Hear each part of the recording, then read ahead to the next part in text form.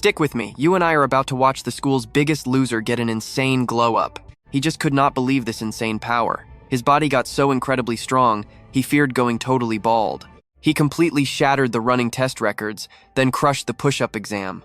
When it came to weightlifting, they literally did not have enough plates for this absolute beast. The whole school watched, absolutely terrified.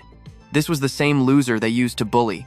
He was never this overpowered. If they had known, nobody would have ever messed with him. But honestly, things used to be way, way different. Meet Manato, the only kid who failed the Awakener exam. While everyone else celebrated, he just felt completely empty inside. This was his third time failing. He was just the kid left scrubbing the empty classroom. Standing there alone, he almost broke down in tears, feeling totally useless. Then, a classmate yelled that everyone had to gather at the entrance. The reason? Hizaki Kai's, an actual A-rank hunter, had arrived. He was an alumni of this exact academy. Now he was back, filming a documentary about what a perfect, amazing student he was before getting famous. Watch closely, here is the ugly truth you and I need to see. Hizaki was absolute trash. He used to beat Manato daily for literally no reason. Just seeing him made our boy shake. But to the cameras, Hizaki claimed Manato was his best friend, saying he even gave poor Manato money just to help out when they studied together. Pure lies. Just a sick script to make Hizaki look like a total saint on TV. And since Manato was too scared to speak up, he just nodded along with it. As reporters snapped photos, those painful memories burned in Manato's mind. He absolutely despised this fake hero.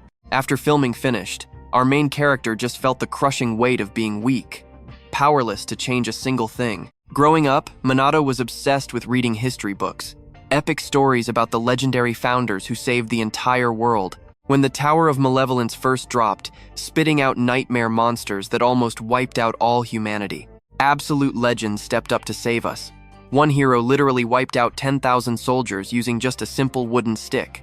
Honestly, a pencil would have worked. Or the mage who cast insanely powerful spells without speaking. That was over 100 years ago. Today, if you get this mark on your body, you can awaken, gain crazy powers, and become famous. But Manato failed the exam 3 times. His big dream was officially dead. Or so he thought. Before leaving, Hizaki pulled him aside, claiming he begged the association to let Manato retake the test. He told him to meet up later at the Founder's Sanctuary, leaving our protagonist totally confused. Sure, Hizaki was garbage, but if he was doing this just for good PR, who really cares? I know what you're thinking, huge trap, right? But for a second chance, he took the bait. Later, at the mausoleum, cameras rolled for the big finale.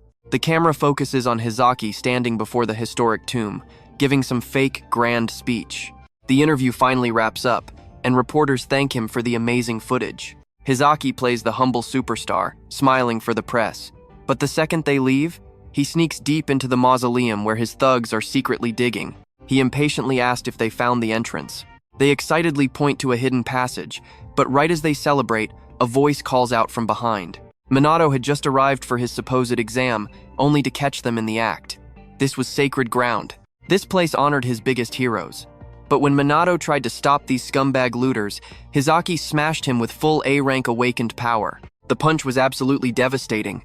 Manato felt his ribs instantly shatter inside. The thugs cheered, holding up the priceless stolen artifacts. Meanwhile, Manato was bleeding out, feeling death closing in. Even bleeding out, he only cared about the disrespect. They had no right to steal this. Hizaki grabbed Manato by the hair, laughing. He knew the kid was a weak, history-obsessed loser who basically lived in the library reading old legends. His master plan? Toss our boy into the river behind the sanctuary, framing him as the grave robber who opened the tomb. That brutal strike from earlier? It was literally meant to kill him. Tossed straight into the freezing water, Manato had zero strength left to fight. Sinking down, he thought about his endless training, all those late nights studying for his dream, completely wasted. But then, deep underwater, mysterious lights flared. Despite the freezing lake, a weird, comforting warmth wrapped around him. Voices echoed, choosing him as the vessel for this generation. The heroic spirits were actually sealed here. His Crest of Nothingness gave him zero power. But trust me, we are about to see that change. Stick with me here. Whoever holds this mark gets to contract with any founder spirit they want. The choice is his. Magic, endurance, swordsmanship, spear arts, literally anything. But our boy? He just screams that he wants all of them. He demanded every single power. The heroes told him that was impossible, right before they got violently sucked into his mark. Every soul dragged inside the seal. Meanwhile, Hizaki and his pathetic thief crew are chilling by the lake when, boom, a water explosion. By absolute pure luck, one of these idiots actually brought an umbrella. The trio freezes. They cannot believe the guy floating right before them is Minato, the dead loser. When he lands, his whole vibe is terrifyingly different. But these fools still mock him, laughing that even cockroaches do not survive this well. Minato casually picks up a random stick. The two goons just burst out laughing. Fighting with a twig? Bro thinks he is John Wick or something, but Minato ignores them, smoothly testing his stance. Hizaki drops the smile and orders them to send him straight back to the bottom of the lake. Permanently. Sword Guy steps up, swearing to finish the job. He launches a legit, high-speed attack, flashing multiple deadly cuts in 1 second. But the guy saw absolutely nothing. He only realized what happened when his own body crumbled. Now pay close attention here. Hizaki and the big guy are completely stunned. This just cannot be the same weakling. The heavy guy panics and charges his strongest spell. Minato literally has 0 mana, right? This blast should completely vaporize him. Minato just lazily points one finger. No words, no chanting. Boom. A massive lightning bolt absolutely nukes the spot. Sure, a giant target is easy to hit, but Hizaki is losing his mind. That was definitely high-tier magic without incantations. And that sword slice from before? It looked exactly like the legendary sword saint himself was standing right there. This magic? Pure legendary mage level. Hizaki is short-circuiting, unaware that all 106 founders are now inside Minato. Minato calmly declares a brand new era has started. Hizaki will be remembered too, but only as the first trash deleted by the great Kanagi Manato. As Minato steps forward, Hizaki just stares in absolute pure terror, finally accepting reality. The kid he left for dead just absorbed every founder's soul using the ultimate Crest of Nothingness. Meanwhile, deep inside Kanagi's head, the founders are throwing an absolute party, locked away for centuries. They are hyping up their brand new freedom, already shouting and fighting over who gets to drive the body first. Cutting straight through the noise, the legendary swordmaster, Hinwai Reichu, casually calls out to Kanagi. He smirks, acting totally unsurprised that the kid actually remembers his legendary name. Let's be real, you and I know Hizaki is trash, and Hinoi completely agrees. He ignores the bully, instead asking Kanagi about the massive threat behind him. Kanagi slowly turns to Hizaki. The guy is sweating, stuttering, flexing his fake A-rank hunter status. But our boy wastes 0 breath. Bam! One casual punch sends Hizaki flying into orbit. Then, Kanagi locks his eyes onto that mysterious bag leaking pure dark energy. The moment he looks at it, a gigantic shockwave of raw power explodes from inside, completely catching him off guard. Hinoi? He just watches the madness unfold with a calm, creepy little smirk. Meanwhile, in the city, a 3-headed wolf is on a rampage. A man screams for Kisaragi to stop the beast. Without wasting a single second, Kisaragi strikes. Moving like lightning, he jumps above the beast and drops a devastating waterfall sword strike, one-shotting the A-rank monster easily. The crowd goes absolutely crazy for their S-rank hero. Kisaragi smiles humbly, then immediately asks where Hizaki went off to. A dude jokes that Hizaki is probably doing some flashy interview, acting jealous about him being called the Guild Young Hope. Kisaragi brushes it off. Honestly, Hizaki's rising fame is huge for the guild's overall reputation anyway. But as they turn to leave, a suffocating shockwave slams the city. Civilians and weak hunters instantly pass out as panic erupts. Kisaragi watches his own elite squad struggle to breathe.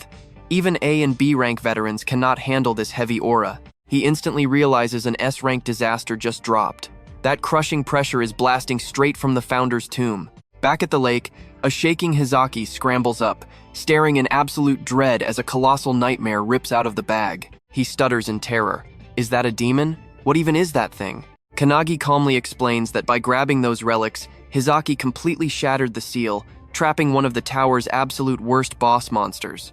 Inside Kanagi's head, Hinoi analyzes the beast like a pro. He instantly recognizes the embodiment of emptiness, a disaster scaling way past S-rank. Just its toxic aura alone is enough to wipe out thousands of people instantly. You and I just witnessed a nightmare waking up. Monsters like this were common back then, but Hizaki completely breaks down and bolts. Stick with me here. Staying one more second means death, but Kanagi knows a predator's instincts. He warns the guy that running only guarantees a faster death, but it's way too late. The second Hizaki moves, the monster strikes with insane speed, launching a massive tentacle. He barely raises his blade before the tentacle impales him, punching straight through his chest. That legendary sword that once slayed a dragon? It is completely useless right now. The beast's tendrils wrap around his body, draining his life force while his agonizing screams echo through the dark forest. Kanagi just watches the horror unfold, knowing this was totally inevitable. As the former hero drops dead, Hinoi's spirit pats Kanagi's shoulder. "Want to see my signature one-handed sword style?" he asks, making a direct play for total control over the boy's physical body. Before he can even answer, the other ancient founders jump in, grabbing Hinoi's hair and accusing him of hogging their new vessel. But Kanagi himself actually shuts down their bickering. He lays down his own strict terms. No single founder gets full control. His physical body will be shared among all of them. He flat out declares that one day he will surpass every single one of them, proving his worth through pure strength. If these legends want to use his body, they have to show him what absolute peak power looks like. Stunned by the kid's sheer audacity, Hinoi just grins and readies his imaginary blade. Seizing the moment, he takes the first step, merging his ancient consciousness with Kanagi and urging the others. As Hinoi's spirit slowly lifts his sword, watch closely. Kanagi's body mirrors the exact movement, targeting the monster's limbs. Guided by the founder's raw expertise, the blade severs a massive arm in one clean strike. The beast retaliates with a brutally furious swing, but Kanagi's body, now supercharged with another founder's raw agility, dodges with completely inhuman speed. Power stacks on power as the ancient spirits take turns, one granting him the raw strength to catch the beast's tentacles and violently slam it straight into the dirt. The monster stumbles back as Kanagi snatches a bow, piercing its thick hide with glowing arrows. He then unleashes a massive barrage of skills: whirlwinds, fire breath, and freezing ice attacks. As the beast tries a dirty sneak attack from below, Kanagi's eyes flash bright yellow. The legendary wizard inside him takes control, zapping the monstrous creature with heavy lightning. With one last powerful leap, Kanagi soars right above the monster. Hinoi takes the wheel, grabs Hizaki's broken sword, and executes his signature one-handed move, the legendary wave-cutting blade. The sword slices the demon clean in half, instantly ending its violent rampage. As the two bloody halves hit the ground, a victorious smile spreads across Kanagi's tired face. But watching this entire epic battle from a nearby tree is a single raven. Meanwhile, in the city, a man standing atop a massive skyscraper answers his phone. He is completely shocked that the S-Rank monster was defeated before he even arrived. He immediately asks if any high-level hunters were actually on the scene. "I know what you're thinking," but the voice on the phone reveals the raven's footage shows an academy student took it down. The man, Chihara Midori, the world's absolute strongest awakened, states he wants to meet this mysterious student. The very next morning, Midori is chilling on a massive pile of monster corpses while calling the academy's director. He mentions the S-Rank beast, making it very clear that he wasn't the one who killed it. The Raven's crystal-clear footage proves it was actually Kanagi Manato. Midori finds this completely mind-blowing, especially since Kanagi is literally famous for failing the hunter exam 3 straight years in a row. He then asks the stressed director for a very special favor. Back at the academy campus, the students cannot stop gossiping about what just happened. That terrifying aura from yesterday left most of them paralyzed in fear, and now they are desperately guessing who could have possibly crushed such a monster. Meanwhile, Kanagi stumbles weakly through the campus, leaning heavily on a stick with his whole body trembling. He overhears their chatter, completely amazed that the insane incident has already become the talk of the school. Suddenly, an arrogant guy bumps right into him, knocking him down and openly scoffing at the crazy idea that a weakling like him could be the slayer. Kanagi knows the real truth. He definitely beat that demon, but only by letting those ancient founders hijack his physical body, and now he is paying the ultimate price. The physical recoil from their power is pure agony. As he desperately struggles to stand, a voice mocks his mind.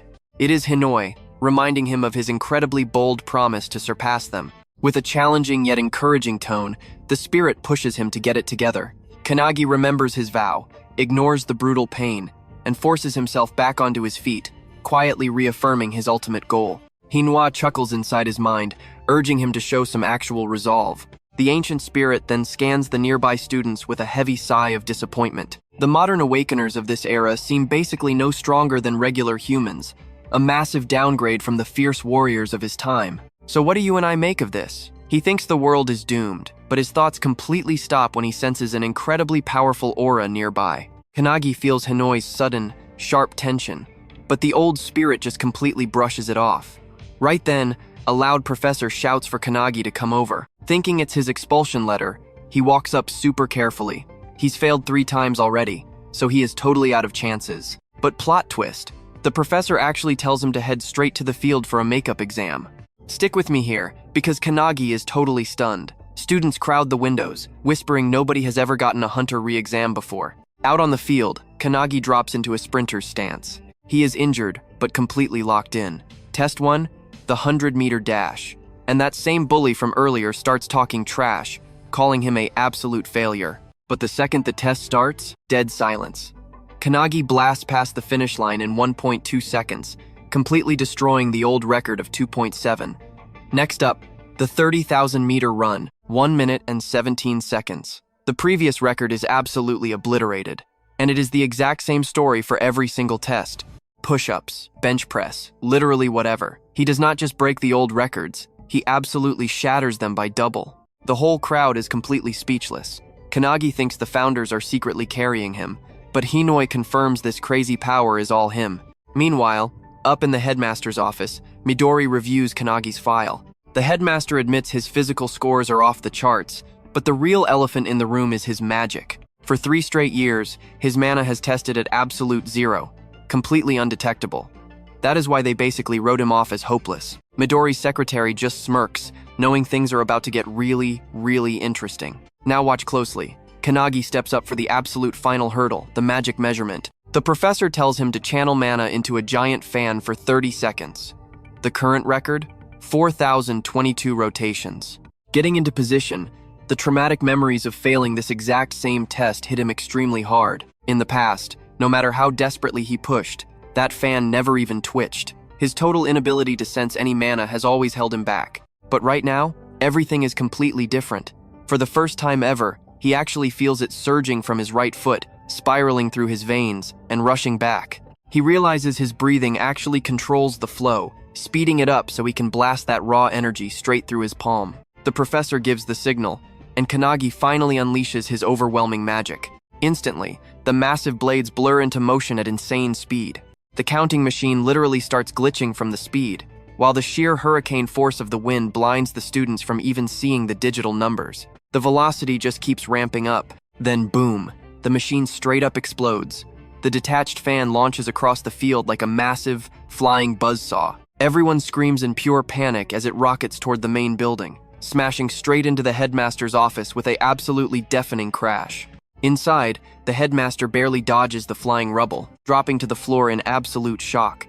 The secretary is totally paralyzed, unable to even process the sheer madness they just witnessed. Meanwhile, Midori just stands in the ruins, casually chuckling. Looking at this, he realizes Kanagi's power feels exactly like his own. You and I both know how rare this is. Before Kanagi, only one single person ever broke the scale like this, Midori himself. Still trying to comprehend the total chaos he just witnessed, the trembling professor officially declares that Kanagi has passed the hunter exam. The entire crowd absolutely loses their minds, erupting in cheers. He didn't just break records, he completely shattered every single limit and expectation. Looking down at his shaking hands, Kanagi is totally stunned. For years, he thought he was completely cursed with 0 magic. But this insane power was hiding inside him the whole time. Over on the sidelines, Hinoi watches with a proud smirk, totally expecting this exact outcome. Kanagi realizes his whole world just flipped. Giving his body to the founders completely unlocked the monstrous, dormant potential buried deep inside his soul. Hinoi literally starts laughing out loud, thinking to himself that this kid is built entirely different. Marked by the Crest of Nothingness, it feels like he's been waiting over 100 years for this exact moment. But before he can even finish that thought, a crushing, godlike presence drops from the sky, sending a massive shockwave across the field. The sheer pressure makes it impossible to breathe. Kanagi's brain short-circuits from the impact, but Hinoi instantly recognizes this terrifying aura. It is the exact same one he felt earlier today. Stepping out of the dust, literally manifesting from the heavy pressure, is the legendary Midori. Trust me, you'd be terrified too. This guy is literally the strongest hunter in existence. Touching down, Midori speaks to him directly. All right, you and I are jumping right into the madness. Midori praises his hunter exam results, but before Kanagi can even speak, a wild new test drops. Midori just wants one single thing: Kanagi has to land one hit on the world's strongest hunter. Hearing this, Kanagi literally freezes in pure shock. Standing right in front of him is 23-year-old Midori, a prodigy who became a full-fledged pro at just 9 years old. His legendary achievements? Completely unmatched in all of history. He has literally burned thousands of demons to ashes in seconds. His raw power is so terrifying that no other hunter dares challenge him. 10 years ago, he wiped out a pandemonium outbreak completely alone. 5 years ago, he crushed the Kyushu outbreak. The guy is a walking, breathing singularity. As Midori drops these crazy challenge details, Kanagi is stunned. But Hinoi? He is hyped, begging for control. But the rules are shockingly simple. Kanagi gets exactly 1 minute to land a strike. Win or lose, there are 0 penalties.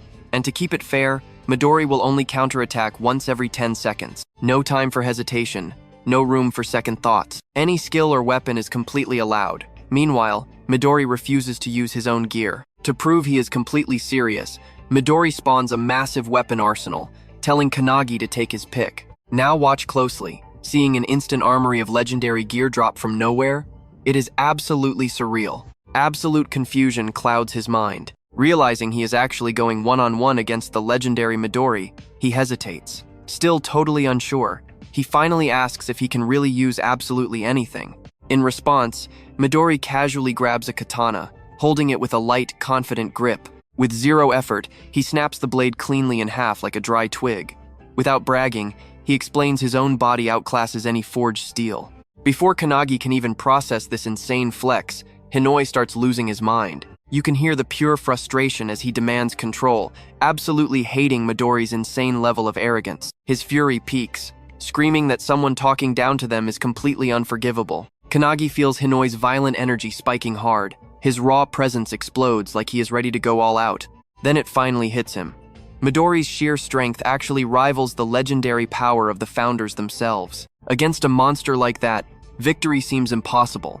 But reality sets in fast. There is 0 time to hesitate. You feeling the tension? The students gather round, and Midori instantly drops the countdown. A tiny smirk flashes across his face as the trial begins. Kanagi snatches his sword and charges forward. Hinoi freaks out, asking if he actually plans to fight alone. Totally unfair. But Kanagi blocks him out and keeps rushing. Even knowing it might be totally pointless, he knows the truth. To become a legend, he has to use his own strength, not borrowed founder power. He slashes fiercely, but Midori dodges it smoothly with barely a flinch. Kanagi keeps pushing hard. Meanwhile, Midori is literally scrolling on his phone. He asks for Kanagi's socials, joking that this beatdown will definitely go viral online. The crowd is stunned. They cannot believe Midori is dodging everything while treating this like a joke, even as Kanagi keeps unleashing non-stop attacks. One student spots something crazy about his movement. Watching closely, Kanagi fakes a heavy vertical strike, instantly switching to horizontal slashes aimed at his target. The technique is flawless. Kanagi himself is shocked by how perfectly his body flows. Feeling 0 fatigue, he wonders if the founder's aura is leaking out. That train of thought instantly stops when Midori places one finger near his head, ready to flick, casually whispering that 10 seconds passed. Kanagi barely dodges, but the sheer shockwave of Midori's casual flick destroys the arena. Looking at the rubble, Kanagi realizes he almost lost his head. Midori just stares at his own hand, confused. He feels no dark intent from the boy, wondering if he used too much force. Pure panic hits Kanagi now. Out of pure desperation, he tries summoning that past power. Boom! A massive aura erupts from his body, startling Midori. Kanagi strikes again, speed completely multiplied. The audience loses their minds, screaming that the cameras cannot even track their movements. And here is where we leave it. Did Kanagi finally trigger a hidden condition, or just stop holding back? We will find out. Watch this closely. 10 seconds down, and Midori decides to just lightly tap Kanagi. He bends down, aiming for another flick, but instead delivers a brutal strike right to the chest, sending the kid crashing violently into the wall. Coughing up blood, Kanagi actually finds this whole experience absolutely incredible. He is blown away by fighting the strongest awakened alive.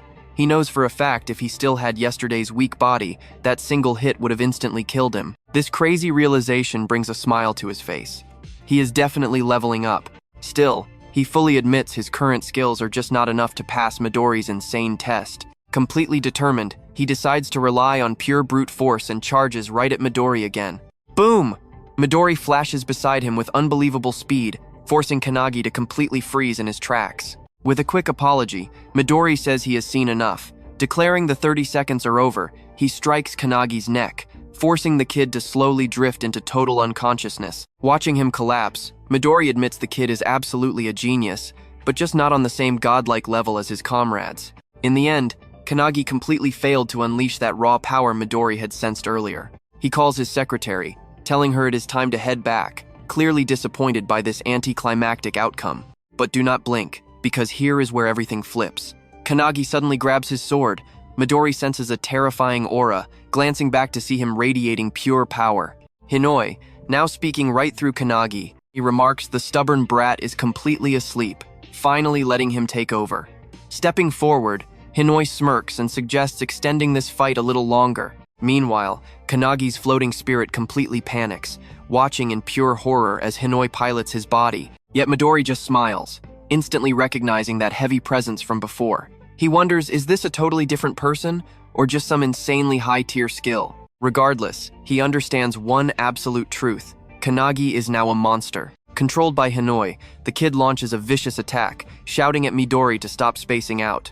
Midori instantly notices his movements have completely changed. His speed and strength, literally on another level. Out of nowhere, a blade sweeps toward Midori's face. He ducks just in time, but Kanagi swings again, forcing the master to leap backward for distance. Still totally shocked, Midori watches Kanagi swiftly ready his sword for another devastating strike. He swings hard, but Midori ducks, sending that explosive attack crashing right into the building behind him. The students inside scramble in pure panic. We both see the danger. Midori realizes his slashes are wildly unpredictable, yet he can somehow still read the flow. It totally reminds him of ancient swordsmanship flowing endlessly like a relentless torrent of water. Raising his palm, Midori just laughs, admitting you absolutely need this kind of skill to defeat an S-rank. He lifts his hand again, completely ready to put Kanagi to sleep once more, noting only 40 seconds have passed. But suddenly, Kanagi bursts forward at insane speed, swinging his blade and screaming Midori will never hit him. Midori swiftly leaps backward to dodge the fierce attack, laughing loudly as he praises Kanagi's amazing skill. The shocked students can barely believe it. The legendary Midori is actually on the defensive. Kanagi screams that Midori is being totally boring, demanding he stop holding back immediately. He warns Midori that looking down on him guarantees a beating. Without a second thought, Kanagi leaps forward to strike. But Midori just laughs, excitedly accepting the challenge. With one incredibly fast kick, Midori launches a stone straight at the weapons piled behind him. Instantly, all those weapons float right into the air. Catching Kanagi off guard, he jumps up and snatches one of the hovering blades mid-flight. Hyped up, Kanagi shouts that Midori is finally getting serious. They instantly clash in a brutal mid-air battle, trading heavy kicks and completely stunning the students watching in absolute awe below. Snatching every single weapon within reach, they literally shatter them to pieces with raw strength. Meanwhile, deep inside Kanagi's consciousness, the founders watch Hinoi go all out. They are seriously impressed that Midori is actually keeping pace. The old man's spirit wants to join in, but another founder harshly scolds him for being tactless. Watching silently, the great wizard suddenly realizes the truth. Kanagi is actively studying Hinoi's movements, learning mid-battle. He notices Hinoi expertly shifting his gravity while attacking from below, but boom, the sword in his hands shatters all over again. Totally frustrated by these trash-tier weapons, Hinoi gets seriously angry. Meanwhile, Midori is having the time of his life, finding this battle absolutely exhilarating. But soon, he realizes there are literally 0 swords left. He wonders, is Kanagi really going to start using firearms now? You and I know it gets wild here. Smirking, Midori shouts only 10 seconds remain, teasingly asking what Hinoi will do. Hinoi just shoots a glance at the building before leaping straight toward it. Stick with me here. He rushes the guy who shoved Kanagi, snatching his sword. Suddenly, Midori lunges, throwing a massive punch at Hinoi. Boom! The impact blasts a huge hole into the building. Luckily, Hinoi dodges, instantly teleporting back in front of Midori. The mid-air clash resumes, trading lightning-fast, brutal strikes. Midori laughs, yelling that this fight is insane and wants more. Meanwhile, the panicked students notice the entire building is collapsing. The insane battle hits the rooftop. Midori's secretary, just watching, totally unfazed. Midori literally grabs a massive metal fan. The metal cracks under his monstrous grip as he rips it off, aiming straight at Hinoi. With insane strength, he hurls the heavy metal. But Midori gets caught completely off guard when Hinoi, holding his one-handed blade, uses his dice-style sword art to slice the fan like butter. The metal explodes into tiny pieces. Midori gets absolutely hyped, totally praising Hinoi's crazy skills.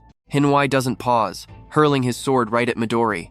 But shocker, the blade completely shatters on impact. Midori raises a hand. He calmly notes that 60 seconds are up, then blasts Hinoi with a brutal palm strike, sending him crashing down. Hinoi swears under his breath. But before he can even blink, Kanagi suddenly vaults onto his back, shoving him away toward the other founders. Watch closely. This is wild. As Midori's attack drops, Kanagi gently deflects the energy, barely dodging the fatal strike.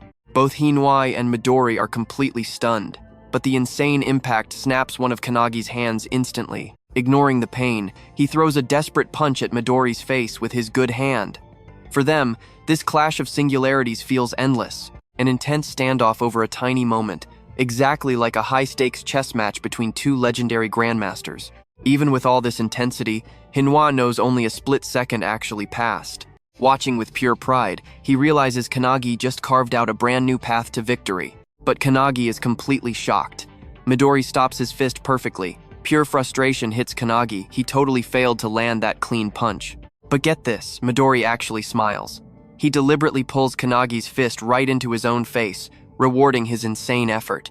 Without a single second of hesitation, he officially passes Kanagi. Suddenly, both guys collapse straight to the floor. The watching students start whispering, totally confused and struggling to process this madness. Midori, still supporting Kanagi's completely knocked out body, calls his secretary Ren, saying it's time to go. She rushes over and immediately asks who actually won. Midori confirms Kanagi passed, admitting the kid is actually super interesting. He admits he accidentally broke Kanagi's arm though, asking Ren to fix him up. She agrees on the spot. Can you believe this? The eavesdropping students definitely cannot believe Kanagi actually succeeded. The truth sinks in. Huge cheers erupt everywhere because Kanagi actually landed a solid punch on Midori. The crazy noise wakes Kanagi up. Ren heals him, warning him to stay still. He thanks her, and she congratulates him on passing. Still totally shocked, Kanagi suddenly sits up. Did he seriously just land a hit on the legendary Midori? Before he can even process it, Midori pops up right beside him, completely amused by his panic. Keeping it simple, Midori grins and declares that a pass is a pass. He admits he actually got serious halfway through unleashing that massive combo attack. Midori hypes up Kanagi's skills, praising how he dodged his ultimate attack with such insane movement. He tells Kanagi to be seriously proud of this. Kanagi finally calms down and takes the compliment. Then, without missing a beat, he focuses on what's next. He asks what happens after passing. Ren just looks super confused and turns straight to Midori for answers. Midori is equally clueless. Later that night, Kanagi is back home, helping his mom clean the kitchen while she cooks. She casually asks how many guests are visiting. Kanagi honestly has no idea, guessing maybe just one. His mom reflects on the crazy day, saying everything that happened was a massive deal. Kanagi didn't just clear the brutal hunter exam, he actually scored Midori's personal attention. She smiles, saying she always believed in his power. Hard work always pays off for him. Kanagi just listens quietly, really appreciating her warmth. Suddenly, she panics. A huge celebrity visiting their tiny place? She jokes they might literally mistake it for a doghouse. Exasperated, Kanagi quickly shuts that silly idea down. He insists Midori isn't the type to judge. So what do we take from this? Hard work pays off as our exhausted hero finally crashes onto his bed. Trust me, stick with me here, because Kanagi is totally stressed. He stares at Midori's card, completely overwhelmed by how insane today was. Why the heck did Midori rush into this without a solid plan? His thoughts flash back to the battlefield. He clearly remembers Ren absolutely dominating Midori, brutally pinning him and twisting his leg. That agonizing scream from Midori during Ren's confrontation still echoed in his ears. Right then, Midori claimed Kanagi promised to join their team if they won. Kanagi was totally lost, flat out denying he ever agreed to that. Ren was furious. She just locked down her crushing grip on Midori. Too many eyes were watching them. So Midori desperately told Kanagi to come over to his house tonight to talk things out privately. He promised to expose their actual enemies. Kanagi just stood there, wondering who they meant. The founders already wrecked the tower. Modern hunters just hunt down the stray monsters slipping out of the dimensional crack, right? Was there some huge hidden secret? He wondered, before finally drifting off into sleep. Suddenly, Hinoke's loud shouting jolts him awake. Hinoi and the ghostly founders are gathered everywhere. Completely panicked, he asks what the heck is going on. Hinoi casually brushes him off, saying they just wrapped up a private meeting. Still super confused, Kanagi nervously covers himself, asking if they finally picked who steals his body. Then, the doorbell completely interrupts Hinoi. Kanagi guesses it must be Midori and quickly excuses himself. Watch closely, because things get incredibly dark here. The hallway is pitch black, and then absolute horror. His mom collapsed. Pure panic. He screams her name, sprinting over to help, but freezes completely. There is a random guy casually sitting in their kitchen. This weird stranger is literally eating his mom's dinner, audaciously calling it delicious. Ignoring the total chaos around him, this freak mockingly tells Kanagi he needs to discipline his mother. He arrogantly whines that if they ever want to impress house guests, they really need to buy much better food. Furious, Kanagi demands to know who this guy is and what he did to her. The absolute psycho does not even blink. He snaps at Kanagi to watch his mouth, then smugly introduces himself. Hitani Goru, S-Rank hunter, and one of Midori's so-called comrades. Hitani orders Kanagi to pack his bags for their base. Kanagi sees red. Blind with pure rage, he instantly throws a massive punch, but Hitani dodges effortlessly. Teleporting right behind him, he cockily asks if the kid really wants a fight. Kanagi goes totally silent. His mom's voice echoes in his head, promising to proudly raise him after his dad died. He pictures her old, worn-out shoes. She always sacrificed everything just so he could have decent new sneakers. And earlier today, she was so happy, promising to cook his absolute favorite tonkatsu for dinner tonight. Eyes burning with raw fury, Kanagi glares at Hitani, demanding to know what he did to her. Watching from the sidelines, Hinoi quickly realizes this guy is an old-school S-Rank hunter. Hinoi is incredibly annoyed by this Midori knockoff and decides to finally step in. The ghostly founders who watched Kanagi fight finally realize his true potential. Hitani laughs it off, mocking the boy by saying his angry little face is cute. He raises a hand to slap him. But Kanagi? He stands completely frozen, totally unfazed. You and I knew he would snap. Kanagi easily catches the incoming strike and casually swings this S-Rank around. The grandpa founder is completely stunned. He instantly recognizes that brutal technique from the ancient wars. Crash! Hitani is launched straight through the window, shattering the backyard wall. But somehow, the absolute monster lands perfectly on his feet. Hitani dusts himself off and walks right back in, totally baffled. Was that some kind of crazy aikido throw just now? His mind flashes back to Kanagi's intense fight this afternoon. He remembers the kid's massive aura and insane swordsmanship. Hitani admits this strange power makes him way tougher than Haki. Kanagi has zero patience left. He screams out, demanding an actual answer. His mom is literally inside, twisting in pain from a spreading poison. Kanagi pushes for answers, but Hitani viciously laughs. He smugly points out the kid is completely clueless. Then, with a sick grin, he finally drops the horrible truth. She was in the way, so he casually poisoned her to sleep. He smirks, claiming she might only suffer minor side effects. Kanagi stays terrifyingly calm, saying he simply does not understand. Hitani just stares back, completely confused. Why attack the mother of a future comrade? Hearing that, Hitani absolutely loses it, laughing at the word comrade. In a flash, he teleports behind Kanagi, striking hard. The kid barely dodges, but this brutal assault just keeps coming. So what do you and I take from this? He will never be a comrade, just their broken puppet. Alright, stick with me here. This villain really thinks taking hostages makes our guy weak. He literally calls him naive.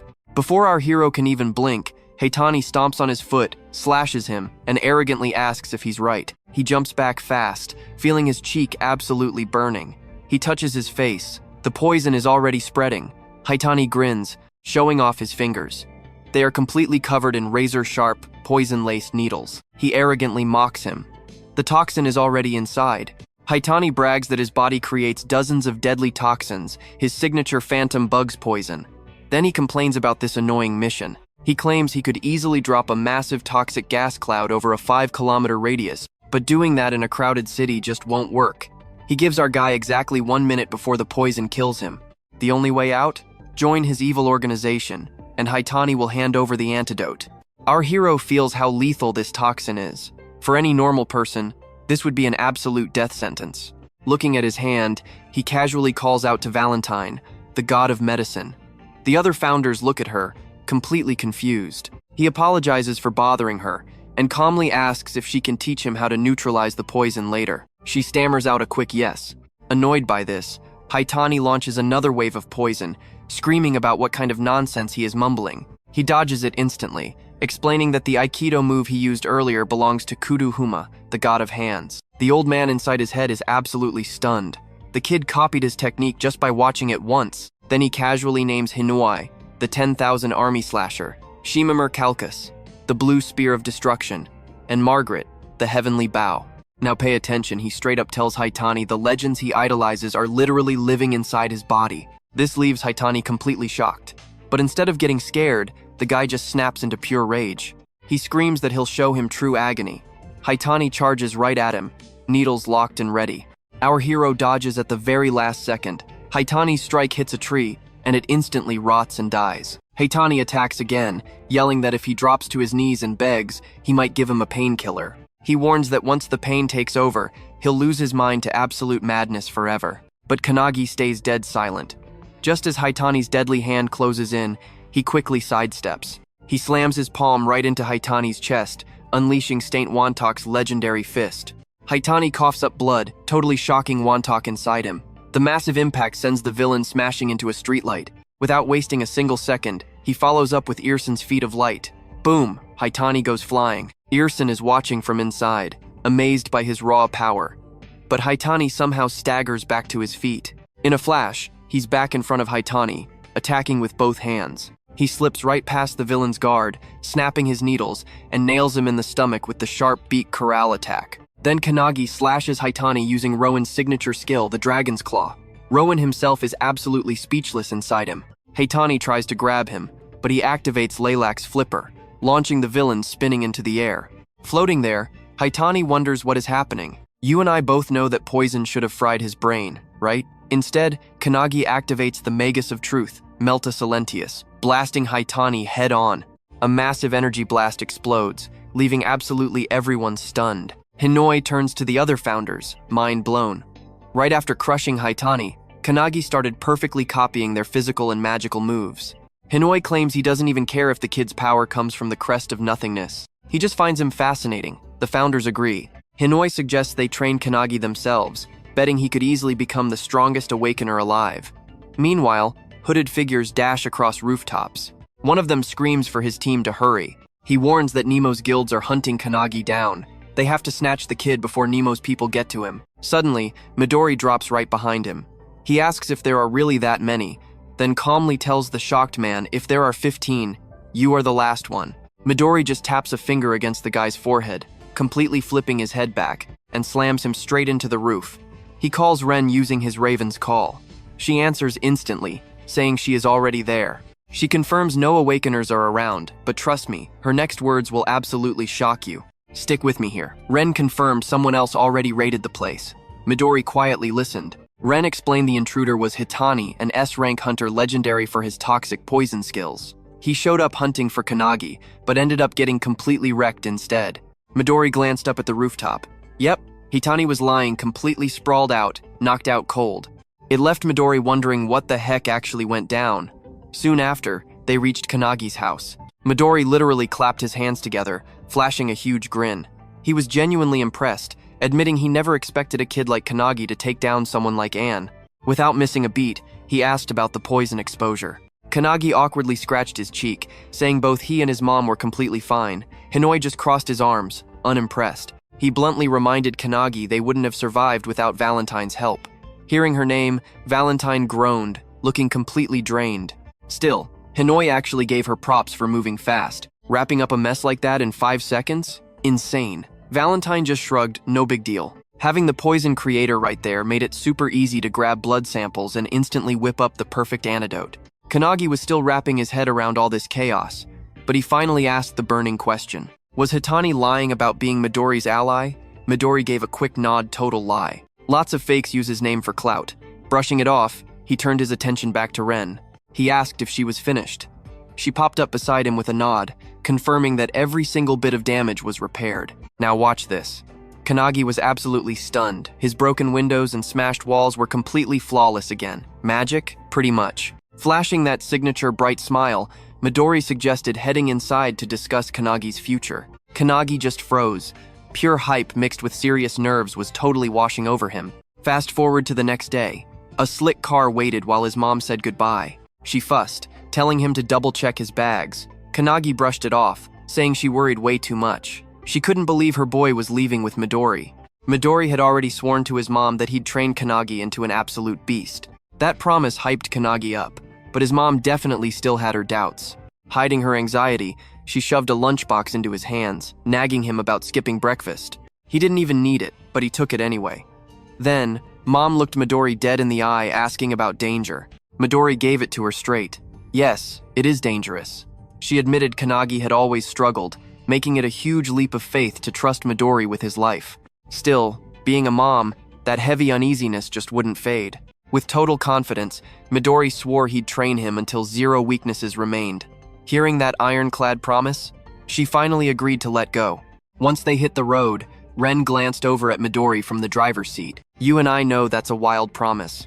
Ren questioned making a vow like that when they don't even know what's coming next. Midori felt a slight twinge of worry, catching his mom still shouting last-minute advice in the mirror. She was literally yelling at him to wash his clothes properly and not to sleep naked so he wouldn't freeze. Her raw concern sparked something inside Midori. His eyes hardened, he silently vowed to deliver. Meanwhile, Kanagi swallowed his feelings and gave his final wave. Right before getting in, his mom yelled at him to visit for New Year's.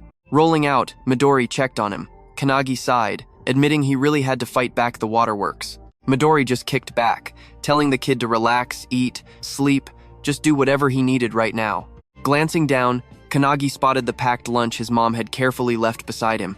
He popped it open, her nagging still echoing. But right there, resting on the pork cutlet, a tiny, handwritten good luck message. That little detail absolutely wrecked him, bringing up feelings he couldn't hide. He just sat there, realizing how much she had sacrificed for him over the years. Pure gratitude flooded his chest. He took a bite, fighting back the heavy sting of tears threatening to spill over. Ren and Midori shared a quick, silent look up front, giving him the space to just feel it out. Arriving at the drop-off, Kanagi was mind-blown. The sheer scale of the anti-prophecy headquarters was insane. Midori welcomed him, hyping up that only a handful of elite Awakeners ever step inside. The reality of it all finally hit him like a truck. He was stepping into a completely different, high-stakes world now. Meanwhile, a mysterious guy watches them from a window. Trust me, you'll want to see what happens next. Stick with me here. Without even turning around, he tells the room the new guys have arrived. A girl stares blankly. Is this whole meeting seriously just about the new guy? A younger guy points out how rare new recruits are. But the dude standing there with his arms crossed, totally not buying it. He demands they test this kid first. Is he actually strong enough for the anti-prophecy unit? Meanwhile, right outside their base, our boy is totally frozen, just trying to process everything. So many questions. What even is the anti-prophecy unit? And does it connect to the Ichihara Guild? Ren totally senses his panic. She apologizes right away for keeping him in the dark. She couldn't even tell his own mother the truth. Why? Because this is a strictly classified national secret. That hits him like a truck. As they walk to the building, Midori casually suggests dropping his bags at the dorms first. Ren offers to carry them, but he waves her off. He can handle his own stuff. But right before he takes a step, a voice cuts through the air. Wait! The sudden shout makes him jump. Now watch closely. He looks up to see the guy from earlier standing right above them, suddenly offering to explain everything. And in the exact same breath, he launches himself forward with a devastating kick. Straight for his head, he throws his arms up to block, but the insane impact literally shatters the ground beneath him. The shockwave rattles his entire body, but somehow, he stays on his feet, tanking the massive blow. The attacker looks genuinely impressed. He smirks, dropping a rare compliment about his crazy endurance. Totally confused, our guy demands to know who this is. The attacker smoothly flips backward, landing on the pavement like it's absolutely nothing. He proudly announces his name, Hanada Hikotaru, a core member of the anti-prophecy unit, and his new comrade. That drops his jaw instantly. But guess what? There is absolutely zero time to stand around. Hanada is the one assigned to explain things. Ready or not, school is in session. Meanwhile, Midori, completely unfazed. He actually asks Ren for some tea. She just pours him a cup while the other two keep brawling. Midori just watches with dead calm eyes. He asks Hanada the obvious question. Why attack your own teammate?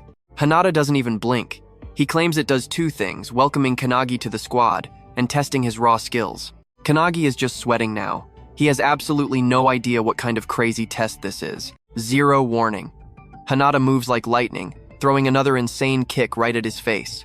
Kanagi blocks it flawlessly with both arms, standing his ground. And mid-fight, Hinata casually starts dropping lore about the unit's actual origins. You and I both know this guy won't explain everything during a literal street fight. Kanagi is thinking the exact same thing. The punches keep flying. Suddenly, Hinata pauses the beatdown just to ask for the rookie's actual name. Without even flinching, he yells out Kanagi Manato. Midori takes another sip of tea. He realizes Kanagi never stops getting tested. By the academy, by him, and even by an S-rank hunter. And now, this insane brawl. He turns to Ren, wondering if the kid is basically cursed to fight forever. Ren stays perfectly calm. She says it is just the price of being personally scouted. Back to the fight. Hinata unleashes a storm of brutal kicks, but Kanagi deflects every single one. His stamina is unreal. Out of nowhere, Hinata throws a question. What is a hunter's true job? Kanagi answers instantly. A hunter's job is destroying the monsters crawling out of those dimensional cracks. Hinata gives him a big thumbs up. He compares their legendary job to simple pest control. A totally wild but perfect analogy. Then, Hinata drops low to the ground, throwing a completely new question at him. What other dangers exist out there besides the cracks? That completely catches Kanagi off guard. He hesitates for a second. He demands to know what other threats could possibly exist. Hinata's face goes completely dark. He reveals there are horrors way worse than simple cracks, talking about true nightmares. The 10,000 Demons Castle from 10 years back, and the Great Kyushu outbreak from 5 years ago. Kanagi remembers those. Massive dimensional breaks that totally scarred the world. But before he can even blink, Hinata lunges right back into the attack. Pure instinct kicks in. Kanagi throws his arms up and blocks. The heavy impact sends him skidding straight backward. Hinata smirks, praising his toughness and his memory of those world-ending catastrophes. So what do you and I take from this? He will learn the real truth once academy training begins. All right, stick with me, Kanagi. Just barely managed to steady his breathing, but zero time to react. Hinata suddenly teleported right above him, insane speed. No time to think. Hinata's leg was already dropping into a devastating axe kick. Kanagi threw his body aside just in time.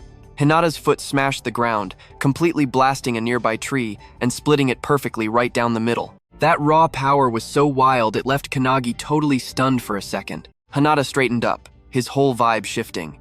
He explained the Tower of Malevolence from 300 years ago was not just some natural disaster. They were massive, full-scale invasions, literal direct attacks from another dimension. Kanagi struggled to process this, feeling the absolute weight of those words. This was not ancient history. It was happening right now.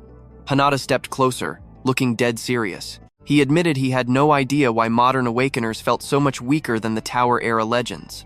Almost nobody could match the original founders' raw strength anymore, and honestly, that really bothered him.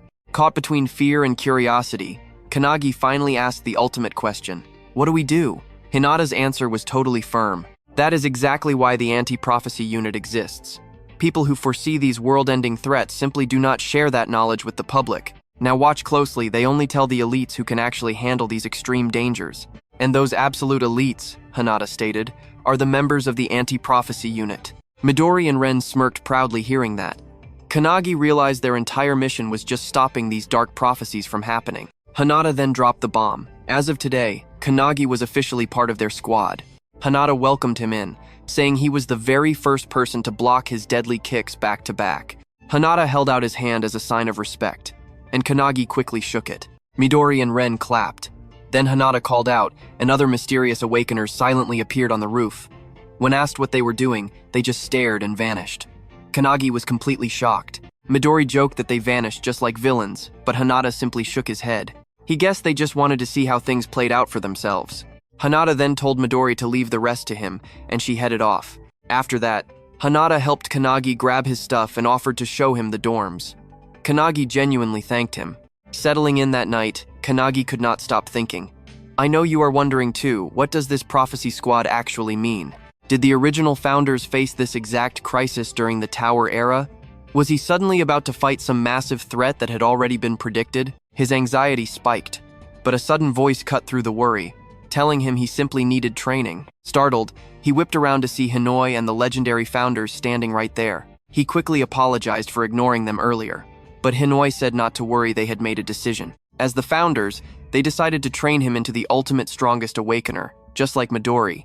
With their help, He could become an unstoppable disciple. Kanagi was completely blown away, asking if they truly wanted him as their student. Hinoi nodded yes, but then teased that training him would spark an epic battle royale between the founders. Panicking, Kanagi begged them not to fight over him. Hinoi explained it started out that way. But after watching his crazy progress, all the founders had totally changed their minds. Instead of just using him, they realized turning him into an absolute beast was way more interesting. Hinoi revealed that during the fight with the poison user, Kanagi actually copied their moves. Not perfectly yet, of course, but he absorbed the basics incredibly fast. Hinoi asked if Kanagi even understood how absolutely insane this rare talent was, pointing out his Crest of Nothingness was the key. But his true superpower was that insane, rapid-fire learning speed. This broken ability was stronger than any of the founders' own talents. Hearing this, Kanagi felt hot tears welling up. Flashbacks hit him, his old trainers looking so disappointed, constantly telling him he had zero talent. Until this exact moment, nobody had ever expected anything from him. This felt like a crazy dream. He had been treated like absolute trash, bullied relentlessly for failing the hunter exams 3 times straight.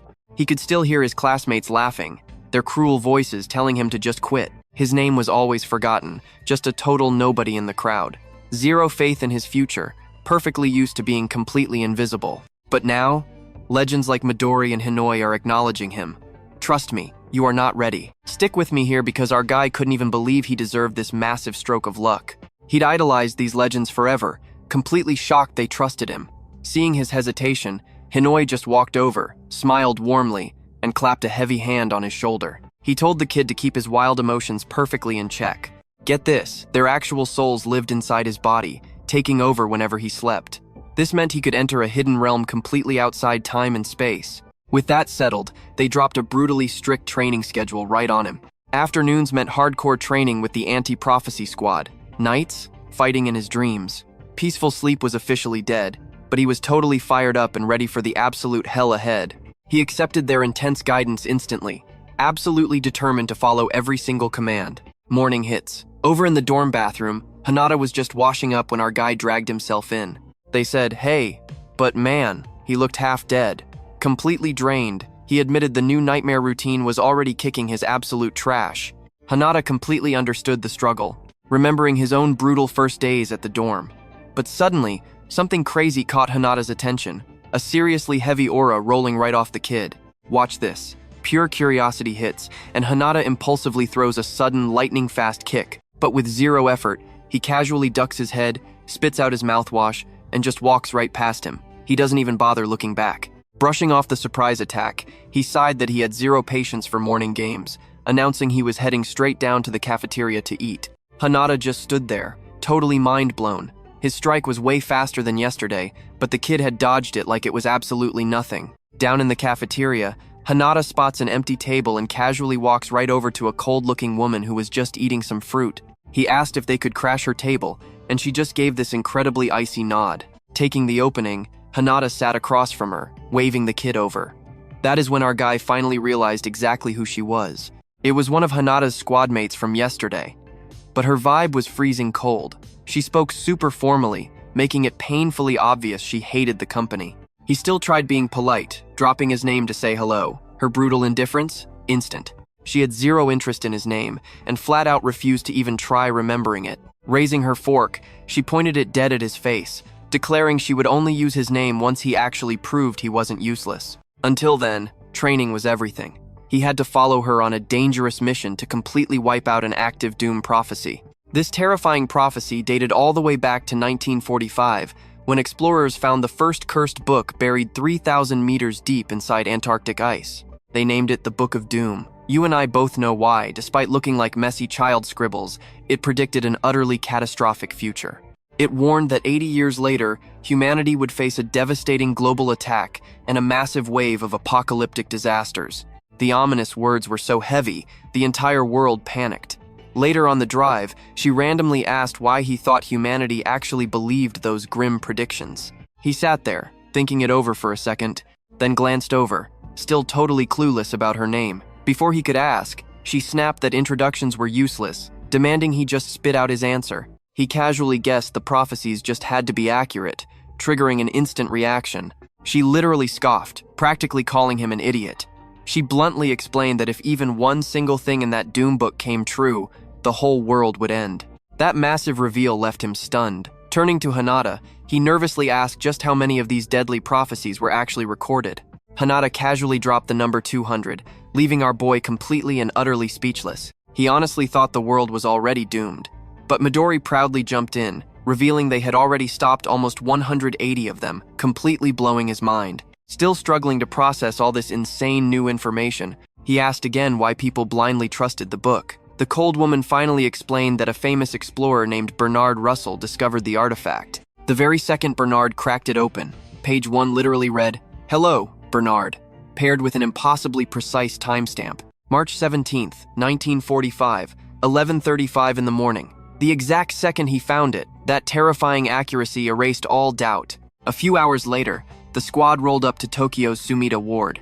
A massive mid-tier dimensional crack had ripped open there. Getting closer, security guards blocked their path, firmly barking that the danger zone was strictly off-limits. But the team totally ignored the warnings, flashing right past them with godlike speed, leaving the poor guards standing there completely stunned. He hesitated for a second, wondering if breaking protocol was really okay. But Hinata quickly told him to chill. The woman then started breaking down the massive apocalyptic crisis they were walking into. She explained that absolute nightmares like World War III, dark moon anomalies, invasive global pandemics, and those creepy floating trees were all top-tier emergencies. Trust me, you'll want to see how Midori stopped that insane pandemonium outbreak. Let's dive right in. This prophecy was totally devastating. Sure, the Book of Doom gets all the hype, but honestly, it's just one of countless magic books hidden out there. The anti-prophecy unit has one mission: gather intel, break down predictions, and strike before disaster hits. She breaks down their threat scale. Take a rank 3, for example, that means an entire region, or maybe even multiple, gets completely wiped off the map. A rank 2? That's a full national emergency. And a rank 1 literally alters the planet's entire ecosystem. Then you have the special rank. That one is reserved exclusively for absolute, total world destruction. He listens closely, and reality hits him hard. The massive scale of this threat leaves him panicked. He urgently asks if all these insane missions fall on them now. She doesn't even blink. She just calmly confirms that, yep, saving the world is basically their new day job. Fast forward a bit, Kisaragi and his squad spot them crossing the warning zone and immediately step in. Kisaragi, assuming they're regular civilians, warns them to turn around, stressing the extreme danger. But she completely ignores his warning, dropping the bomb that today's prophecy is a rank 3. The dimensional rift right in front of them? It looks like a standard B rank, but it's actually way worse, a massive rank 3 disaster secretly codenamed Yellow Journal. Now pay close attention here. She predicts the rift will expand, and right on cue, it rapidly stretches. Kisaragi turns around, eyes wide with pure terror as the fissure violently rips open. Suddenly, an endless wave of nightmare creatures floods out, each one uglier than the last. He barks orders for his squad to prep for combat, but the monster's counterattack is fast and absolutely brutal. The horde completely overwhelms his forces in seconds, slaughtering them with zero resistance. Total panic sets in. He curses out loud, watching his B and C rank elite hunters get completely pushed back and absolutely crushed. Then something far worse grabs his attention.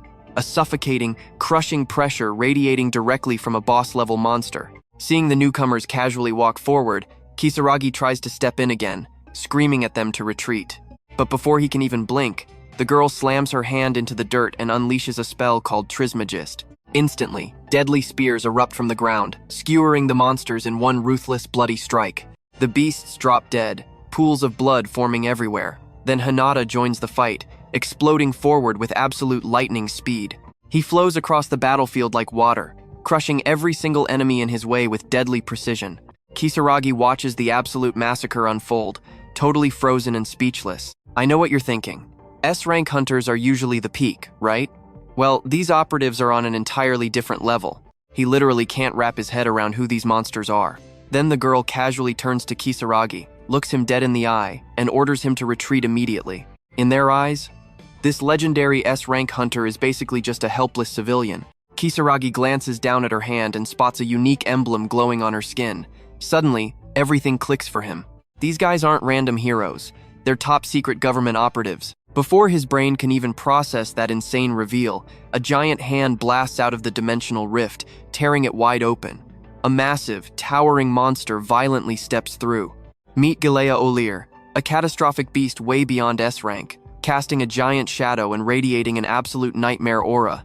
Without wasting a single second, the girl dashes forward, prepping a lethal strike.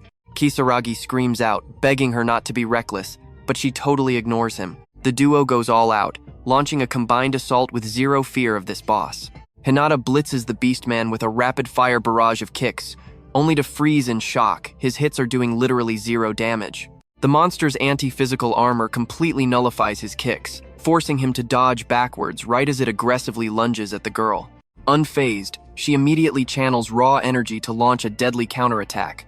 But before she can fire it off, Kanagi completely teleports right into the middle of the chaos.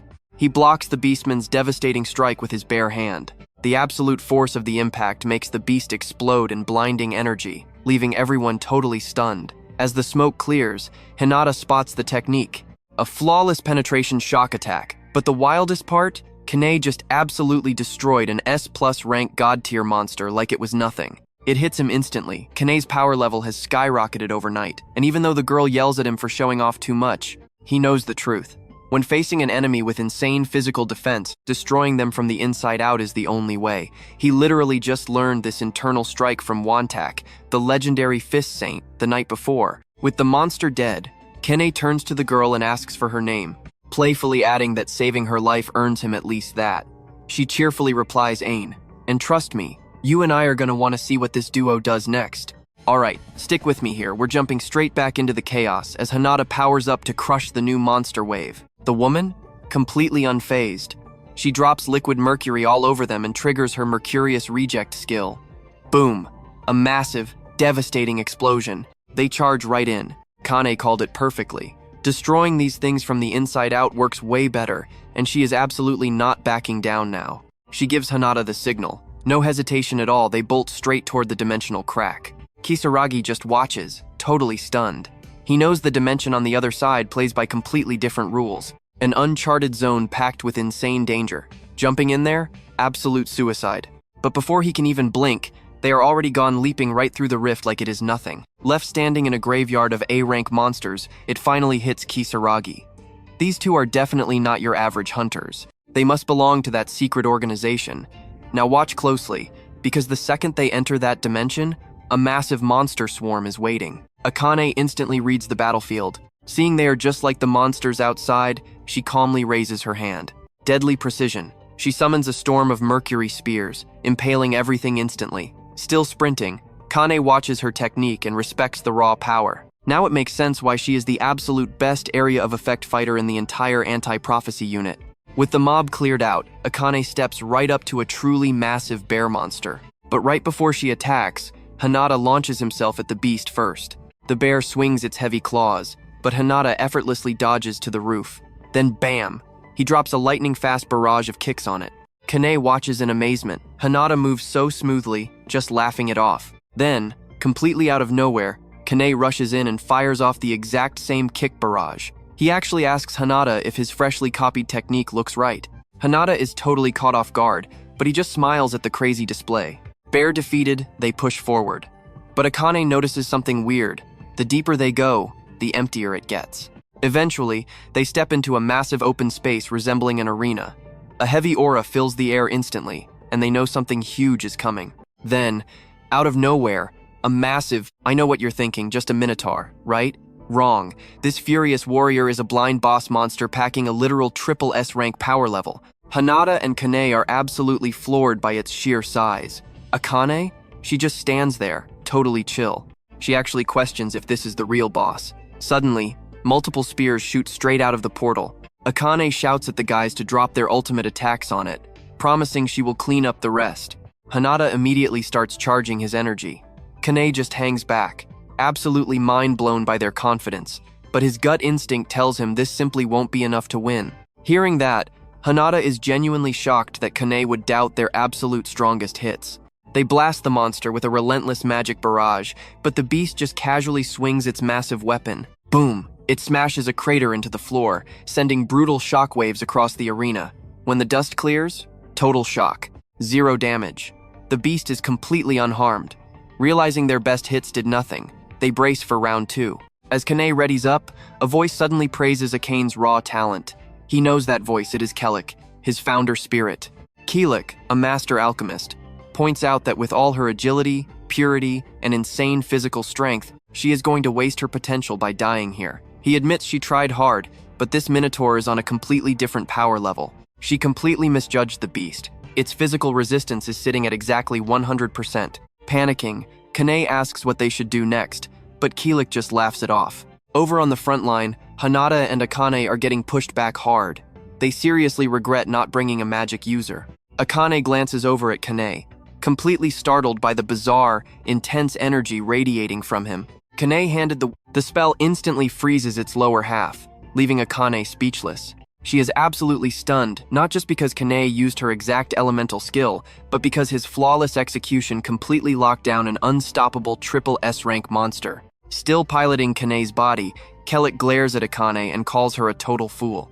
He lectures her for being way too rigid with her skills. He tells her she needs to master controlling matter in all three forms if she ever wants to be a true alchemist. He floods the beast with mercury. You and I need to see what happens next. Alright, stick with me here. As liquid metal poured from the monster's jaws, he dropped a boiling spell, instantly heating the mercury inside its body. Boiling from the inside out, toxic fumes exploded across the entire arena, choking everyone and making it nearly impossible to breathe. Akane watched in pure awe. Keel wasn't using raw power. He was actually using extreme temperature shifts to crush this absolute beast. The miner just thrashed in total agony, its body completely cooking from within. Right mid-spell, Kelik smoothly turned to Kane and casually announced he wanted Akane as his personal disciple. Kane laughed it off, thinking he was totally joking. But soon enough, that boiling mercury absolutely wrecked the miner, leaving it dead on the floor. Just like that, game over. Defeating this boss was a massive level 3 prophecy mission, and they just secured a flawless victory. Akane just stared in shock, her brain totally failing to process the madness. Kane just pulled off a top-tier skill, something only elite Awakeners living inside a crest should even possess. Akane figured he was in the same basic class as Hiko. Yet he somehow pulled off alchemy matching her expert level. Utterly blown away, she practically demanded to know who Kane really was. Flashing a confident smirk, Kane just casually reached out his hand and introduced himself. Annoyed but secretly curious, Akane forcefully grabbed his hand, swearing she would absolutely remember him. Hinata smiled wide, thrilled that Kanagi finally earned Akane's respect. Outside, Kisaragi and his squad were anxiously holding their ground. Now watch closely. The dimensional crack starts sealing up fast, and our trio barely leaps out into the real world right before it closes. Kane asked if they were officially off the clock. The response? They just had to hit up headquarters and file a quick report. While they discussed their next move, Kisaragi walked right up, full of gratitude for pulling his team out of the fire. He swore he wouldn't pry into their real identities or ask questions about the crazy stuff inside. Akane appreciated his silence. She told him to just mention the emblem in his official report. That alone would satisfy the higher-up authorities perfectly. The three of them turned to leave, but Kisaragi suddenly offered them backup if things ever went sideways. Akane glanced back, bluntly stating their paths would never cross again. She warned him to just stick to his peaceful, normal life. That hit Kisaragi hard. He finally realized these weren't ordinary civilians. They existed in a terrifying world he could never even touch. Fast forward to May 11th. A blinding red flash violently ripped right through on Prefecture Village. A local guard spotted it, completely frozen in confusion. But before he could react, boom, an earth-shattering roar violently tore the village apart. Cut back to Anti-Prophecy headquarters. The trio steps out of their ride, and Akane sighs, reminding everyone about that boring official report they owe. But then, Hinata's phone buzzes with an urgent alert. They are being summoned straight to the laboratory.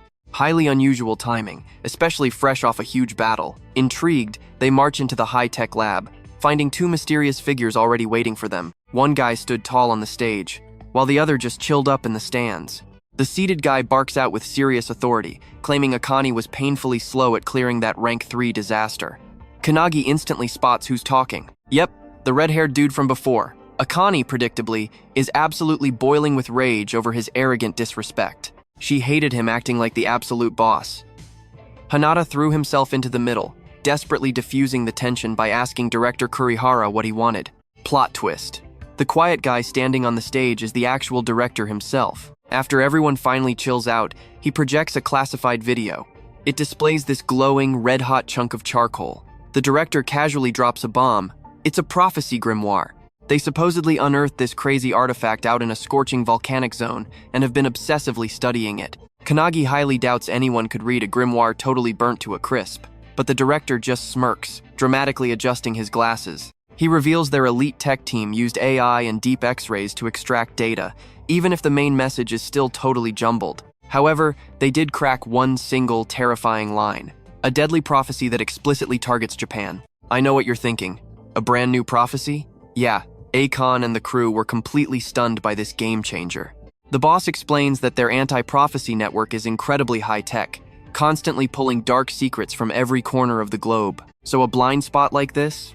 Basically impossible. But this crisis is entirely different, and the red-haired guy instantly pieces it together. The four of them are getting deployed to investigate. The director nods, admitting a high-stakes mission like this belongs to the veteran squad, but they are currently missing in action. Suddenly, Kanagi realizes that's exactly why Midori vanished before they returned. The director barks the order to deploy immediately, promising the classified intel will hit their inboxes soon. Kanagi is absolutely floored by this rapid-fire deployment schedule, but the red-haired guy just smirks, telling him to toughen up. A cold wave of pure dread washes over Kanagi as he tightly clenches his fists. So what do you and I make of this? The world's fate is completely on the line, and Suo furiously slams the table, standing up. All right, let's dive into this wild mission. He arrogantly declares his team is taking charge, leaving Akane clearly annoyed, acting like he owned the place. Before they headed out, the director gave one final, serious warning. He warned them to stay sharp. They had zero clue how deadly this mission actually was. His strict rule, even if the prophecy begins, no reckless moves. Wait for backup before doing anything crazy. Riding in the car, Kanagi felt anxious about the unknown threats. Up front, Suo casually suggested getting some sleep. Since it was Kanagi's first mission, resting made sense. But Akane, too proud. She completely rejected his bossy orders. But shocking her completely, both Haneda and Kanagi crashed instantly, out cold in seconds. Akane stubbornly tried to stay awake, fighting off heavy eyelids. But exhaustion always wins. She dozed off. Hours later, the car came to a dead stop. Akane woke up, realizing the vehicle was completely empty. Panicking, she jumped out. The guys were standing on a cliff, just staring down at this eerie, glowing light. She looked down and froze. A gigantic magic circle covered the ground, way bigger than anything they had imagined. Haneda immediately understood just how catastrophic this really was. Now pay attention to this part. The prophecy was almost done. Crystal-trapped skeletons were literally rising up from the dirt. Their creepy, glowing energy lit up the entire dead area. Pure dread hit them. They were too late. Those skeletons? The 23 missing village residents from the initial report. This immediately triggered a dark memory for Suo. 30 years ago, the Wakayama mansion vanished completely, nearly ripping open a massive dimensional rift. Right as he says this, the central pillar suddenly explodes with raw energy. Seeing the blast, Suo yells to move. Haneda drew his blade, asking for orders. Suo's answer was simple. They had to stop it. Akane snapped that the director ordered them to wait. But before they could argue, a terrifying aura erupted behind them. Turning around, they saw Kanagi completely engulfed in wild energy, absolutely hyped for a fight. His power level had spiked massively, but Suo, he wasn't even slightly fazed by the boost. Smirking, Suo leaped straight down, shouting to follow. Everyone charged in, even with Akane screaming at him for being reckless. While charging the magic circle, Hinoi and the mage suddenly caught a very specific scent. Something chillingly familiar, a smell they had encountered way too many times before. You and I know this means trouble. Boom! A giant hand violently smashed through the earth. Hinoi's eyes completely widened. He recognized the stench immediately. A forbidden technique. The exact apocalyptic prophecy written straight out of the Book of Scorching Heat. Hinoi explained that back during the ancient Epsi period, an awakened dark magus leader named Bandu Shajima had committed absolute, brutal genocide. The Onmyoji finally took him down, but a whole village was destroyed as collateral. Shajima used their blood to draw a magic circle, guaranteeing his resurrection 1,000 years later. His goal? Devour humanity and rule as Demon King. Before his death, he left behind a forbidden spell, requiring living sacrifices to fuel his glorious comeback. Cut to now. Shajima has reincarnated into a boss, and his threat level? Completely unknown.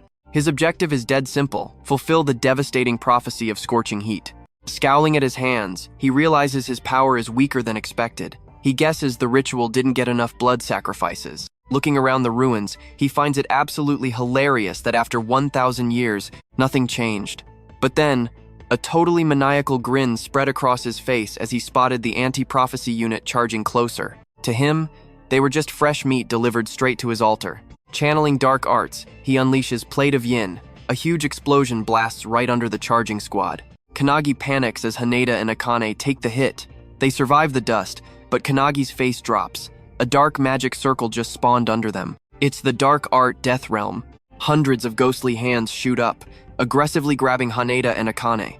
They struggle, realizing Shijima's combat skills are on another level. While Shijima enjoys his trap, he suddenly senses a sharp presence behind his back. Kanagi goes for a lethal blindside attack, but Shijima just sidesteps, effortlessly dodging the strike. He smirks, calls him an amateur, and blasts him. But trust me, you'll love this. The smoke clears, and Kanagi is completely unharmed. Kanagi fires back with his Thunderbolt Hadad skill, but Shijima easily blocks using raw dark magic. Stick with me here. Shijima blocks the hit, but is actually impressed. Suddenly, Suo emerges from the smoke behind Shijima. He triggers the Chrysanthemum spell, launching a barrage of razor-sharp knives. Shijima is shocked, but easily leaps into the sky to dodge. While he is airborne, Suo chains another spell, proving he already knew a basic attack would not take this monster down. Suo aggressively slams his weapon down, activating the Autumn skill. Blades rain from above, but Shijima just smiles, mocking it as mere falling light. He morphs his hand for a heavy strike. Suo blocks it, taking massive recoil. Shijima instantly realizes Suo is the strongest threat here. Watching closely, Kanagi realizes Shijima has endless power. He is on a completely different level from past enemies. Shijima feels even stronger than the legendary founders. Amid these thoughts, Kanagi hears his friends shouting from behind. He turns around, absolutely shocked. Akane and Hanada are getting blasted by dark art skills. They barely escape the blast and immediately charge straight at Shijima, who is still clashing with Suo. Without even breaking a sweat, Shijima summons 3 skeleton demons to intercept Akane and Hanada as they rush in. A demon drops right in front of Hanada. He kicks it with everything, but the hit does absolutely nothing. These monster bodies are incredibly tough, just like the minotaurs they fought earlier. Now watch closely. As Suo and Shijima violently trade blows, a skeleton demon totally blocks Kanagi. Shijima literally laughs, mocking Suo that his friends are way too weak to help. But the second those words leave his mouth, Suo fiercely slashes Shijima right across the shoulder. "I need zero help," Suo yells, pointing his blade right at Shijima. "Stay back. I only rely on my absolute raw power." Shijima just wipes his bloody wound and laughs like a complete psycho, screaming that he needs no one and will just devour them all. He charges Suo with insane speed. Suo barely blocks the fatal strike just inches from his own chest. While Suo struggles to survive this totally relentless assault, he hears his name shouted. It is Kanagi, charging headfirst right at the monster. Shijima is totally stunned to see Kanagi break through, especially after sending a demon to kill him. Looking back, he sees the others still fighting for their lives, but Kanagi's demon, lying right on the ground, sliced completely in half. While Shijima tries to process this crazy speed, Kanagi lands a devastating punch to his face, sending the villain skidding backwards. Even Suo looks seriously impressed. Kanagi immediately suggests they team up to crush Shijima together. Suo just stands there totally shocked.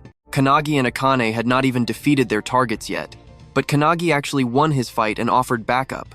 Unfortunately, Suo lets his massive pride win. He coldly rejects the offer on the spot. "I need absolutely nobody," he declares. "I am more than enough alone." Kanagi simply cannot believe this arrogance. But before they can argue, Shijima violently closes the gap. He unloads his terrifying Magatu breath technique, blasting a massive beam straight at the two heroes. Suo barely deflects it, but Kanagi gets sent flying by the brutal impact. Crashing hard into a massive tree, his vision blurs as everything instantly fades to black. We all felt that hit. Fading out, he sees Hinoi and the mage souls standing right there. Hinoi explains that his physical body fainted, dragging his spirit straight into this deep inner consciousness. Despite his real body being totally crushed and screaming in pure agony, Kanagi forces himself up, begging the spirits to send him back. He has to fight. Before they can even reply, a heavy voice echoes through the void, ordering him to stay out of this battle. Meanwhile, back in reality, Suo is barely surviving Shijima's insane assault. Shijima just smirks, praising Suo for having the exact same brutal mindset, the shared belief that they never need allies to win. Flashing a wicked grin and pure hunger, Shijima channels everything into one ultimate strike. He slams down so hard that Suo's blade completely shatters. Though absolutely stunned, Suo does not hesitate, summoning a new sword and swinging fiercely at Shijima. But Shijima effortlessly dodges the hit, bending entirely backward with terrifying unnatural flexibility. Shijima is clearly loving every second of this desperate struggle. Back in the spirit world, Kanagi watches this nightmare unfold in horror. They realize Shijima is leagues above everyone. Hinoi warns Kanagi that this monster is way out of his league. The mage totally agrees, pointing out that Shijima's combat precision is terrifyingly perfect. If more people lived nearby to feed on, this guy would have easily become a demon king already. She warns that absorbing Kanagi will make him unstoppable, and their grimoire discovery was pure coincidence. Trust me, you are going to want to see what happens next. Alright, let's jump straight in. Hinoi steps up, asking to take over Kanagi's body for combat. But shocker, Kanagi completely refuses. He apologizes, but sets the record straight. This is not some training session, this is reality. He insists he has to crush this obstacle on his own, preparing for the crazy battles ahead. Burning with absolute confidence, he looks back and asks if they agree. The mage tries to argue, but Hinoi just cuts him off with a loud laugh. He tells Kanagi, "You already beat us." Hand on his shoulder, Hinoi reminds him of his bold claim to surpass the founders. He tells Kanagi to unleash everything he's learned and fight his own way. That completely skyrockets Kanagi's confidence. Eyes locked on the battlefield, he asks the founders to watch.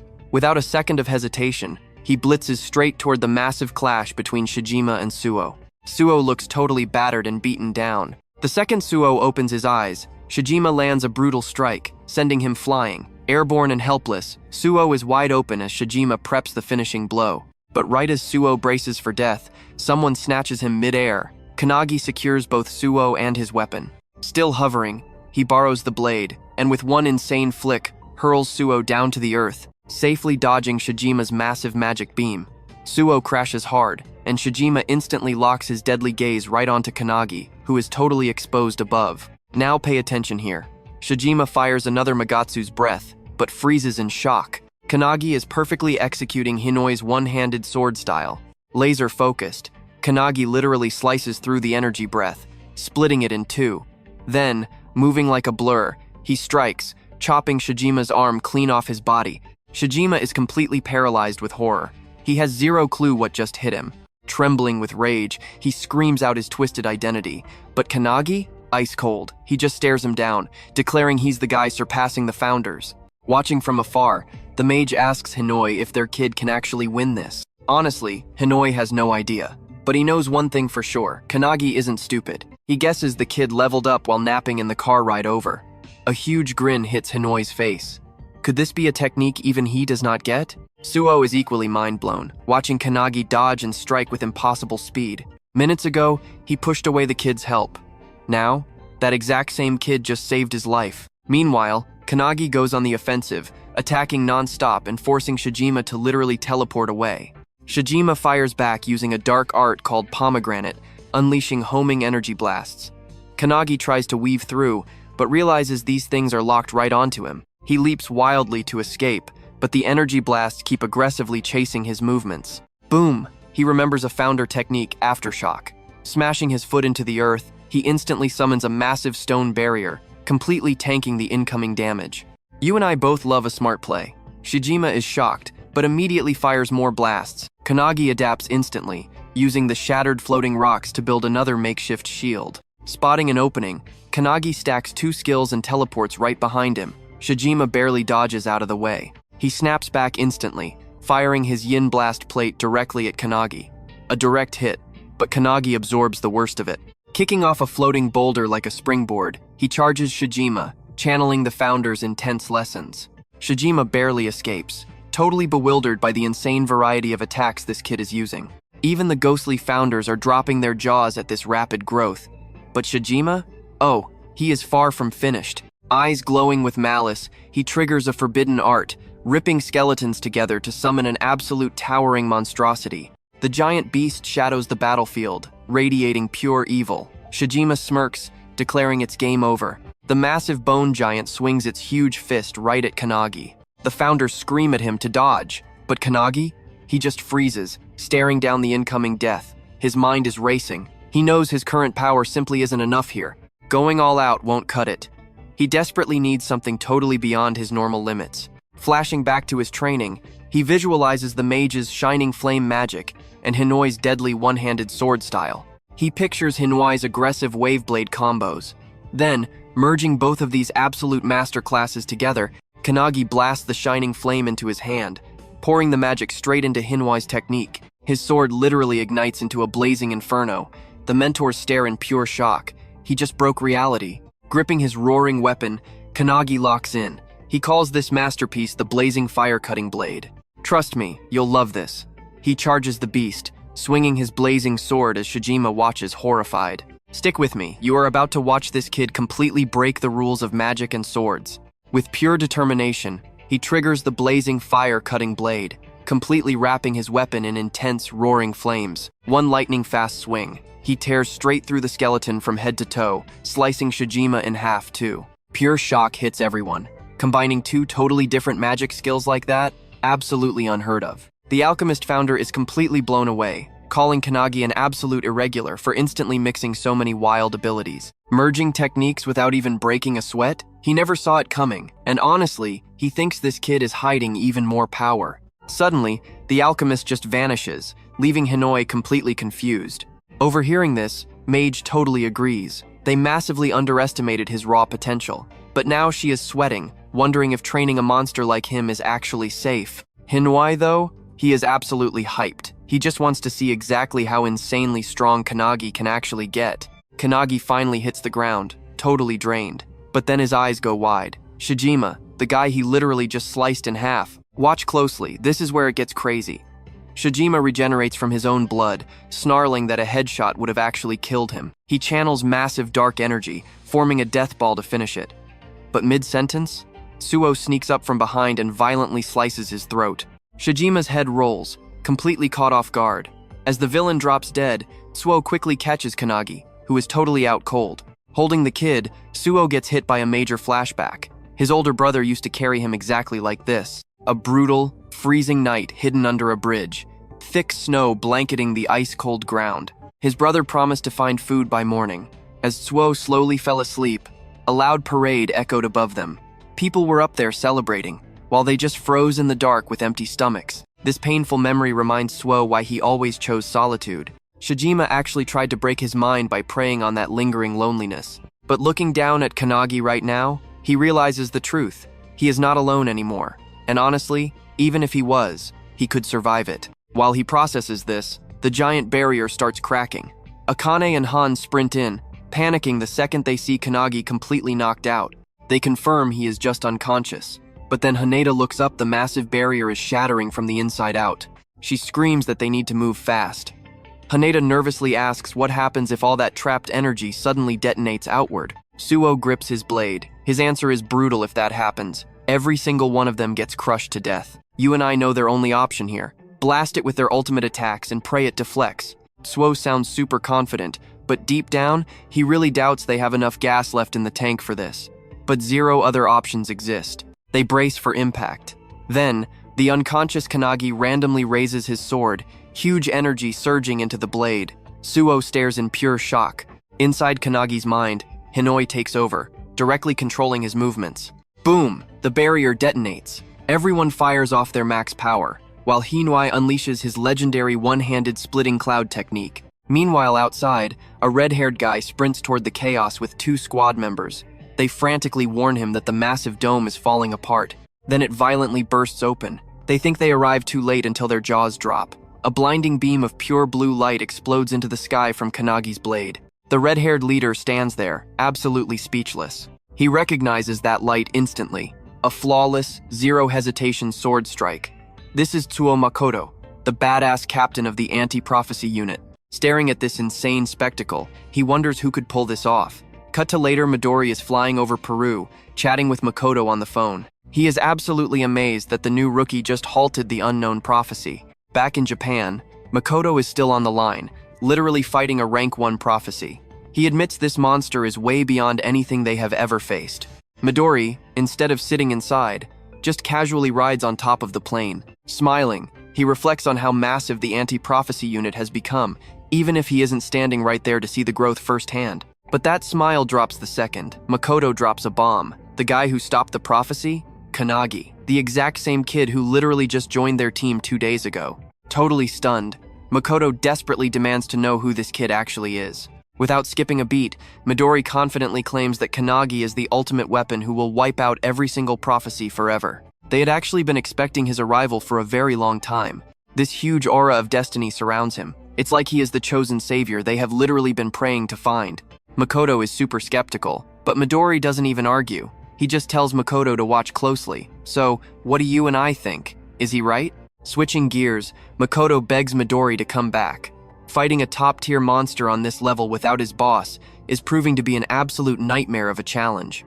Midori just chuckles, quickly apologizing before completely shifting his focus. Alright, stick with me here. We are about to witness a massive prophecy unfold that changes everything. It is an absolutely colossal threat.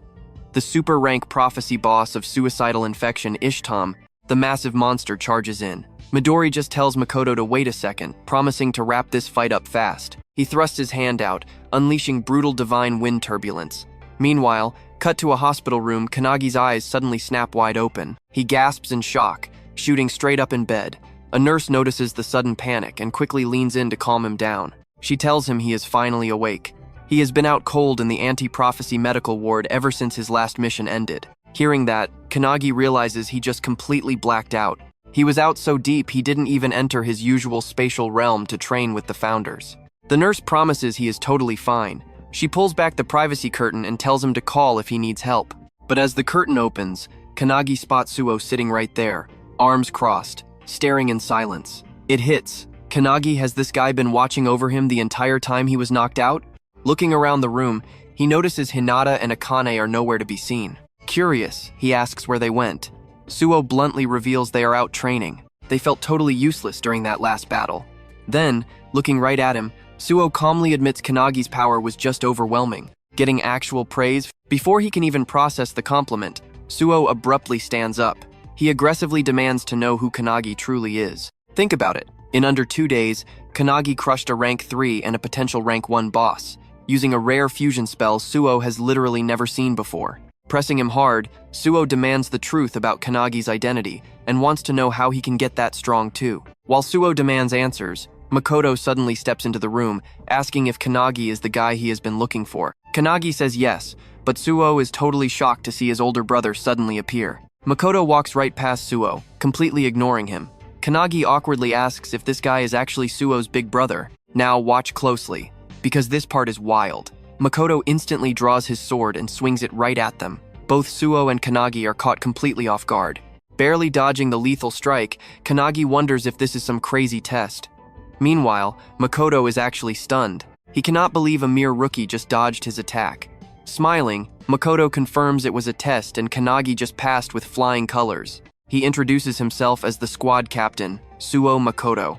The reality of the situation suddenly hits Kanagi like a truck. This really is Suo's older brother. After a short pause, Makoto announces something huge. Because Kanagi destroyed that rank 1 disaster, he is being temporarily drafted into his elite squad. Kanagi is speechless, but Suo? He is absolutely devastated. Pure jealousy starts bubbling up inside him right there. He is Makoto's actual brother, but even he isn't allowed on that squad. Ignoring the tension, Makoto orders Kanagi to follow him for a mission briefing. In the background, Suo clenches his fist so incredibly tight that his knuckles actually start bleeding from the sheer frustration. Meanwhile, over in the training area, the anti-prophecy duo is pushing their absolute limits. I know what you're thinking, how do you catch up to an overpowered monster? Akane and Haneda swing weapons, block strikes, and desperately try closing that gap. While they sweat it out, Midori suddenly strolls right in. He announces his grand return with some fancy chocolates. But get this, they completely ignore the snacks, sprinting over to ask exactly how long he is staying in Japan. When Midori calmly says he will be around for a week, the duo instantly demands he train them the entire time. They absolutely refuse to let Kanagi leave them in the dust without fighting back. Totally shocked. Midori didn't expect this crazy level of determination. He agrees to help, but asks where Suo is, wondering if he wants in on this brutal training. Right on cue, Suo walks through the door. His face is dead serious. He confirms he is absolutely joining them. Cut back to the hallway, where Kanagi is rushing to keep up with Makoto's insanely fast walking pace. Over in the training room, the squad is genuinely stunned to see Suo looking this fired up to join the grind. Suo drops the bomb Kanagi just got personally scouted by his older brother to join the elite squad. That huge revelation hits the duo hard. They finally realize just how far Kanagi has actually progressed. Getting recruited by Makoto is legendary status. But for Suo, it is a bitter reminder of his own weakness. He knows he has to push past his limits to catch up. Back in the hallway, a curious Kanagi finally asks Makoto about this urgent briefing. Makoto tells him it is about their next major mission and they are shipping out the very next morning. Makoto stops cold, asking about his brother. That's where we leave it. What do you think happens next? Alright, stick with me here. Remembering their last clash, when Suo lent his sword, Kanagi excitedly confirms it. Makoto plays it cool, but secretly, he worries sick about his little brother. He just hides it perfectly. Naturally, Suo completely misunderstood this, convinced his older brother absolutely hates his guts. But here is the real truth. During that last visit, Makoto never ignored Suo. He just could not stomach looking at those brutal injuries. Because of this massive misunderstanding, Suo thought he was completely cast aside. It pushed him to risk absolutely everything, desperately getting stronger just to force Makoto to look his way. Meanwhile, Makoto does not even want his brother to get stronger. He just wants him safe and alive. This tragic miscommunication completely fuels Suo's drive to surpass Kanagi. He thinks it is the only way to earn respect. His ultimate goal? To beat Makoto in battle himself. Kanagi, being his usual curious self, pushes Makoto until he finally cracks, admitting he deeply cares for his brother. Kanagi absolutely loves hearing this. Cutting back to the training grounds, Suo explains the situation to everyone, but Akane is just totally lost. Suo talks big about surpassing his brother and proving his worth, but that deep respect is obvious. Sparring with Hinata, Akane casually points out that Suo is just acting like a kid wanting attention. Hinata thinks it is sweet, but those exact words trigger Suo, sending him into pure rage mode.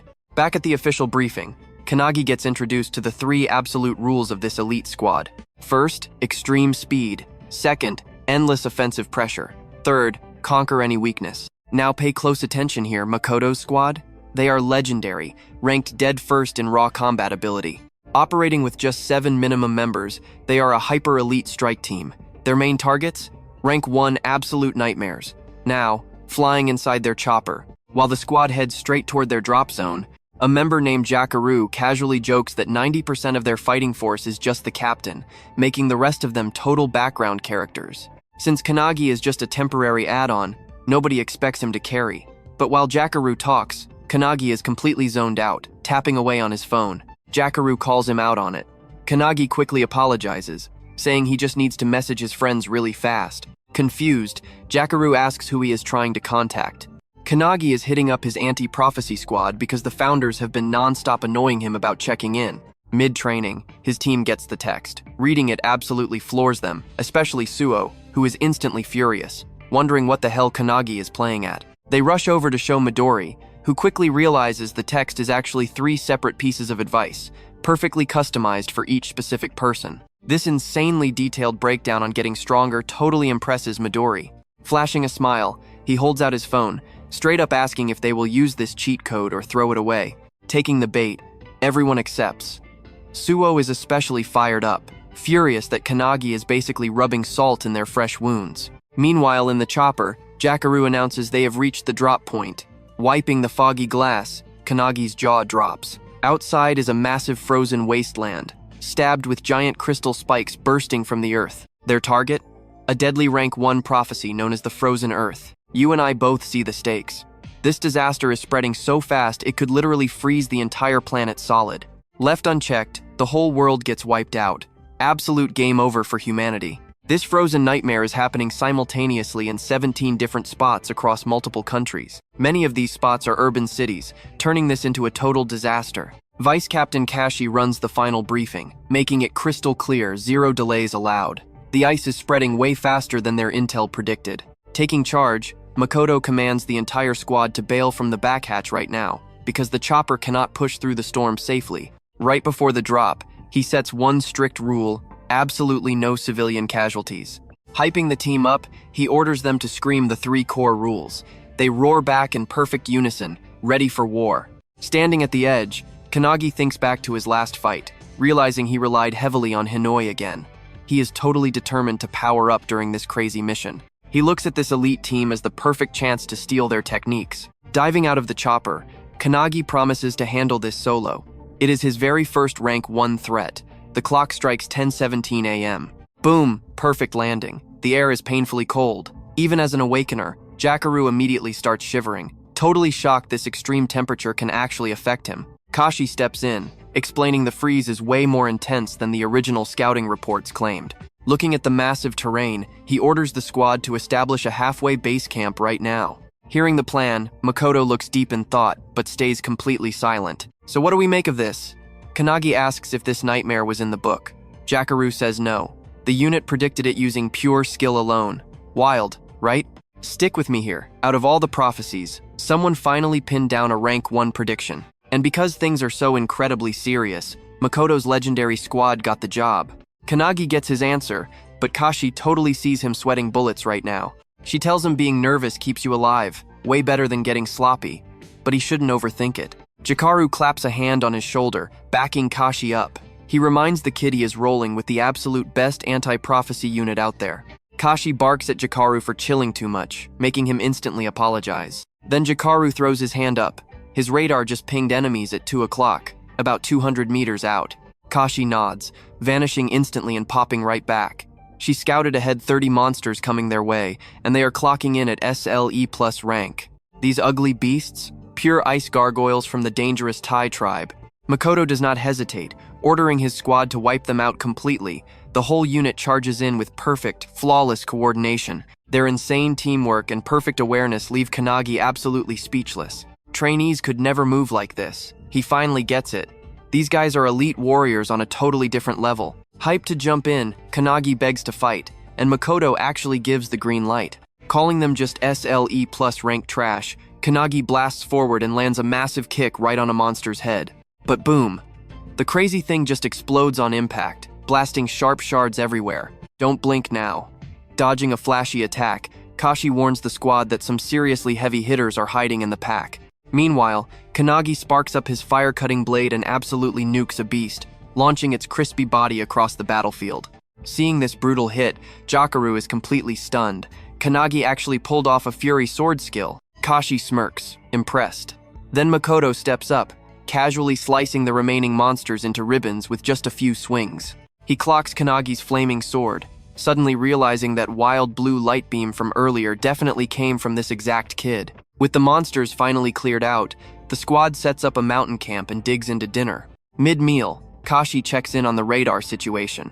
Jakaru confidently reports 0 boss-level threats within a 10-kilometer radius. Kashi lets out a huge sigh of relief they can sleep safely. But wait, where did Kanagi and the captain wander off to? Further away, Kanagi chills by his very own private campfire. He is hyper-focused, trying to fuse his spells again. But out of nowhere, the captain sneaks up behind him, teasing his crazy dedication to training. Totally caught off guard, Kanagi almost jumps out of his own skin. Makoto scared the absolute life out of him appearing so quietly. After cooling him down, Makoto sits next to him, casually asking if his first real camping trip is proving too tough. Kanagi eagerly says he is doing great, but Makoto shocks him by saying he just wants to go home and smoke.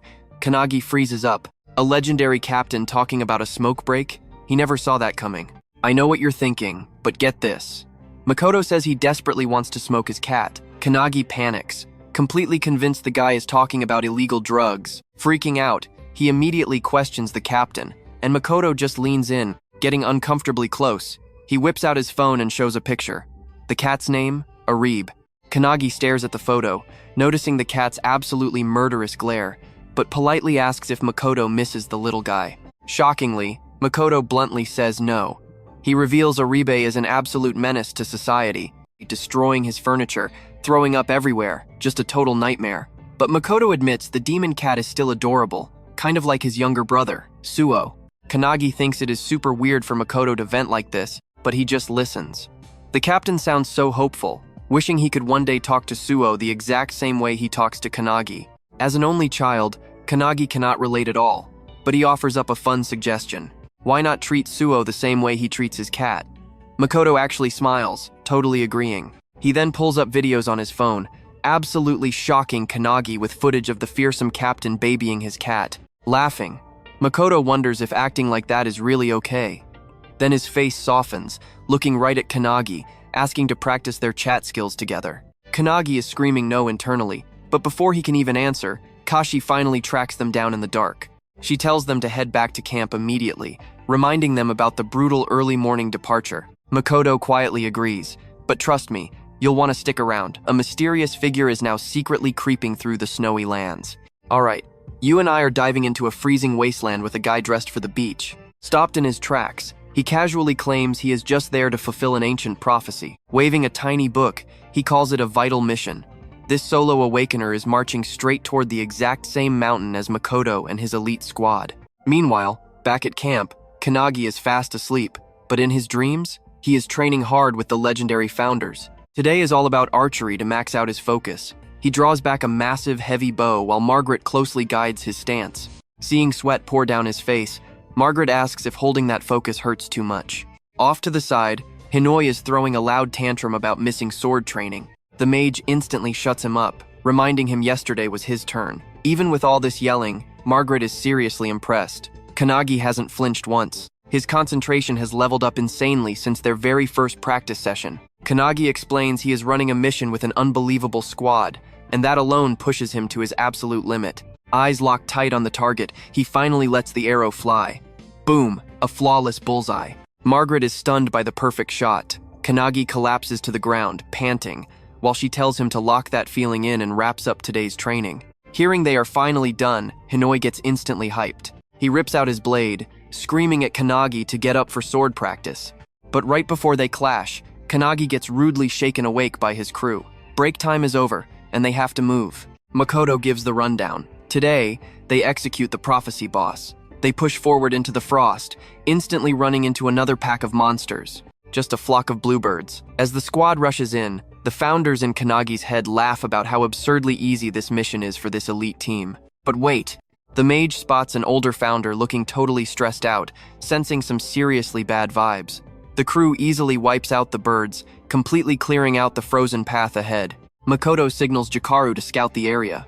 Jikaru reports back. 2,000 meters out, a massive boss is incoming, and it is sprinting right at their location. Now pay attention here, he drops the terrifying news that it arrives in exactly 10 seconds. In a blink, a massive titan called the unknown god Calamitis charges right at them, wearing an absolutely unhinged, psychotic smile. Her suffocating aura? Nothing like they have ever felt. Makoto shouts the order, and the whole squad blitzes the giant boss in flawless, terrifying sync. Jikaru fires his skills to chain the beast down, while Kashi relentlessly slices from every blind spot, but they freeze in pure shock. 0 damage. The boss takes their ultimate combo and does not even have a single scratch. Right as the monster winds up to strike back, it senses a massive threat dropping from the sky. It's Kanagi, crashing down with a brutal sword strike. Flashing back to Akane and Hinoi's brutal lessons on vertical slashes, he skips the warm-up. He drops his absolute strongest, full power strike right away. Fusing all his energy, Kanagi swings his blazing fire blade, blasting a massive pillar of pure flame straight into the titan. But he gasps. Nothing happens. The boss instantly counters, swinging a massive blade and swatting Kanagi straight into the frozen dirt. Hearing that bone-crushing thud, Jikaru genuinely thinks the kid is dead. I know what you are thinking, but Kanagi actually survives by crashing into a lucky ice crystal. Meanwhile, Kashi finally understands why this thing is rank 1. She shoots a desperate look at Makoto. He is their only hope. Makoto slowly draws his blade, and the second he does, Jikaru throws magical chains on Kanagi, pulling him entirely out of the death zone, warning him that interfering now, he will only get the captain killed. As the crew falls back, the furious god swings her blade at Makoto with everything she has. The raw power of that strike unleashes a massive shockwave, and Kanagi genuinely panics for his captain's life. But Kanagi's jaw drops. Makoto catches the giant blade inches from his face. The boss swings wildly again, and Makoto just casually blocks it. Without blinking, he counters with one clean, brutal slash, completely chopping off the monster's arm. Watching from inside, Hinoi is losing his mind with hype, screaming that he wants to fight too. but Kanagi is sweating bullets, firmly refusing to let Hinoi take control of his body. Standing in front of the bleeding god, Makoto casually explains he just wanted his team to get some top-tier experience. But now, he is ending this. Hearing this, his squad instantly throws up a heavy shield to protect themselves. The second that barrier activates, Makoto channels his red dragon skill right into his blade, exploding with roaring, scorching flames. Fusing crimson light, he blasts an inferno, vaporizing half her body. You and I just learned one rule: never cross the captain. Alright, stick with me here. Kanagi is absolutely speechless. Makoto just dropped a sword flame technique way stronger than his. Without that barrier holding up, they would all be piles of ashes right now. Kanagi whispers an apology to the boss, talking about his duty to protect the world. Then, completely out of nowhere, he meows like a cat. The second-hand embarrassment? Absolutely brutal for everyone. Watching the fight unfold closely, Kanagi realizes Makoto's move is totally different from Hinoi's. The guy's skills are just built different. Completely starstruck, Kanagi desperately wants him as a master. Meanwhile, Makoto drops one last slash, cutting the boss clean in half. But suddenly, a blinding flash of light rips right across the battlefield. Makoto's arm? Completely severed. He turns in shock, only to see a massive hole blown through Jikaru's chest. Kanagi looks around in pure panic, absolute horror sinking in as reality hits. One by one, his teammates are getting shredded, blood painting the ground. They are dropping dead right in front of him. Seeing Jikaru collapse, Kanagi sprints to save him, but using his absolute last ounce of strength, Jikaru shoves him back. Stumbling away, Kanagi watches in pure shock. The comrades he literally just fought beside are dying before his eyes. Bleeding out, Jikaru is just consumed by regret. His radar missed the attack completely, and now his team is paying the price. As he collapses, he begs his captain for forgiveness and hits the dirt, praying they at least saw where that shot originated. Kashi survives, but that same beam pierces straight through several others. Gripping his missing arm, Makoto screams at everyone to use the terrain for cover. It is a targeted skill attack. Without a second thought, everybody sprints for their lives. Running for cover, Kashi screams at a surviving teammate to follow her lead. But the guy freezes, terrified for their captain who is bleeding out. Now watch closely. This is insane. The attack that took Makoto's arm cannot be blocked by anything, because it instantly deletes whatever it touches. Out of nowhere, a second beam fires straight at Makoto. He barely dodges by launching himself into the sky. Kashi watches in absolute terror. The boss is just spamming relentless attacks while healing itself at the same time. Knowing they need a one-shot kill to win this, she looks over at Kanagi, but he is just on his knees, completely frozen in shock. Staring blankly at the bodies of his friends, he barely manages a whisper. He begs the founder, Valentine, asking if she can somehow revive them all. But looking totally helpless, Valentine softly apologizes. She cannot reverse death. Kanagi stays dead silent for a second, taking a breath. He calls the founders, confessing that even though he wanted to solo this fight, he desperately needs their power to fix this mess. Stepping up instantly, Hinoi takes full control over his physical body. Meanwhile, Makoto runs the numbers. That strike completely bypassed Jikaru's detection radar. Jikaru's radar covers 3 kilometers. That means this sniper fired from way past that limit. One single shot wiped out Jikaru and took Makoto's left arm. You know what this means, right?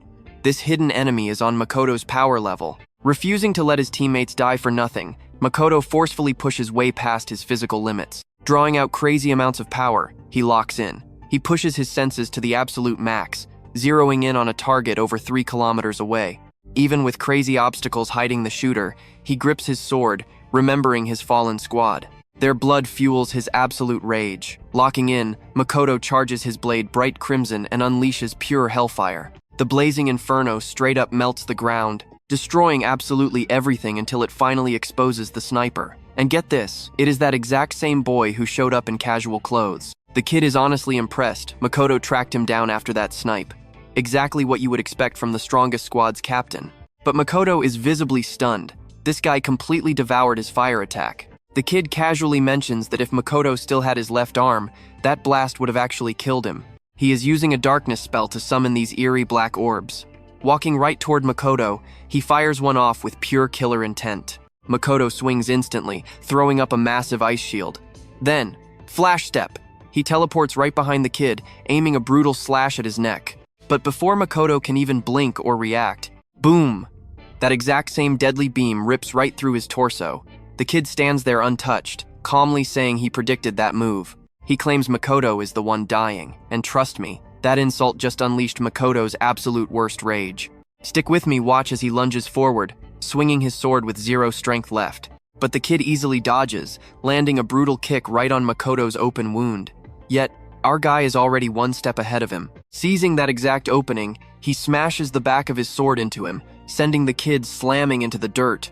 Watching him fall, Makoto starts wondering, why on earth did this kid stop firing his massive beam after just a few hits? Despite its insane power, the kid clearly cannot keep it up forever. Suddenly, it clicks. That crazy spell has a hard cooldown limit. When it comes to endurance, they are perfectly matched. The kid recovers, landing smoothly on his feet. This confirms Makoto's theory, but the boy mocks their different states. Obviously, Makoto is fighting at a massive, brutal disadvantage here.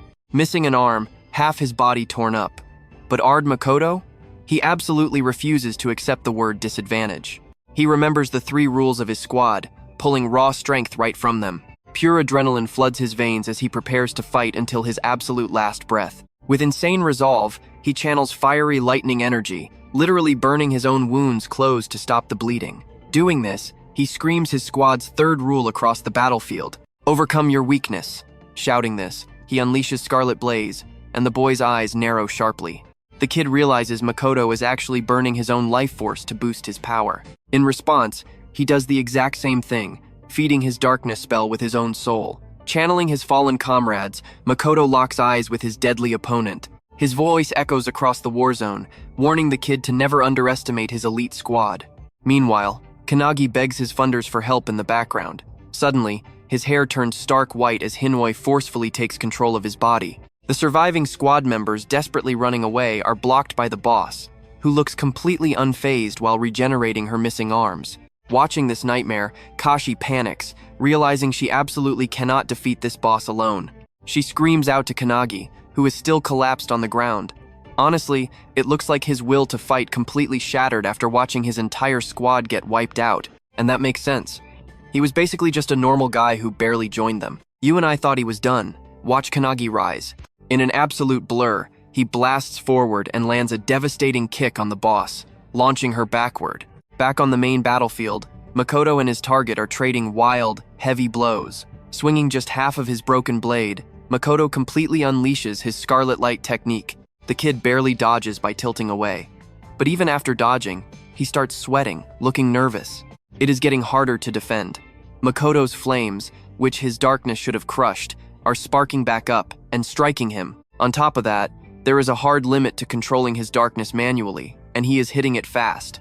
Panicking, he fires an absolute barrage of dark orbs at Makoto. But Makoto dodges beautifully, finds the gap, and slashes the kid's arm clean off. Now the tables have completely turned on him. Even with a missing arm, the psycho lunges forward, smashing his knee right into Makoto's mangled arm. Makoto drops to the dirt in pure agony while his enemy slowly walks up. Staring down, the kid claims losing an arm means absolutely nothing, because Makoto still has a massive hole in his stomach. Then, he drops a chilling reveal. I know what you and I are thinking. But get this, he predicted Makoto's close combat strategy from the start. He praises Makoto's combat strength, admitting our hero makes flawless decisions and literally never wastes time. But there is one fatal flaw. Makoto is way too predictable. And that, he claims, is exactly why Makoto will die here. Reaching inside his bag, he pulls out a mysterious book. Holding it high, he claims Makoto's loss was already written in these pages. Makoto's eyes blow wide in pure shock. He recognizes it as the Book of Doom. Opening the book, the enemy drops a wild truth bomb. He claims that if an organization exists to stop prophecies, another naturally exists to make sure they happen. Makoto is completely paralyzed. He never even knew this dark group existed. The villain then makes his ultimate reveal. He is one of the 12 apostles of the apocalypse. He officially introduces himself as the 12th of darkness, the guy destined to fulfill this prophecy. Still totally stunned, Makoto demands to know why he is so obsessed with causing absolute destruction. Flipping through his cursed book, the kid smirks and asks, if he explains it, will Makoto forgive him? Hearing this arrogant mockery, Makoto absolutely loses it. Without a second thought, he swings his broken blade super hard, almost completely slicing the guy's shoulder. Makoto feels sure he can win this now. The kid looks totally drained of mana, and his physical body is clearly breaking down at its limit. Sure of victory, Makoto channels his red dragon form, but do you and I agree? Stick with me here, because the guy with a nearly severed shoulder is still standing, swearing this is Makoto's end. He whips out a potion, downs it instantly, and sets off a massive, blinding flash of light. Blinded by the glare, Makoto suddenly takes a brutal fist right to the face, smashing him hard into the dirt. When the dust clears, our boy is left in absolute shock, realizing every single drop of damage he just dealt is completely gone. His opponent is back to 100%. The guy brags that his little potion is actually a rare artifact, fully restoring his broken body. Refusing to quit, Makoto swings his scarlet light blade with one arm, blasting a massive sword wave. But the villain scatters it using darkness orbs, instantly firing back a heavy barrage of attacks. Makoto is stunned. An artifact this overpowered is usually locked down by entire countries. No random organization should ever have their hands on something this insane. The guy mercilessly kicks Makoto right in his open gut wound, dropping him to take his final, agonizing breaths. Watching Makoto crumble, the villain sighs in relief. He actually thinks he has finally won this fight. But Makoto remembers his childhood. He thinks of his comrades, desperately reaching for his fallen sword. He recalls Kanagi joking about treating his brother like a cat. A bloody smile forms on his face. Burning with fresh resolve, he grips the blade, but before he can even swing, a brutal darkness beam blasts through, completely slicing off his sword holding hand. Dripping with confidence, the villain finally bids a helpless Makoto goodbye. Now pay attention. This is where it gets wild. Right before the finishing blow, someone shatters the crystal behind him. It is Kanagi, backed by the ancient founders, and they are fully ready to destroy the guy who hurt their disciple. Makoto spots Kanagi and panics at first, but then he senses it. That is not just Kanagi. Something terrifying is pouring out of him. The villain feels that heavy aura too. The kid standing there is no longer easy prey, but an absolute monster ready to tear him apart. Sweating bullets, he orders Kanagi to freeze, threatening to execute Makoto. But mid-sentence, his own arm gets instantly sliced clean off in a blinding flash. The villain is dumbfounded, his brain totally unable to process that insane speed. Kanagi just swung his sword from miles away. The raw force actually dulled the blade. The founders watch, totally stunned it wore down in one hit. The alchemist founder steps up, instantly transmuting a massive arsenal of weapons for Kanagi. Eyes burning with pure vengeance, Kanagi orders the founders to unleash absolute hell on this guy. Suddenly, the villain fully regenerates his missing arm, leaving Hananoi completely shocked. The mage founder calls it a reversal skill. She figures that overpowered artifact will just keep healing his wounds on loop until the crazy effect finally wears off. While she explains, Kanagi fires a wicked fast arrow straight through the villain's head. The guy never even saw it coming, but the fatal wound just regenerates instantly. I know what you are thinking. How do they win? The mage gives the brutal answer. They just have to keep murdering him until it sticks. Panic setting in, the guy casts a darkness spell as Kanagi readies another arrow. The shot flies, piercing straight through the incoming darkness spell, perfectly striking the screaming villain directly in the chest and the head.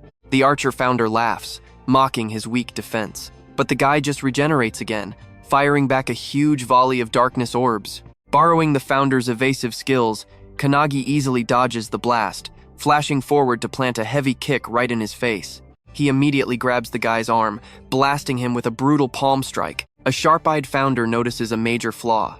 The guy cannot fire his annihilation beam if his own dark orbs block his vision. Huge advantage for them. Dodging becomes a total breeze now. Kanagi lands a devastating gut punch, sending the villain violently crashing into the dirt. The founders honestly wonder how many times they have to watch this annoying loser die and regenerate. Kanagi casually strolls over to a heavily battered Makoto. Coughing blood, Makoto asks if it is really him. Kanagi shakes his head, revealing that the ancient heroic founders are currently possessing his body. Channeling Valentine's incredible healing magic, Kanagi starts fixing Makoto's severed arms. He admits they are on a tight clock and need to wrap this up fast. Watching him turn back to the fight, Makoto finally understands the founders are truly driving. A few feet away, the villain stumbles up. He is absolutely furious, his spells are being swatted away so easily. Giving him zero breathing room, Kanagi charges with a massive spear, impaling him right through the heart. The absolute beatdown you and I came for. He dies repeatedly. A founder asks if leaving the embedded spear in his heart stops the crazy regeneration. But the spear phases straight through him. The guy starts healing up again. But before he can even breathe, Kanagi drops from the sky with a devastating kick, slamming him right back down. Stick with me, let's see what heals first if his entire body gets crushed. He regrows starting from his hand. But once his full body comes back, the guy is completely exhausted and just gasping for air. He is getting absolutely wrecked, but refuses to lose to a kid. He decides to assassinate Makoto and run. But guess what? Kanagi is already sitting right there guarding him. Flashing a completely psychotic smile, Kanagi tells him he is way too late. That is when Hinoi takes over Kanagi's body. Using his signature sword style, he ruthlessly slices the guy into literal pieces. Even completely shredded, the guy isn't scared. He thinks he is fulfilling some grand prophecy. But that twisted confidence starts shaking when he faces a monster like Kanagi. He regenerates again, desperately trying to remind himself of his epic mission and the prophecy. Fighting off the pure terror, he grabs for another artifact inside his bag. But before he can even trigger it, Kanagi slices his arm clean off. Now watch closely. The artifact explodes, trapping Kanagi inside a massive golden barrier called the Sand Cage of Time. The guy's healing factor burns out completely, leaving him one-armed. Breathing heavily, he actually thinks he survived. Seeing this trap, the founders start panicking. Standing safely outside, the guy brags that Kanagi's dark power cannot break the cage. He is basically untouchable out there. Sweating nervously, he announces he is leaving. But before the words even leave his mouth, Hinoi screams at him to keep his eyes open. Suddenly, a massive pressure hits his back. He turns around and sees Makoto standing up, heavily injured but visibly regenerating his own body. How did Makoto become such an absolute overpowered beast anyway? Let's think back together. It all started during his intense childhood training with Midori. Even Midori eventually lost a sword fight against Makoto. That defeat made him tell the kid to go find a way better master. Taking the strongest Awakener's advice, Makoto went on a journey, hunting down the absolute highest tier masters to train under. But he completely surpassed every single one. Magic, speed, or sword skills didn't matter. Every teacher quit within a month. Finally, one sent him to the greatest swordsman alive, Hinoi Ichika, the founder's younger sister. Icha became Makoto's absolute final master, and after 3 years of brutal training together, Makoto asked her about a legendary sword skill from a book called Indomitable. Even Icha was completely clueless about it, saying that broken technique belonged exclusively to the founder, Hinoi. Makoto thought that was totally fascinating after reading all about it. But Icha quickly realized her teaching days were over. Makoto had already perfected Hinoi's one-handed sword style entirely. Makoto was starving for more power, but Icha honestly had no idea how to help him. She called him an unblooming bud, admitting that even with insane training, fully awakening in this lifetime was basically impossible. She hoped a true sword god would find him one day. And trust me, you and I are watching that happen right now. Did you catch any detail in the corner of the frame? I have a feeling that some serious foreshadowing for the villainous move. It's those little things that AI usually miss, but we know better, right? Stick with me. He spots Kanagi using completely unheard of sword techniques. Icha says this kind of crazy opportunity only happens once in a lifetime, so feeling super grateful, Makoto silently thanks him and pushes his severed arms together. Watching this insane move, all the founders are totally confused by his action. Kanagi is also sweating over his captain trapped outside with the main enemy. Suddenly, Makoto radiates the exact same aura as Kanagi. Meanwhile, at the anti-prophecy training grounds, Midori stops his match with Suo, sensing that massive power. A massive explosion violently rocks the area, and as the thick dust clears, the wall is totally destroyed and Midori vanishes into thin air, back on the actual battlefield. Watching Makoto pull this off despite his brutal injuries, the enemy knows he is about to get sliced down. Seeing this epic moment, Hinoi tells Kanagi that humans are just like flowers. They finally bloom when reaching absolute peak potential, whether through raw physical spirit or mastering an ultimate lost technique. And right now, this is Makoto hitting his absolute peak. Hinoi stands behind Kanagi and tells him to burn this exact moment into his memory forever. Kanagi immediately grasps what he means here. Now watch this closely. Blooming like a flower, Makoto raises his severed arms, gripping an invisible blade to unleash the indomitable lost technique he read about in that old book. Even with his ultimate dark defenses fully up, the villain gets sliced completely in half without Makoto even holding a real physical weapon. Shocked to his core, the villain wonders if this is truly where his dark reign finally ends. As his ruined body crumbles, Hinoi praises Makoto for forging a sword that existed completely inside his own mind. Standing there, dazed, Makoto realizes he has finally become the legendary swordsman he always dreamed of being. He counts it a total blessing to have lived alongside his loyal squad and precious family. Every single battle and hardship only forged him stronger. Facing his own end, he remembers his little brother and his cat offering a silent, heartbreaking apology. Fading out, he sees Kanagi walking straight toward him, offering a warm smile and a helping hand. Looking at him, Makoto realizes his death is not truly the end. He can pass his entire burning legacy on to the next generation through Kanagi. He grabs his hand, whispers a grateful thank you, and collapses. The dark cage shatters. Kanagi sprints toward his fallen captain, feeling an incredibly deep bond through their shared crest of nothingness. Everyone else lies completely lifeless on the cold ground. But before Makoto hits the dirt, Midori flies in blazing fast and catches him perfectly. Makoto tragically passes away in Midori's arms at just 23 years old after defeating the Darkness User. Absolute legend. Gripping his friend tightly, Midori breaks down in pure despair, unable to process this brutal reality. I know this part hurts. Midori suddenly remembers asking Makoto why he even became the squad captain during training. In the entire anti-prophecy unit, Makoto was actually the second strongest fighter right after Midori. If he fought seriously, nobody could even touch him. So Midori had straight up asked him if having all that godlike power meant he should just fight completely solo. That question totally caught Makoto off guard, making him wonder if he was just terrible at teamwork. But honestly, his squad meant everything to him. Before he could even explain, his teammates suddenly yelled for him through the group security camera. Jikaru was completely hyped up because Kuzushiro had finally crushed that brutal level 2 assignment he was struggling with. Kuzushiro was absolutely thrilled too. He wanted to tell the captain first. Pumped up Jikaru suggested they all grab lunch. Seeing their unbreakable bond, Midori was honestly stunned. Makoto smiled and admitted he absolutely loved his squad. Even if he fell in battle, he would die perfectly happy as long as his brothers were right by his side. Snapping back to reality, Midori hugs his fallen friend and whispers that his dream of protecting his squad was fully realized. Even with so many brave fighters gone, 2 of them are still breathing today. Crying silently, Midori gently closes Makoto's eyes, declaring that he executed his duties as a captain flawlessly. Midori knows he could never do that, but Makoto did it with true honor. Meanwhile, Kanagi sits down as the legendary founders gather right behind him. Heavy darkness begins clouding his mind. The mage explains this happens because Kanagi took full blame for the station exploding and is beating himself up over feeling so incredibly weak. Every founder has survived that exact crushing loss of family and friends, their hearts shattered completely watching their own comrades die. You see it too, right? Even legends like Hinoi could never fully heal their deeply broken hearts. Stick with me, we're about to watch a broken hero rise from rock bottom. Hinoi finds Kanagi completely destroyed, swearing he's done fighting. His heart is completely shattered. He's convinced that if he just let the founders fight from the start, no one would have lost their lives. He realizes now that trying to push his limits for the sake of others just turned him into an empty puppet for the founders. Hinoi tries to comfort him, but Kanagi is drowning in his own dark thoughts. Deep inside his mind, the lingering handshake he shared with Makoto burns like absolute fire. Kanagi knows exactly what Makoto wanted. He entrusted him to carry his legacy. This raw emotion actually brings the founders to tears.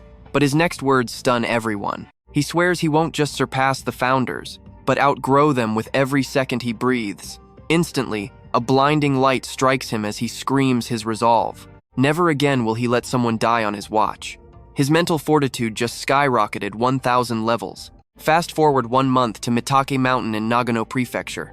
Suo is practicing brutal hand-to-hand combat with Kanagi. He throws crazy punch after punch, but Kanagi casually weaves and dodges every single one. Kanagi fires back with a massive penetration attack. Suo blocks it, effortlessly redirecting the shockwave behind him, leaving Kanagi completely stunned by his insane defense. While he's still shocked, Suo strikes back, but Kanagi instantly uses aikido to violently fling Suo across the air. Suo attempts a mid-air kick, but Kanagi easily blocks and throws a devastating counter kick. Watch closely. Before impact, a loud shout stops them both. It's Icha. How did this happen? Well, losing the entire squad deeply scarred the anti-prophecy unit. The funeral for the fallen heroes was heavy, drowning everyone in absolute despair. But Suo just stood there, completely paralyzed, staring at his older brother's portrait. Later, heading to his room, Kanagi spots Suo leaving Makoto's quarters, holding books and a cat. He recognizes the cat as a Reb, the pet Makoto always mentioned. Suo is completely thrown off. Kanagi knew about this cat, but as his own brother, he had zero clue. Before stepping into that room, Suo knew absolutely nothing about this adorable cat. The books, the clothes, the food, or even what went on in his brother's mind. He only found out by digging through Makoto's old stuff. Kanagi notices that Suo is clutching a stack of personal diaries he plans to take with him. Makoto left these journals behind intentionally, documenting every daily training session and dangerous mission, just in case he never made it back. But Suo spots something truly heartbreaking. Every single entry ends with Makoto worrying about his younger brother. He wrote down how Suo was doing, worried about the cold weather, and proudly tracked his brother's biggest life achievements. Sitting alone in the quiet room, reading these words, Suo completely breaks down. We both feel that one, right? He curls up on the floor, realizing his brother wrote everything about him. When Suo shares all this pain, Kanagi reveals that Makoto never stopped talking about him and his cat Oribe. Hearing this, fresh tears hit Suo. He fiercely vows to become so strong that his brother won't have to worry about him from heaven again. Fired up, they both head straight to Hinoi Ichika for intense training. She's super guarded at first, right until they drop the heavy truth. Suo is Makoto's brother, and Makoto was killed in combat. This news hits Icha hard, but she stays completely composed. In perfect sync, both boys beg her to train them. Jumping back to the present, Icha is absolutely blown away by their insane progress, especially Suo, who leveled up like crazy. When Kanagi questions his own growth, Ika just lets out a super annoyed sigh. She bluntly claims he already knows everything, leaving Zero to teach. She jokes he should be the master teaching her instead. Tossing a stick at them with a crazy manic grin, she declares herself the ultimate sword and dares them to bring it on. Without hesitation, they charge. Suo launches a frontal assault while Kanagi drops in from the sky above. Mid-battle, Kanagi burns with ambition, absolutely convinced he'll rise to become the strongest Awakener on the planet. Meanwhile, over in London, England, a mysterious guy in a hat and coat wanders down the dark night streets. As he turns a corner, someone spots him. It's Katra, one of the 12 apostles of the apocalypse. Katra instantly recognizes the person stepping up. It's Midori. Midori doesn't hesitate, demanding Quatra drop the location of his hidden base and crew.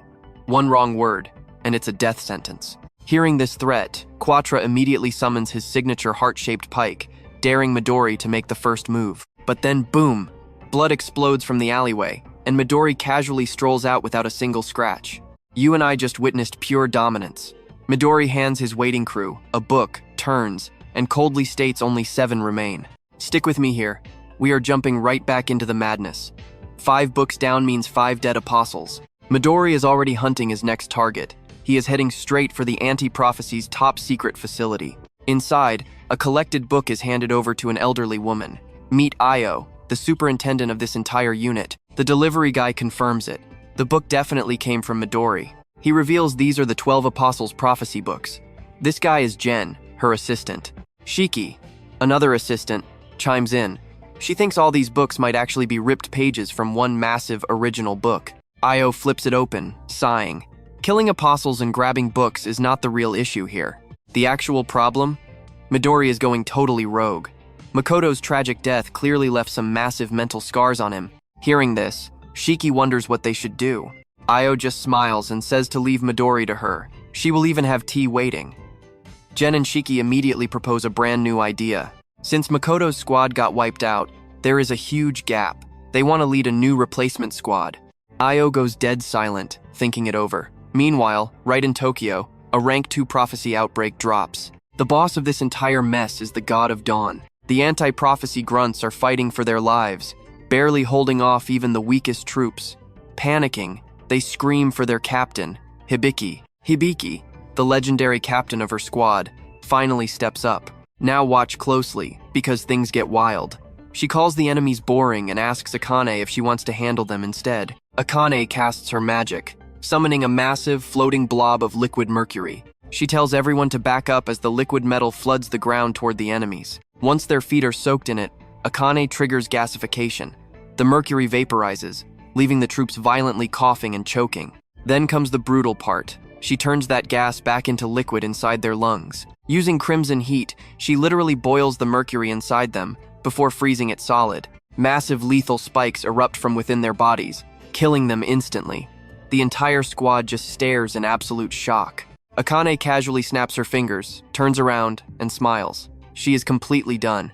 Hibiki slowly walks over, clapping. She praises the girl for perfectly combining 3 states of matter into 4 back-to-back attacks. She grabs Akane by the chin, sighing that it is a real shame she is only a temp. She demands that once her training is over, she needs to join them permanently.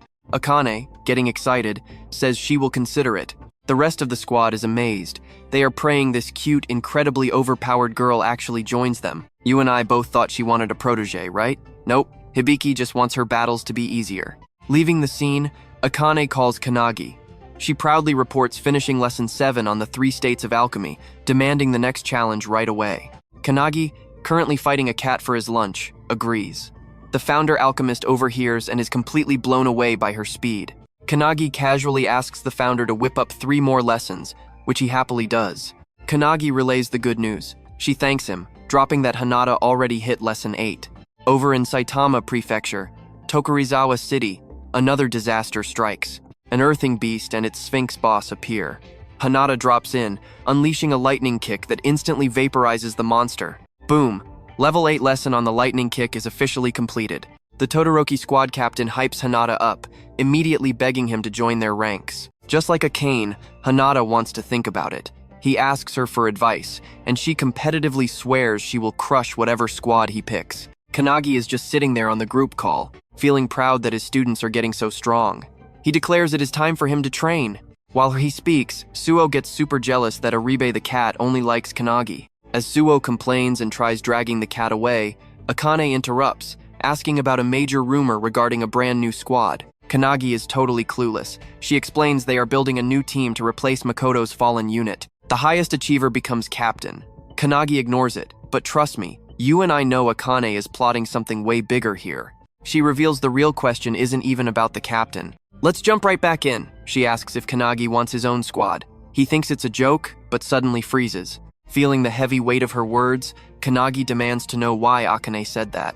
She drops a bombshell. There is a hidden desire within the anti-prophecy, a literal force out there that can wipe out all prophecies entirely. Kanagi is completely blindsided by this insane reveal. Akane smirks, admitting she wants that exact force.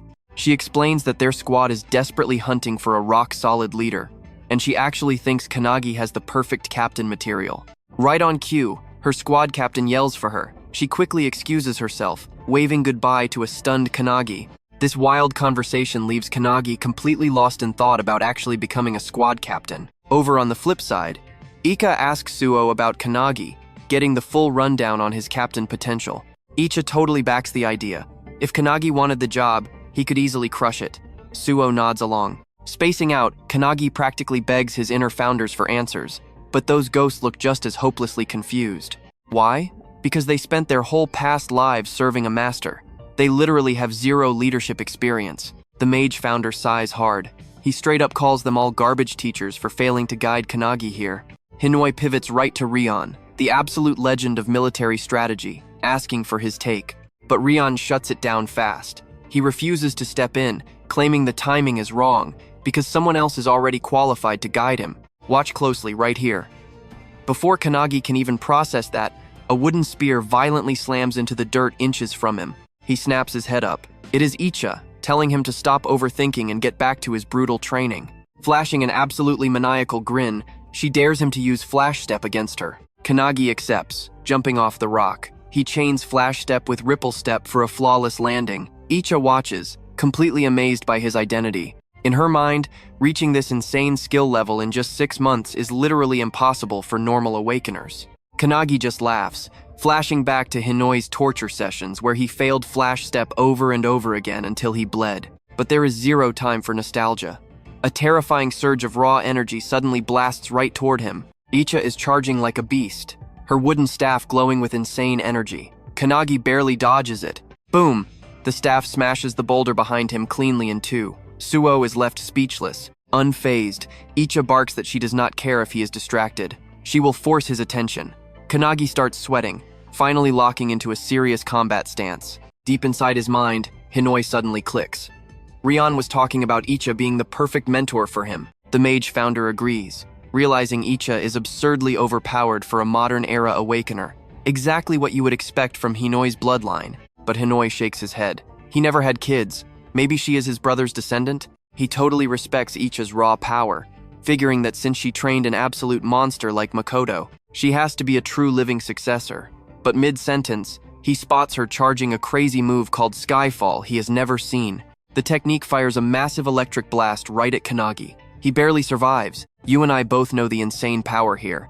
Kanagi quickly realizes Icha is going all out to crush him. She dashes forward, chaining right into her purgatory sword technique, dropping an absolutely devastating strike directly on him.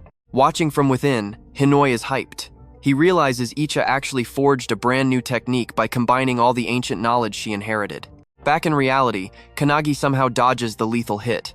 Icha is seriously impressed. He evaded a move he had literally never seen before. She praises his one-handed sword flow, pointing out how much it mirrors the legendary fighting style of the founders. That specific compliment hits Kanagi like a truck.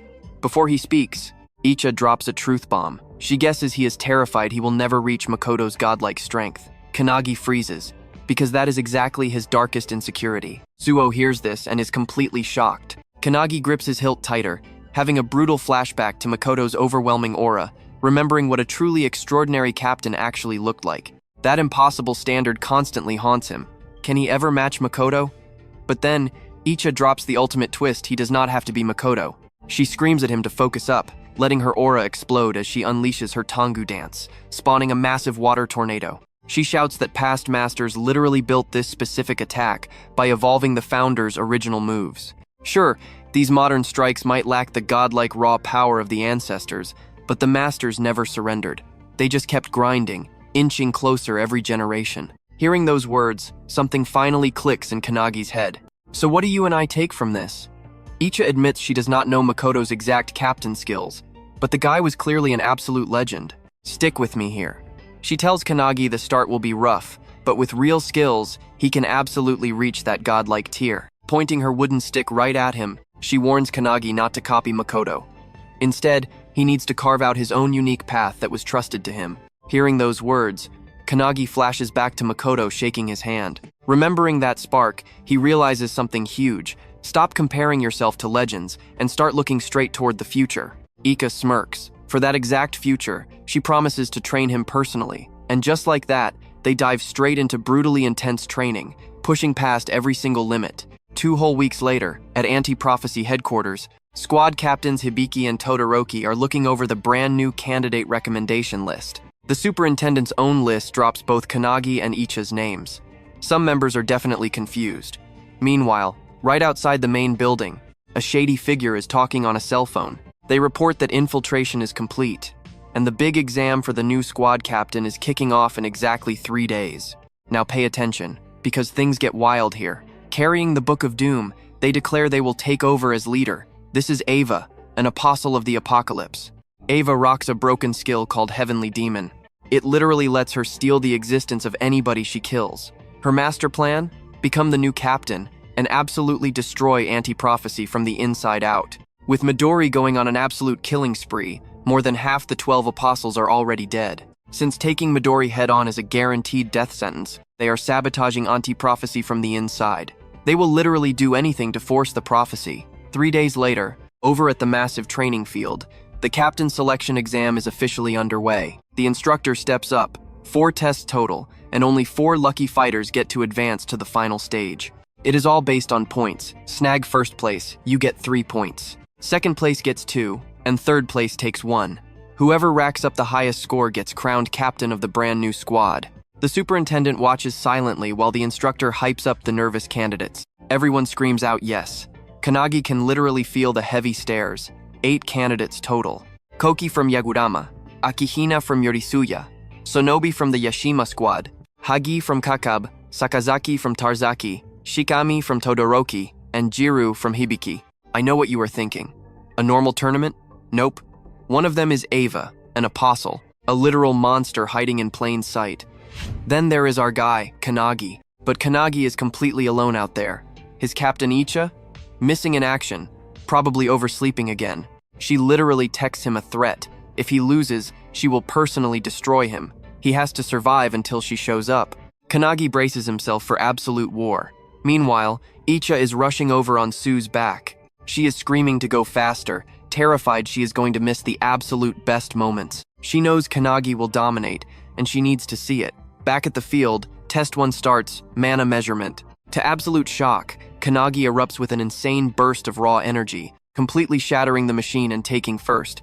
Akihina, sitting in fifth, is utterly speechless at his power. Sakazaki grabs third, Sonobu takes second, and they both realize Kanagi is a complete anomaly. Sakazaki casually mentions that this kind of freak anomaly happens when a true mana or physical genius shows up. He realizes Kanagi is an absolute mana prodigy, kind of like 7th place Shikami. Kanagi leads the scoreboard with 3 points. Then the instructor announces Test 2, hand-to-hand combat. It is on. Every single fighter faces an opponent. Win the fight, take home 2 solid points. The instructor calls the first match, and Shikami instantly raises his hand, begging to fight Kanagi. Shikami is the strongest hand-to-hand fighter alive, a total irregular. When he was literally 2 years old, an insane dimension gate dumped monsters absolutely everywhere. But as a baby in a stroller, he slaughtered every single monster, protecting his horrified mom, an instant legend. Up in the stands, Hibiki screams that Todoroki is basically cheating by sending Shikami into close combat. Trust me, we are not ready. Todoroki just smirks. Why not choose his strongest member? Stick with me, you are about to witness Shikami's insane magic and raw physical power. His mentor loves to brag. He's trained Shikami since day one, claiming nobody has ever beaten this guy in pure hand-to-hand combat. Hearing that hype, Hibiki sweats. With Shikami's unbeatable combat skills, is this match going to end in a single flash? The battle kicks off. Shikami steps right up to Kanagi, demanding to know if he is really the one tutoring Hinata. Remembering the founders, Kanagi plays it cool, claiming he is just a simple messenger. Shikami misses the point completely. Instead, he doubles down, insisting someone must be secretly training Hinata, who is already a super genius. He loudly declares that even without Kanagi's help, Hinata is destined to shatter his current limits all by himself. Kanagi just nods along, which absolutely pisses Shikami off. Furious, Shikami triggers Violent Bite, instantly mutating into a terrifying monster. In a blinding flash of pure speed, he launches himself straight at Kanagi. Kanagi dodges by a hair, but Shikami instantly unleashes a savage claw strike. Watching from the sidelines, Todoroki is hyped seeing his fighter go wild. Shikami swings with everything he has, but Kanagi smoothly sidesteps the lethal strike. Kanagi seizes the opening. Shifting into Kudo's stance, he grabs Shikami's wrist and brutally slams the monster face first into the dirt. Boom! A massive shockwave rips through the field, blasting boulders everywhere and leaving the crowd stunned. When the dust clears, both fighters are airborne. The other fighters watch in total absolute disbelief. Now watch closely. Kanagi only redirected that strike, but the raw force completely leveled the battlefield. Even Kanagi himself respects that insane strength. Of course, Shikami thinks he is just being sarcastic. Shaking off that devastating slam, Shikami touches down perfectly, leaving the crowd completely speechless that he survived that shattered terrain unscathed. Typing on his laptop, Akihina coldly notes that this crazy survival was inevitably going to happen. Shikami's physical buffs are totally irregular. His body is way tougher than any normal Awakener. Shaking off the dirt, the beast roars and charges again. Kanagi quickly realizes that playing defense will not cut it here. He needs to switch up his tactics completely. He triggers his founder power, tossing out a super light kick at the charging beast. But then, he layers on the penetration technique, unleashing Luminance Kick. It ruthlessly strikes Shikami multiple times while he is trapped mid-air. Everyone watches in pure shock as the mighty Shikami crashes down, completely defeated. The instructor rushes in, stopping the absolute massacre before it gets worse. Kanagi takes the win, scoring 2 sweet bonus points. The squads are completely mind-blown. This guy just overpowered an absolute beast in physical combat, proving Akihina's calculations completely wrong. You and I didn't see that coming, right? Akihina is furiously typing, completely stunned by Kanagi's elite hand-to-hand combat skills. He initially figured Kanagi would just get wiped out naturally if left alone, but now, it is painfully obvious this guy is a massive threat to his grand master plan. Shikami slowly blinks awake, only to freak out when he realizes Kanagi is hovering over his beaten body, casting a mysterious glowing spell. Kanagi calmly explains he is just healing him. Shikami's brain short-circuits. Insane mana, god-tier physical strength, and now this guy is a healer too? It feels like a total cheat code. Still processing everything, Shikami literally asks if there is anything Kanagi cannot do. That innocent question hits hard. Kanagi instantly flashes back to the tragic day he desperately tried and failed to save his dying Makoto squad. After a bit more healing, Kanagi pulls back and tells Shikami he should be good to stand. Bang! A massive explosion rocks the area right as they are talking. Kanagi glances over, casually noting that the final combat exam has started. Shikami suddenly panics, wondering how long he was knocked out cold. He figures it has been hours, but Kanagi casually drops that it has only been 5 minutes, and the rest of the arena battles literally kicked off simultaneously. 2 of those matchups ended in a flash. But Akihina and Hizagi, they are still brawling 5 minutes in. Both fighters are absolutely determined, trading brutal, full-power blows without backing down an inch. Hizagi fiercely charges in, violently pushing Akihina back with a heavy strike while laughing at his complete lack of special abilities. She ruthlessly taunts him, claiming someone with 0 unique talents has absolutely no right to be a captain. Dusting himself off, Akihina shoots right back, calmly explaining that he was never the type of guy trying to be the shiny hero. In his eyes, if some ordinary, untalented rookie tried to play the role of captain, it would just end in a total, bloody disaster. A real captain has to adapt to absolutely anything. Their only job is to boost the survival odds of every single squad member, even if it is just by 1%.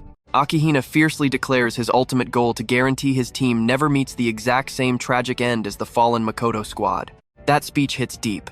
Trust me, you and I know exactly why Kanagi reacts so strongly to someone honoring his fallen comrades. Shikami instantly takes serious offense, sternly warning Akihina to watch his mouth. Now stick with me for this fight. Hagi unleashes her disciplined chainsword technique, whipping up a massive energy whirlwind right at Akihina. Akihina manages to block, but that raw force, it absolutely slams him crashing into the dirt. She instantly follows up with another deadly strike. But right before the hit connects, Akihina randomly throws in the towel. The instructor immediately halts the match, declaring Hagi the winner. She just stands there, totally stunned. A squadmate has to hold her back. She is absolutely fuming, furious that Akihina gave up so easily instead of giving her a real, honest fight. Akihina casually claims he thought the battle would drag on, so he just decided to save his energy for the harder tests coming up. Walking away, he knows the truth. He could have crushed Hagi if he really tried, but he refuses to show his full strength, yet especially with Kanagi watching the fight so closely. Stage 2, hand-to-hand combat, finally wraps up. Kanagi dominates the scoreboard with 5 points, while Tsunobu sits right behind with 3. The instructor then announces a 30-minute break before the third exam officially kicks off. He drops a harsh warning. Next round, the 4 participants at the bottom of the scoreboard will be completely eliminated. Now pay attention, because things get weird. Lunch starts, and Kanagi wonders why Icha and Su are still missing. Outside the anti-prophecy headquarters, Su finally shows up carrying Icha. He is completely exhausted and extremely confused when she heads straight for the courtyard instead of the training ground. When he asks why, Ika drops a bombshell. She smells traces of an aura, one proving somebody recently died right in that exact spot. According to her instincts, it is the leftover residue of an Awakener, brutally killed by a massively powerful monster. Hearing this, Su is totally stunned. If a real Awakener died here, someone definitely infiltrated the highly secure anti-prophecy headquarters, even though this place is top secret. Ika claims the 12 apostles are easily strong enough to track this location down, which shocks Su even more. When he questions their true motive, she completely ignores him, suggesting they just head to training. But mentally, she knows whoever got killed was easily at the level of a squad captain. Yet without a single official report about this death, the whole situation is getting insanely suspicious.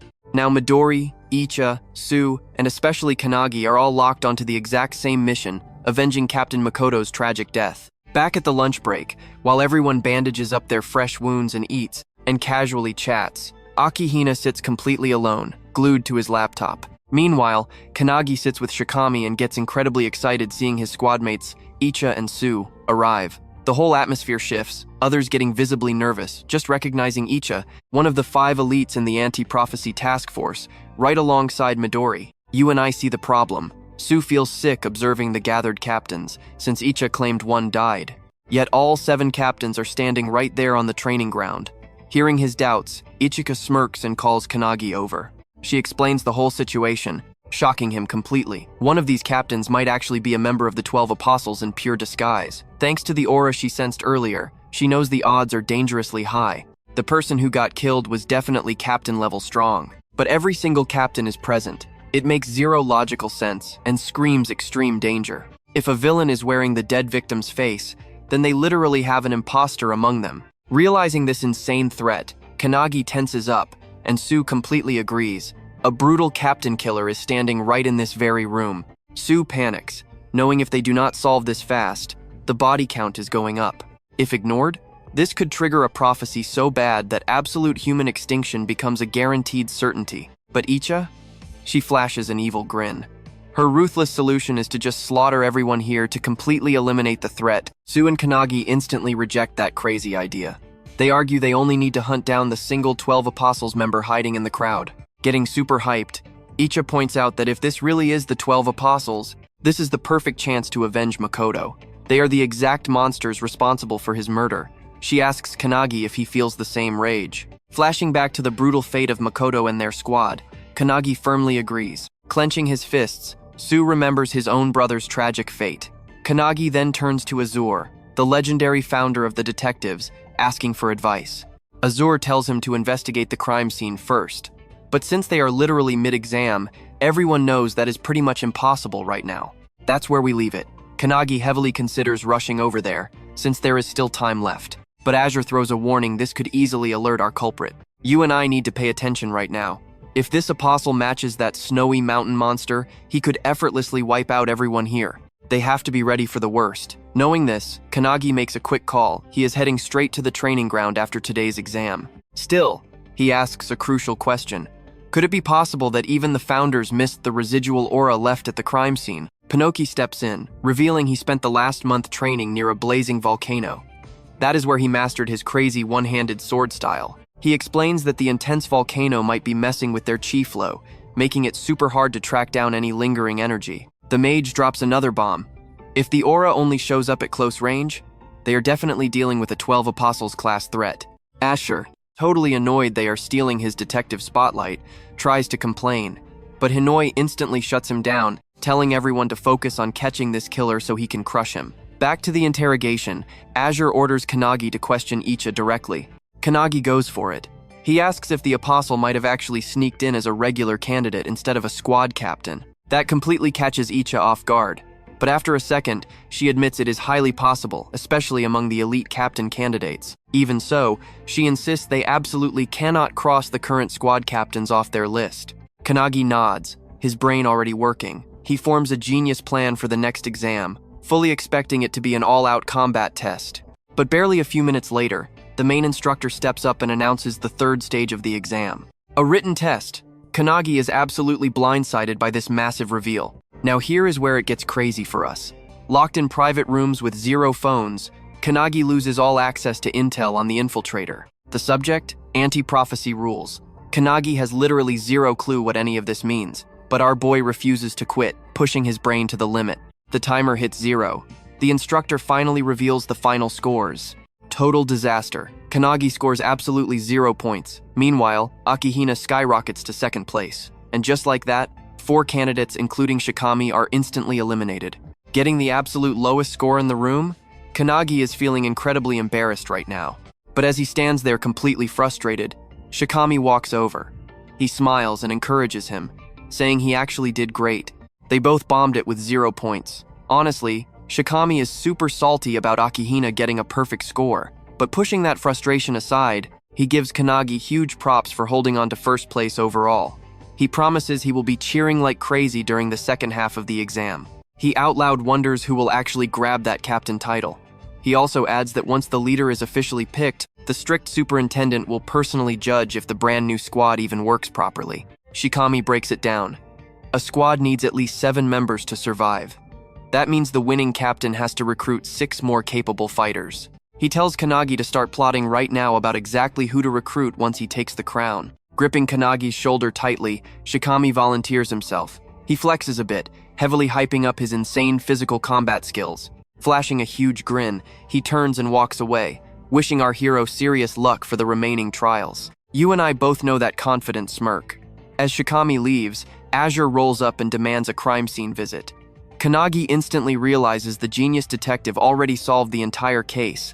Azure smirks and confirms it, but he admits he still desperately needs rock-solid evidence before pointing any fingers. His eyes narrow. He declares it is officially time to go on the brutal offensive against the 12 Apostles. The mage recaps the whole crazy timeline, pointing out how Detective Azure has been carrying Kanagi with his brilliant deductions. This super cryptic rambling seriously annoys Hinoi. But honestly, the mage is just narrating like this to keep the dark vibes from getting too heavy. Arriving at the bloody crime scene, Azure completely sidelines Kanagi and dives straight into a hardcore investigation. Just as he thought every single clue matches his theory. Victim identified? Check. The killer's true identity? Totally locked in. Hearing this massive reveal, Hinoi realizes they are definitely staring down a 12 Apostles member. That means this monster probably snatched the Book of Doom, the exact same artifact the previous apostle used. The mage asks for their next move. Before Kanagi can even open his mouth, an insane energy surge hits him. Boom, he is instantly teleported into some mysterious cloudy dimension. Out of nowhere, he spots an old woman. When questioned, she casually claims she is just a random granny wandering around. She weirdly asks about his current case. Kanagi admits the dark truth: a brutal murder just occurred. This killer is incredibly skilled and actually stole someone else's identity. Hearing this insane detail, the granny just smiles and asks if they should hunt them down immediately. Trust me, you are gonna love this flex. Kanagi reveals they already know the killer's identity with absolute solid proof. Even so, he admits he simply cannot expose the dark truth just yet. Alright, you and I are jumping right back in. The granny is totally confused. Shouldn't they just wipe out the culprit immediately? But Kanagi shuts that down. Sure, it looks simple, but there are actually two culprits hiding. His master plan? Wait until they group up, then take them both out at once. He decides to handle things tomorrow morning. His only request? For the old lady, the actual superintendent, to just sit back. She just flashes a smile, wishing him luck. Playing the innocent passing granny, who definitely will not interfere. Right before she leaves, Kanagi finally drops his name, making her smile widen even more. Suddenly, boom, a massive surge of energy hits him, and he snaps back into control. Meanwhile, at a top-secret base, the assistant questions the boss. Was doing absolutely nothing, really a smart move. The granny is completely chill. Kanagi is already sniffing out the truth, and she wants to see his game plan play out. Seriously, she's just enjoying the show. But she still orders the assistant to get the squad ready for backup, just in case. The assistant nods, though she admits something weird walking past the leftover energy traces. She didn't sense anything crazy. Even so, the superintendent totally buys into Kanagi's wild claims. Why so much trust? The assistant just doesn't get it. The granny smirks. She saw pure, unbending determination in the kid's eyes. Cut to the next day. Kanagi is strolling through the woods. Shikami pulls up beside him, breaking down the next test. It's all about proving you've got real squad captain energy. While he fully expects Akihina to flex his brain power, Shikami throws all his support behind Kanagi. Now watch this part closely. Kanagi says thanks, then bluntly asks why Shikami deliberately threw the exam. A dark, heavy silence drops. Then Shikami turns, casually claiming he just switched up his whole strategy. He says playing captain isn't his style anymore. He'd rather follow orders from an absolute powerhouse instead. Kanagi is not buying it. He locks eyes and accuses Shikami of secretly taking out the best rookies. Oh, and Icha? She is completely hidden in the trees, ready to strike. Shikami doesn't even flinch. He flat out admits he will absolutely kill someone to take their spot. He explains his third test failure.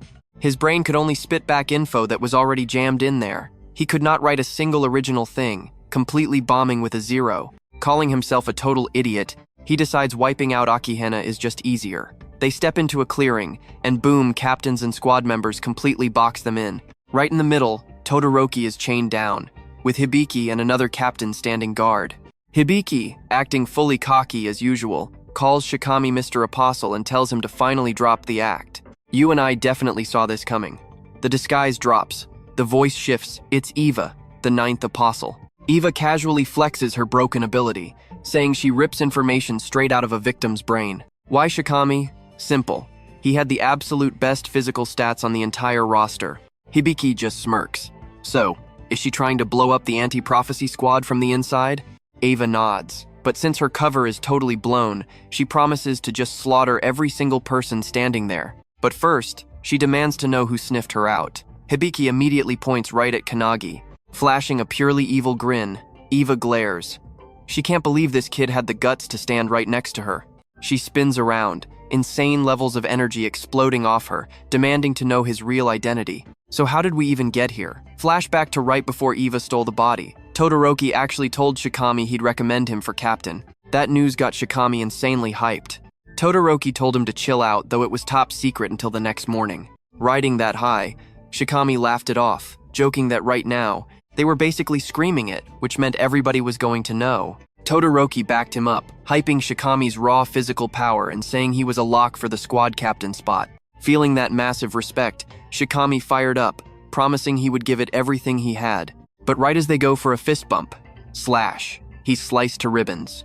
In one split second, Shikami is butchered right in front of a completely frozen, totally horrified Todoroki. Then, a creepy voice drops in, mocking how pathetic he was, questioning if that is their standard. Trust me, you are going to want to see what happens next. The shadow just answered its own question. It claimed the squad only got this strong because of the artifacts, and the person who supplied them. Stick with me here. Stepping up, she introduced herself as Ava, one of the 12 apostles, eager to see their future. Walking right up to Shikami's dead body, Ava triggered her heavenly demon skill, taking total control of him. While she channeled that energy, Todoroki unleashed his massive Vajra punch, smashing her body into a bloody pulp. Breathing heavy, tears of pure rage fell. But then he froze. Slow clapping echoed from right behind him. The exact same Shikami he just saw die was standing there applauding. He praised Todoroki for actually one-shotting a 12 apostle, saying it was exactly what he expected from his master. Completely stunned, Todoroki spun around to find Shikami standing right there, totally alive. But before he could even blink, his entire body was sliced straight in half by Eva, who was wearing Shikami's face. Smiling like an absolute maniac, Eva triggered the necromancer artifact, dragging Todoroki back to life as her personal corpse slave. Totally brainwashed, Todoroki agreed to serve her, calling her Ava.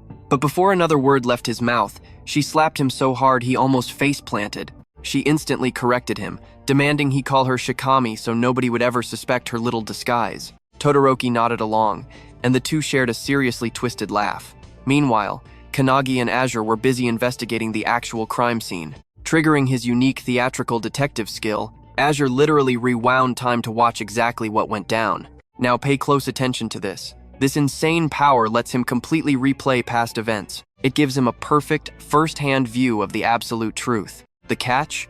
Azure has to find the evidence himself and figure out the killer. He can't just cheat by looking, he has to solve it solo. Plus, it even lets him predict future crimes before they happen.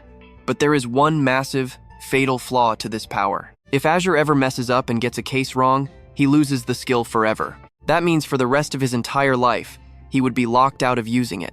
As Azure explained this to the founders, they were absolutely disgusted by Eva's dirty trick, killing a guy just to hijack his flesh. Then the room went dead silent. Everyone stared straight at Kanagi, who was practically exploding with pure mana and uncontrollable rage. Eyes burning with fury, he swore he would never forgive that apostle. Snapping back to the present, Kanagi launched a terrifying attack. He fired a flash reflection punch, amped by his penetration spell, straight at Eva. He followed up with a luminance fist right to her face. A massive energy blast exploded, sending her flying backward. She tried to land, but the impact was so heavy that she just kept skidding, desperately fighting for balance. You and I thought that worked, right? Nope. As the dust cleared, Kanagi was stunned to hear her laughing, calling him cruel. She kept talking, brutally mocking him by dragging his dead friend Shikami into this. She asked why he attacked so ruthlessly. But Kanagi already knew the truth. His current power level was never going to beat Eva. Still shaking off the hit, Eva acted like it was nothing, completely mocking him, and saying his hits felt like literal child's play. Shaking the pain off, Eva screamed that those pathetic little attacks would never work on her. Kanagi just agreed, but he dropped a massive bombshell. He was never trying to win.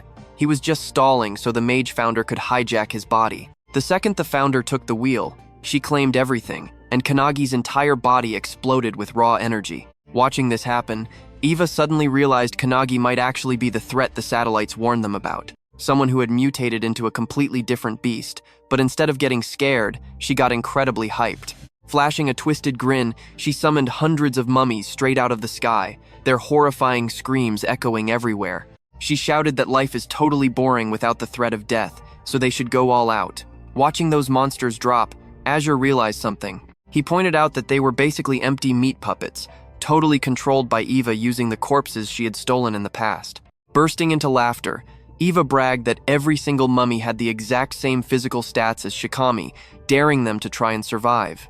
Glancing around the chaos, Hibiki counted roughly 100 bodies. Every single one was on Shikami's level, completely terrifying a candidate standing right next to him. Watching from inside his own mind, Kanagi was utterly disgusted that Eva was weaponizing the corpses of people she had already ruined. The mage beside him pointed out how much he had changed, just like the founders. As the monster army charged, the mage controlling Kanagi loudly declared that Eva seriously messed up. And just then, we just witnessed absolute madness. She unleashed massive lightning bolts, frying the mummies and shocking Eva. "Stick with me, we are diving into pure madness." Eva drops her minions from above, forcing Mage to strike them mid-air. As burning mummies rain down, Eva stands totally clueless, wondering what Kanagi even did. Some fighters master insane accuracy through years of absolute hardcore training. But Kanagi? He just casually uses his skill, blasting every single target without even blinking an eye. The mage tells Kanagi to stand close and carefully study her movements. Our boy is blown away. Even while using his completely ordinary body, she is casting every single spell with absolute peak efficiency. Calling him over, Mage drops some knowledge.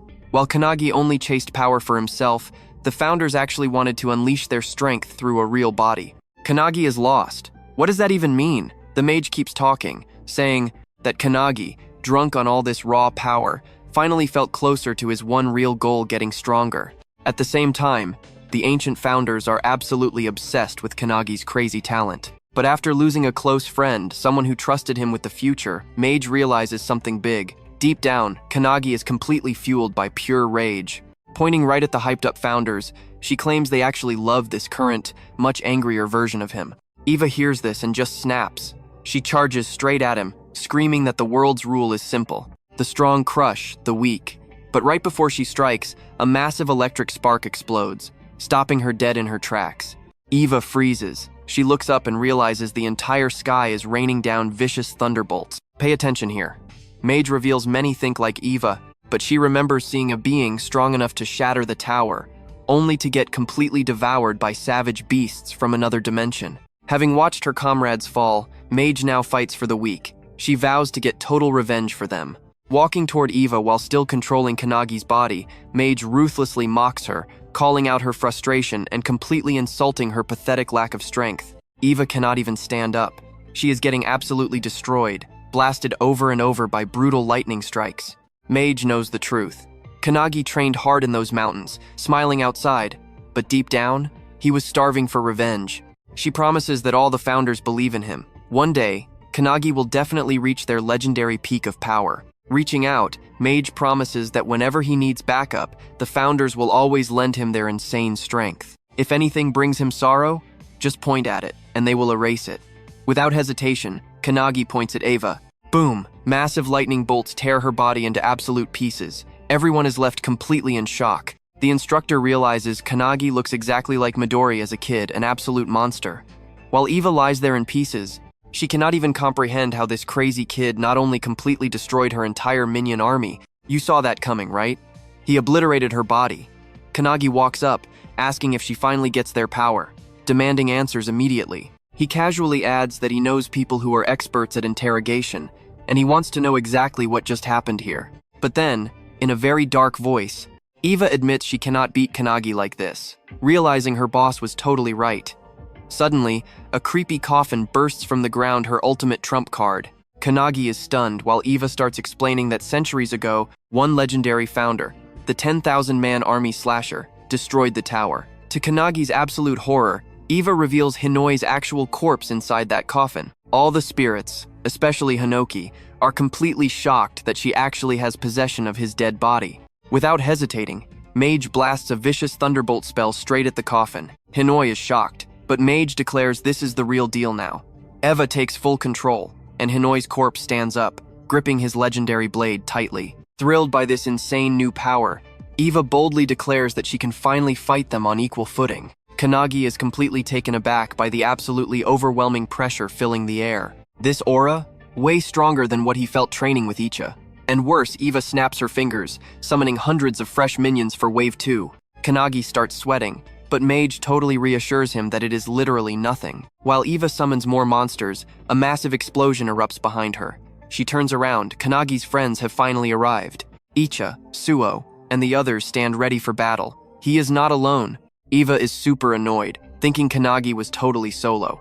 But as he speaks, Kanagi realizes the corpse's voice and speech patterns perfectly match Hinoi's real voice. Even with his epic squad joining the fight, they really struggle. Eva smirks, noting these new minions are way stronger, possessing an insane physical hardening skill. So what do you and I make of this? Full power attacks do nothing. This battle is just getting started.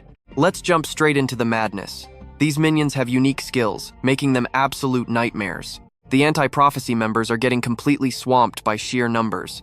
But Hibiki has been watching closely. She instantly activates her sound visualization, release skill, summoning a massive sound phoenix that vaporizes a whole squad of minions in an instant. But even after that epic strike, she stays on high alert. She knows their individual skills make them dangerously strong. And just when things couldn't get any crazier, Todoroki completely shatters his chains and brutally slam dunks a rookie with terrifying force. Luckily, Hibiki dashes in right on time, saving them from fatal doom. Through all this absolute carnage, Eva stands there, loving every single second of it. She arrogantly smirks, claiming that in a bloodbath like this, only the squad captains will actually survive. Kanagi hears this and looks to the other founders, but they stay completely quiet. So he turns to Mage, asking her to hand over control of the body for a second. The request completely caught her off guard, but she agrees. Taking the wheel, he mocks Eva straight to her face. Underestimating his friends? Huge mistake. Meanwhile, Hinata gets totally surrounded by enemies. But then he remembers Kanagi's lesson 7. Channeling his fist technique, he literally summons a dragon. He uses it as a massive power core to fuel his strikes. With pure explosive force, he kicks the living daylights out of every single minion charging him.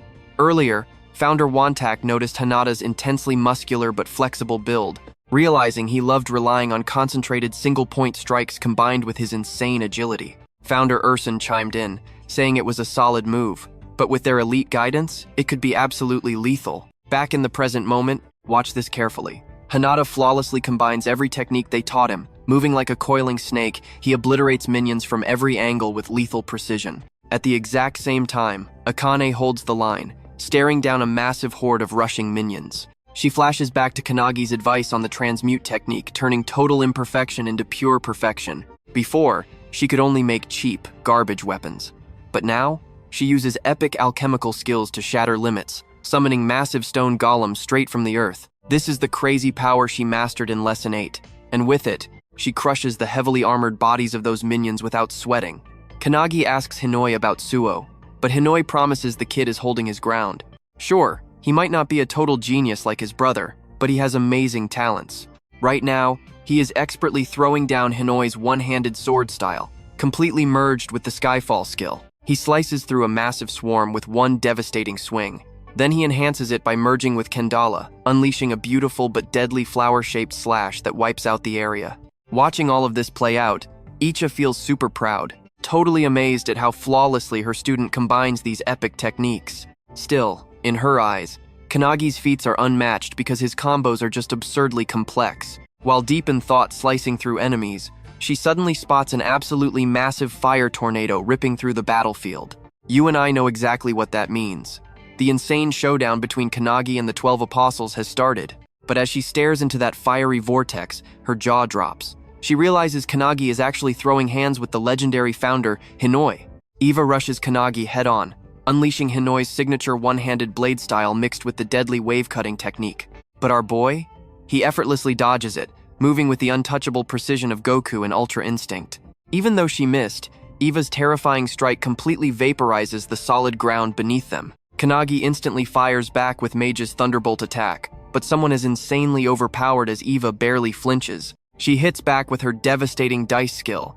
It literally slices the battlefield into cubes, brutally shredding her own minions in the crossfire. But Kanagi survives. He leaps onto a floating cube, remembering he has actually tanked this exact horrifying skill with his own body before. Meanwhile, with the ground turning into shifting deadly cubes, the other squad members fight just to not fall. One fighter desperately grabs onto their teammate, who is seconds from dropping straight into the abyss. But right before they can pull them up, the dice slash brutally chops his arm off, sending her falling. Free falling while gripping that severed arm, Kanagi spots them just in time. Without hesitating for a second, he throws down a bubble spell, lifting everyone to safety. The mage spirit gets super anxious. She turns to Hinoi, frantically asking what their next move should be. But Hinoi just shrugs it off, leaving the decision to her. telling her to go wild. She agrees. As Eva fires Splitting Cloud, a beam engulfing the battlefield. Trust me, you'll want to see what happens next. Stick with me here. Even Squad Captain Hibiki is totally stunned by this madness. Meanwhile, Eva is absolutely hyped. She's practically drooling over this founder's body, marveling at how perfect Hinoi is for combat. But for Eva, that is not enough. She desperately wants an even stronger skill. She activates Hinoi's secret technique, Indomitable. She swings hard, but Kanagi literally catches her blade with his bare hand. Shocking! Hinoi's spirit just watches, totally bored. And Mage? She flat out mocks them, saying Eva is still pathetic in Hinoi's body. Eva snaps. She screams in pure frustration, furious that anyone could call a founder's legendary physical form weak. Desperate for more power, she frantically starts digging deep through Hinoi's memories. She forces her way inside his mind looking for a killer move, but suddenly, her eyes well up. She just saw absolute terror. Those tears? They are from the crushing weight of Hinoi's past, way back when he was alive during the Tower era. Just watching this single memory pushes Eva right to the absolute edge of insanity. In the vision, Hinoi literally cuts an entire tower in half with one single swing. But despite having that godlike power, he just becomes colder and emotionally dead after every battle. Eva literally cannot process how a normal human reached this insane level. Hinoi's head is completely packed with brutal destruction, ripping humans apart, slaughtering monsters, and slicing the literal ocean right in half. He even wounded the planet. The sheer weight of these memories completely crushes Eva's spirit. She is panicking, wondering how she can ever get stronger. The burden is just way too much to handle. Her actual soul starts cracking. It looks like she is about to shatter into absolute nothingness. Meanwhile, Hinoi's spirit is just chilling. He casually says Eva should just let her spirit break. Watch closely right here. Another founder warns that if she breaks, she will go on a mindless killing spree. And boom, exactly that happens. Eva's soul completely shatters. She releases a deafening scream so intense, they feel it all the way in Takasaki City. The massive force triggers an instant evacuation. Terrified residents immediately start checking their phones. They realize this massive aura is coming from Nagano Prefecture, a full 100 kilometers away. Even from that far away, the massive shockwaves still hit them. People are terrified, thinking it is the actual apocalypse. Back at the fight, Eva screams so loud that giant rocks literally float into the air. This suffocating aura just crashes down on every single person. It's incredibly heavy. Weaker fighters start violently coughing, their bodies pinned down by the sheer raw gravity. Kanagi sees this and yells out for Hinoi. But his spirit is still just relaxing, totally ignoring the absolute chaos. He casually mentions he left everything to Mage. And yeah, Mage totally agrees. As Eva slowly marches toward Kanagi, Mage rolls up her sleeve, showing off the epic seal of truth on her arm. She confidently declares that using Kanagi's body means ending this in one hit. The seal unleashes, and Kanagi explodes with massive energy. Watching this, Akane is in pure, absolute shock. The alchemist's spirit tells Kanagi to watch closely. I know what you're thinking, magic or alchemy, it doesn't matter. Both chase the absolute truth. And right now, Kanagi is about to touch one of those ultimate truths. While he talks, Kanagi's arms suddenly light up with the exact same seals Mage has. The alchemist wonders, can Kanagi's body actually handle these truth fragments? Or is he going to completely crumble under this godlike power? Over with Eva, her soul is already gone. The only thing moving her physical body right now is leftover spirit scraps. But her body just keeps moving on pure instinct, acting exactly like a rabid, wild animal. Hinoi abandoned his body to this wild state long ago. They actually have a name for this crazy phenomenon, truth ignorance. Getting even angrier, Eva suddenly erupts, blasting out a massive wave of pitch-black energy. Her thick aura literally twists and distorts the air itself. Mage foresees a dark future. This energy gets so insanely huge it wipes out Kanagi, everyone else, and even hits people across the entire continent. Eva could literally cause the apocalypse right here.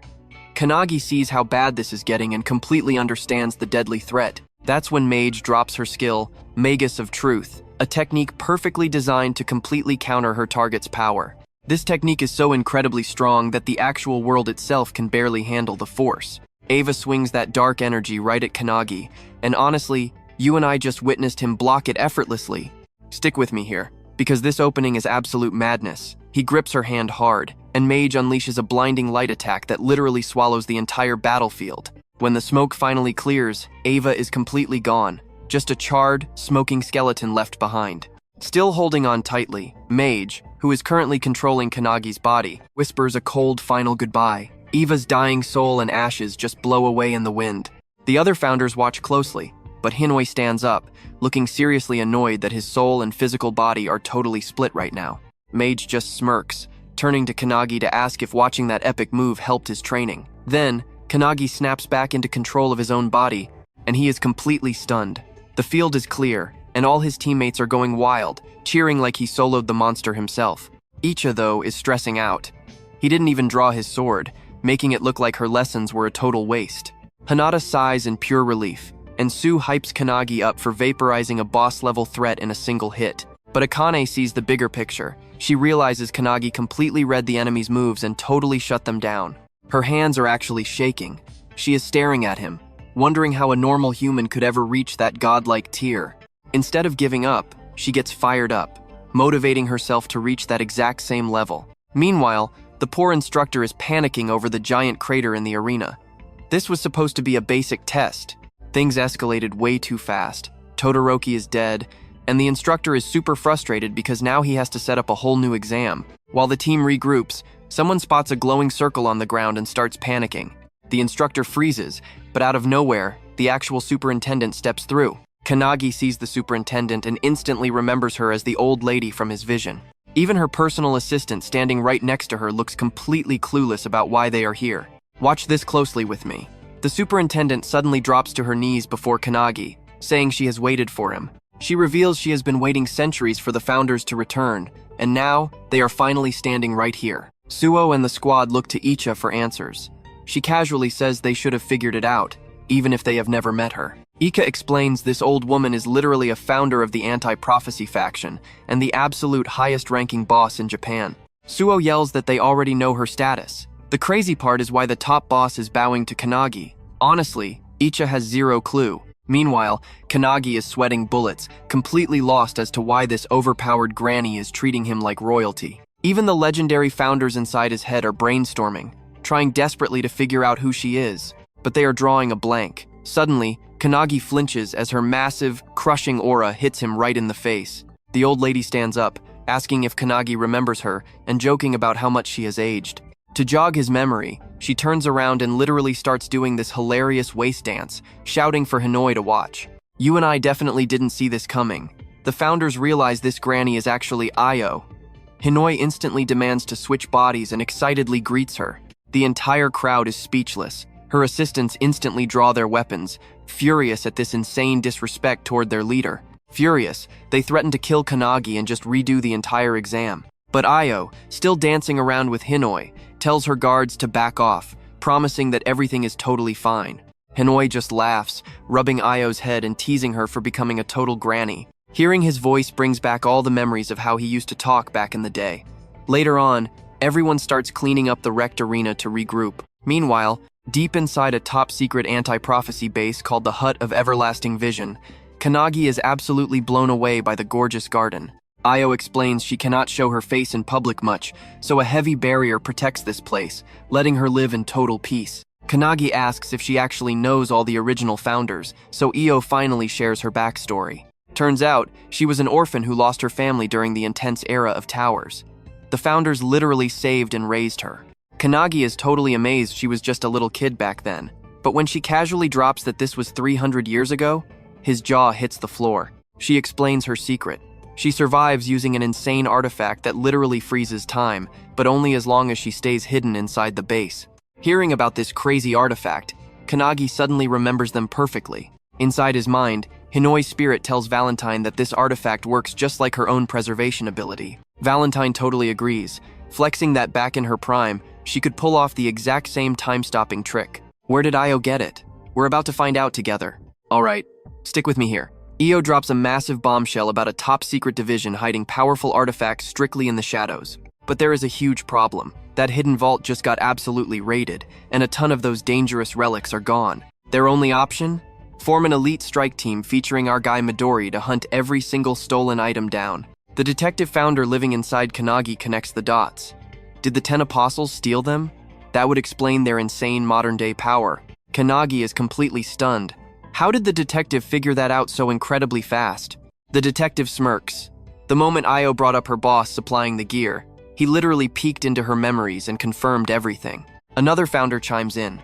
Finding 12 Awakeners stronger than Makoto is basically impossible, right? So why not just boost average fighters using broken artifacts? Hinoi totally agrees, pointing out their last two enemies were definitely weaker. Io nods. Honestly, they didn't even know these 12 apostles existed until that massive facility raid happened. Now, these guys pack the exact same heat as their ultimate enemy. Leaving them alone is practically a death wish. They are trying desperately to locate the enemy leader, but guess what? Midori is already on a fast track to find them. Kanagi is left absolutely speechless. Cut to Detroit, Michigan, a total ghost town. Out of nowhere, a massive magical tornado rips through the ruined streets, smashing into concrete. Standing right in the wreckage? Midori. Now pay attention, this gets wild. We all thought there were 12 apostles, right?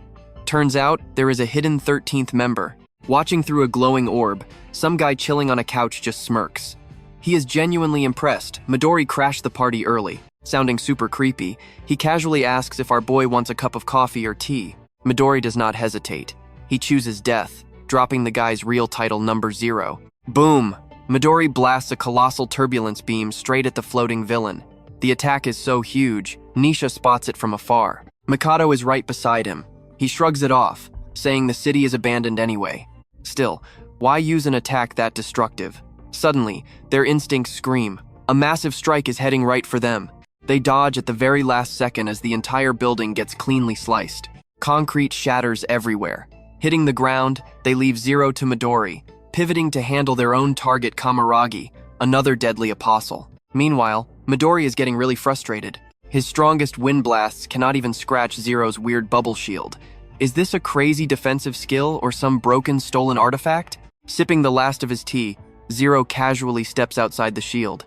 He mocks Midori, asking if he is finished. Midori instantly casts Wall of Cutting Pearls, launching a massive rock barrage that explodes. But when the smoke finally clears, you saw that hit, right? Somehow Zero steps out completely unscathed, laughing like a whale among fish. Midori realizes this freak has other insane defenses, even without the bubble. Standing there, Zero goes straight for the psychological damage. He smirks, claiming that normally, Midori is so ridiculously terrifying he would never ever want to face him in a fight. But right now, Midori is blinded by grief over a dead friend. To Zero, that just makes him pathetic. He digs deeper, calling Midori out. From the exact moment of birth, he was just a bloodthirsty monster designed for war. And yet, despite being built for pure combat, he still utterly failed to protect the people he loved. Those words snap something inside Midori. Going absolutely feral, he launches forward, exploding with pure, unstoppable power. His eyes glow with dark killing intent as old memories flood back. Flashback to exactly 23 years ago. Deep in the mountains, a task force operative named Shinonome stands completely paralyzed, watching a blinding energy pillar erupt from a crater. He screams in absolute horror. This smoking wasteland? It used to be the legendary Midori family estate. Superintendent Io is right there on the scene too, staring at the absolute devastation. Right in the dead center, something is pulsing with godlike energy. Stepping closer, her eyes go wide at the source. It is a tiny baby, radiating an aura so terrifying they instantly realize this child's birth caused the entire disaster. Without wasting a single second, Io sprints toward the baby. The crushing energy pressure literally slices her skin open. Ignoring the brutal pain, she forces her way through, finally reaching the infant. She gently scoops the baby up, whispering soft words of comfort, promising that the nightmare is finally over. The baby finally stops crying, and honestly, you and I know this story is just beginning. Alright, stick with me here. The violent storm finally clears, revealing Io completely battered and bleeding, but tightly protecting a baby in her arms. She swears the anti-prophecy will raise this kid. Fast forward a bit, and this little survivor gets a name, Midori. 9 years fly by, and Midori, now a tough young kid, is packing up to leave the facility entirely. A teacher named Hinoi Hiradu and a 12-year-old named Icha block his path, begging him not to stir up any crazy trouble. The guy gives him a harsh reality check. If he walks out that door, the anti-prophecy will hunt him down. Midori doesn't even flinch. As the master walks away, he mutters that this defiance is exactly why he kept the kid alive. Standing there, Icha feels the heavy, suffocating tension, then just bursts out laughing. The master shoots her a glare, totally annoyed by it. See, Midori is an absolute beast. He crushes records and thinks everyone else is pathetic. But then, he finally crosses paths with Makoto. Makoto just casually tosses him a wooden stick, smirking as he asks if Midori wants to be his sword sparring partner. Midori is totally confused, but Makoto just smiles, holding his wooden sword out as a bold invitation. They were the exact same age back then. They start clashing blades. But shockingly, Midori just cannot beat Makoto in a straight-up sword fight. It absolutely ticked him off, so he kept pushing, relentlessly demanding that Makoto spar with him just one more time. Makoto decides to teach him a hard lesson. They clash again, but the result doesn't change. Midori takes the L.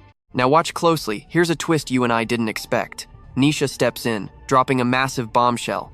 Midori keeps losing because he's actually way too strong. Midori's brain short-circuits. How does being too strong mean he constantly loses to Makoto? Suddenly, a voice from off-screen chimes in, telling Midori to take it as a massive compliment. It's 14-year-old Makoto walking in. He points out that Midori just keeps shattering his own wooden swords during their intense fights. Makoto explains the logic: even if Midori wins, his weapon gets completely destroyed. To prove it, Nisha pulls out an egg, explaining that going all out with raw power makes it literally impossible not to crush the fragile eggshell while fighting. Midori is still totally lost, so Makoto snatches the egg and hurls it with absolute maximum force. But Midori's jaw drops. It smacks hard against the solid ground, yet the eggshell doesn't even crack. Scooping it up, Makoto reveals the secret. Midori has to perfectly balance his raging offensive aura with the protective aura around the shell. It's not a cheat skill, just pure instinct that takes time. Right then, Nisha starts whipping eggs at the wall. Boom, boom. But insanely, not a single one breaks. Midori is absolutely mind-blown. Every single egg bounces off, completely intact. Tossing an egg to him, Makoto lays down the ultimate challenge. To win a sword duel, Midori has to master his aura adjustments. Once he levels up that control, his overwhelming aura won't accidentally destroy everything and everyone around him. As Makoto walks away, an egg suddenly smacks him right in the back of the head. He turns around to see Midori, demanding Makoto stay and train with him. Makoto just smirks, firing right back, and tells him to apologize for the egg first. He kicks the crate, using his aura to perfectly levitate the eggs. But when Midori tries the exact same move, boom, they just explode into a total mess. But our guy doesn't quit. After intense grinding, Midori literally blasts an egg clean through the wall, and the shell stays completely flawless. From there, it's an all-out sword training montage. With his aura finally under control, these two absolute beasts can clash all day long without holding back. Seeing this epic progress, Nisha and Makoto get super hyped, demanding he fight them next. 4 years later, Midori joins an elite task force, while Makoto heads off alone. Here's where it gets crazy for you and me. Midori heads off to back up the European branch against a deadly, special rank prophecy known as Pandemonium. Before parting, Midori casually asks if Makoto is still hunting for a swordmaster to train him. Makoto grins and confirms it, throwing Midori's old words right back about finding a master himself. Makoto holds his fist out, swearing he'll get strong enough to stand as his equal. Smiling, Midori fist bumps him, promising he'll be waiting right there. From that day on, Midori sacrifices absolutely everything for his squad. As long as his friends breathe, he'll endure any hell for their sake. He just wanted a family, but those 12 ruthless apostles ripped it all away. Snapping back to the brutal present moment, Midori blitzes toward number 0, radiating pure killing intent. But the villain just stands there, totally relaxed. Just as the fatal blow connects, 0 shatters a golden egg artifact. Boom! It triggers a berserk life stampede spell, erupting into a massive, blinding flash of sunlight between them. The rest of the task force shields their eyes, wondering if Midori just dropped a nuke. As the blinding light fades, Midori walks out of the smoke, his body radiating a terrifyingly powerful aura. Makoto asks if 0 is dead, but Midori stays completely silent. Trust me, you'll want to see what happens next. Let's dive right into this wild twist. They call out, but shockingly, Midori reveals he doesn't recognize them. Nisha instantly senses danger. She screams at Makoto to back off immediately, but it is already way too late. Flashing an evil smirk, Midori grabs Makoto right by the forehead and unleashes the turbulent spell, summoning a massive whirlwind. With 3 key members of the Japanese Special Force completely vanishing, a backup squad from the USA branch, led by Maris and Ashton, gets deployed to investigate everything. Touching down, Ashton feels the dirt and instantly senses off the chart's energy. This place? The exact epicenter of an insane explosion. Seeing the massive crater Midori left behind, Maris is completely mind-blown. No wonder they call him the absolute strongest. But it makes zero sense. Why would an absolute powerhouse like Midori just vanish with his squad? Even Ashton is completely clueless. The terrifying news of Midori vanishing hits the Japanese branch, sparking absolute chaos. At the Everlasting Vision Hut, the panicking assistant superintendent hears the reports and completely struggles to believe it. Just as stressed, Io demands to know if there is really zero intel on Midori's location. She grills his assistant Ren, but Ren is totally blind too. The artifact linking her to Midori was completely shattered. Io realizes things look incredibly bleak. Suddenly, Kanagi steps up, officially wearing his brand new squad captain cape. He looks a little bit awkward stepping into this role, but the assistant superintendent drops a bomb. Every single squad captain, plus the boss himself, unanimously pushed for his direct promotion. Watch closely. Kanagi actually fought Eva, proving to absolutely everyone he is the only guy capable of filling Makoto's shoes. Dropping to one knee, Kanagi remembers his promise to outgrow the founders and stop the bleeding, thanking them for the trust, and backed by that legendary legacy from the founders, he boldly swears he will do his absolute best to crush the expectations of the anti-prophecy. Io lights up instantly, hyping him up and saying she always knew he was the perfect captain, but her smile vanishes fast. She gets dead serious right away, needing his take on a massive crisis. Remember when Kanagi was hunting anti-prophecy members for his new squad? Well, now he is chilling with the superintendent, suddenly being asked for high-level advice. You feel that tension, right? Things escalate fast. That tiger-drawn Io suddenly appearing shocks Kanagi. The door swings open, and Io introduces two special task force members. It is Nisha and Makoto, both looking absolutely wrecked. Io explains they ran with Midori's squad, and they alone know the horrible truth. Barely standing, Makoto drops the bombshell. Over in Detroit, Midori's body got completely hijacked by the 12 Apostles' leader. This insane reveal leaves Kanagi entirely speechless. Makoto explains the mind control technique felt exactly like the dark power Eva had previously unleashed. He guesses some nasty artifact caused this, but honestly, the exact details of that object do not matter right now. The terrifying bottom line, Midori, the guy who used to protect his friends, is now humanity's worst nightmare. Hearing this brutal reality shakes Kanagi to his core. Makoto reveals Midori fought the possession hard, buying just enough precious time for them to narrowly escape. Right before losing control, Midori apologized with one final request, begging Kanagi to crush number 0 for him. Hearing that heavy burden, Kanagi freezes up completely, utterly overwhelmed by Midori's desperate dying words. The assistant superintendent grips Kanagi's shoulder, showing major faith and placing huge expectations on him. But there is a massive catch. Kanagi still lacks the minimum requirement of 7 squad members, currently possessing Honda, Akane, and So. He needs to recruit 3 more fighters immediately. This is his absolute top priority now. Hearing the intense pressure to build his squad, Kanagi bolts outside hunting for top-tier recruits. Spotting a nervous kid from the Hibiki unit, Kanagi instantly locks onto him and gives chase, begging him to join the team. The terrified kid sprints around in pure panic, screaming he will never betray Hibiki. Just when the panicked kid thinks he escaped, bam! He runs straight into Akane, who stands there calmly holding a transfer slip personally signed by Captain Hibiki himself. The kid's jaw absolutely drops. He cannot process that his own captain actually signed off on this. And that is where we leave it. The crazy letter is genuine, so he reluctantly agrees to join Kanagi's squad. Alright, stick with me here. Kanagi and Akane secure their 4th member, while Hanad tries recruiting Akihina. But honestly, his recruitment tactic is completely weird. He starts doing this crazy, exaggerated leg-stomping dance.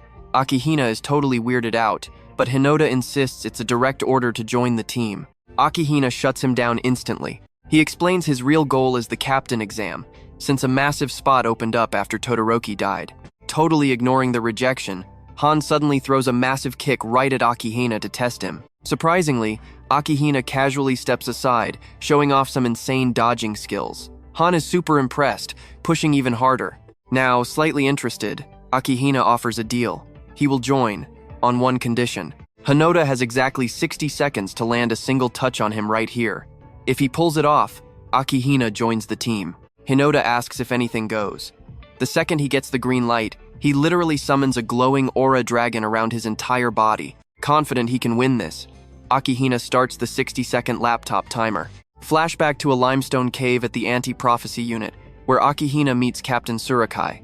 The guy is casually fishing in a 17th dimensional crack called the Underjaw, bragging about catching massive monsters there. He spots Akihina and asks if he is aiming to replace the fallen Todoroki squad captain. Akihina nods, saying he just wants to be a captain with zero intention of dying. Tsurukai drops a truth bomb. He doesn't need to be captain for that.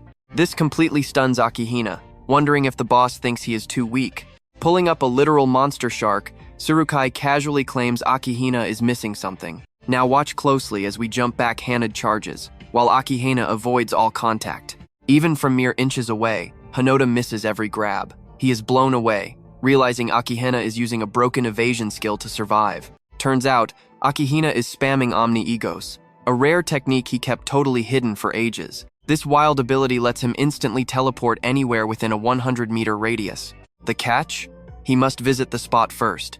But once marked, he can zip over there with insane speed and absolute pinpoint accuracy. Haneda throws a relentless barrage of attacks, but Akihina just teleports out of danger perfectly. It is incredibly frustrating, but Haneda treats it like hardcore training for his future deathmatch against Midori. Still teleporting around, Akihina suddenly asks Haneda why he even respects Kanagi in the first place. Onoda keeps up the fierce assault, admitting he actually has no specific idea. Launching a flying kick, he mentions knowing about Akihina's obsession with bumping up his squad's survival chances by just 1%. Haneda actually respects that, but straight up says he would never trust a leader who only cares about playing it safe over everything else. That completely ticks Akihina off. Haneda argues that selfish survival tactics stop you from ever reaching your true, destined potential in battle. Right then, Haneda flashes back to his tragic childhood, seeing his whole family slaughtered by a prophecy. That pure trauma gave him one sole mission, destroying every single prophecy. Driven by that dark past, he realized Kanagi was the only one crazy enough to achieve it, pledging total loyalty as his subordinate. Hearing this hits Akihina hard. He finally realizes the one thing he lacks to be a true captain is being relied upon. He focuses back on dodging. You and I can tell he is easily winning this fight, mentally saving this advice for the future. With just 5 seconds left, Haneda texts someone, grinning that his backup is perfectly on time. Akihina is totally confused until Suo drops a massive Chundala and Skyfall combo right from above, completely leveling the entire courtyard. Boom, no courtyard means 0 places for Akihina to teleport. Haneda attacks instantly. Leaping off the ruined building, he fires a flash kick, ripping off a piece of Akihina's clothing. The timer hits 0, but snagging that torn fabric counts as a touch, securing Haneda's awesome victory. He lands smoothly. Suo asks if blowing up the yard was necessary, but Haneda just casually praises his amazing help. Behind them, Akihina is absolutely raging. But after angrily typing away, he sighs and formally agrees to join Kanagi's squad. Hearing this, Honoda and Suo high-five, while Kanagi and Akane drag in another captive member. It is IU, fully tied up in chains. Kanagi panics seeing the wrecked courtyard, but Suo casually tells him to write the apology letter for all the massive damage. Haneda tries calming them. Wild ride, right? Stick with me here. Ren can fix the courtyard, but the real issue is they still need one more teammate. Akane is totally clueless. She straight up asks Kanagi if he knows anybody good. Kanagi just points right at the Special Task Force heavyweights Icha, Mikado, and Nisha. Turns out, he already recruited them. Just like that, they become his temporary subordinates. They will be fighting directly under his command. Meanwhile, over at the Watchtower, the surviving 12 apostles of the apocalypse gather for a meeting. Only 5 remain, but they are absolutely fearless. They control Midori's body, the ultimate weapon. In their twisted minds, they are just one step away from completely erasing the anti-prophecy unit. Number 0 chillingly reminds everyone of their core mission. Every single move they make is to force the prophecy into reality. Deep inside the anti-prophecy unit's main research room, the assistant superintendent checks in. He asks the director if he finally obtained the requested items. The director nods. He reveals a massive secret: the Book of Doom the apostles had was actually one single book ripped apart. Looking at the 8 books Midori brought, they realize the whole recent disaster was actually written in the prophecy. Specifically, it points to a special rank called Bhagavad Gita. Basically, to destroy the world, the apostles just need Midori's overwhelming power. That alone is enough. Meanwhile, soaring above the ocean, Midori and Hajime, one of the 12 apostles, are heading to an unknown location. Now watch closely here. Out of nowhere, Midori randomly asks Hajime if he has read the Gita. He hasn't, Midori calmly explains that it is an ancient Hindu scripture. It teaches that humans must do their duty completely selflessly. But Midori figures whoever wrote this current apocalyptic prophecy must have absolutely despised humanity to the core. They fly straight over New York's Times Square. A family looks up. The kid gets super hyped, recognizing Midori as the world's absolute strongest Awakener. The entire crowd catches on, cheering wildly and begging for photos. They even hear Hajime calling him a true samurai. The whole street goes crazy, thinking they are seeing their heroes. But up above, Midori coldly gives Hajime the green light to start the mission. Zero hesitation. Midori charges up a terrifying energy sphere in his palm. Down below, the crowd keeps cheering, completely clueless about the incoming nightmare. Right as a dad snaps a photo of his kid with Midori floating behind them, boom! Midori blasts the energy sphere straight up, swallowing the entire sky in pure destructive power. That sphere rips into a gigantic, raging tornado. Deep inside his own mind, the real Midori is screaming at Number Zero to stop. But it's way too late. Number Zero has already unleashed the devastating turbulence spell upon the city. Back at base, Kanagi is casually lecturing in the cafeteria.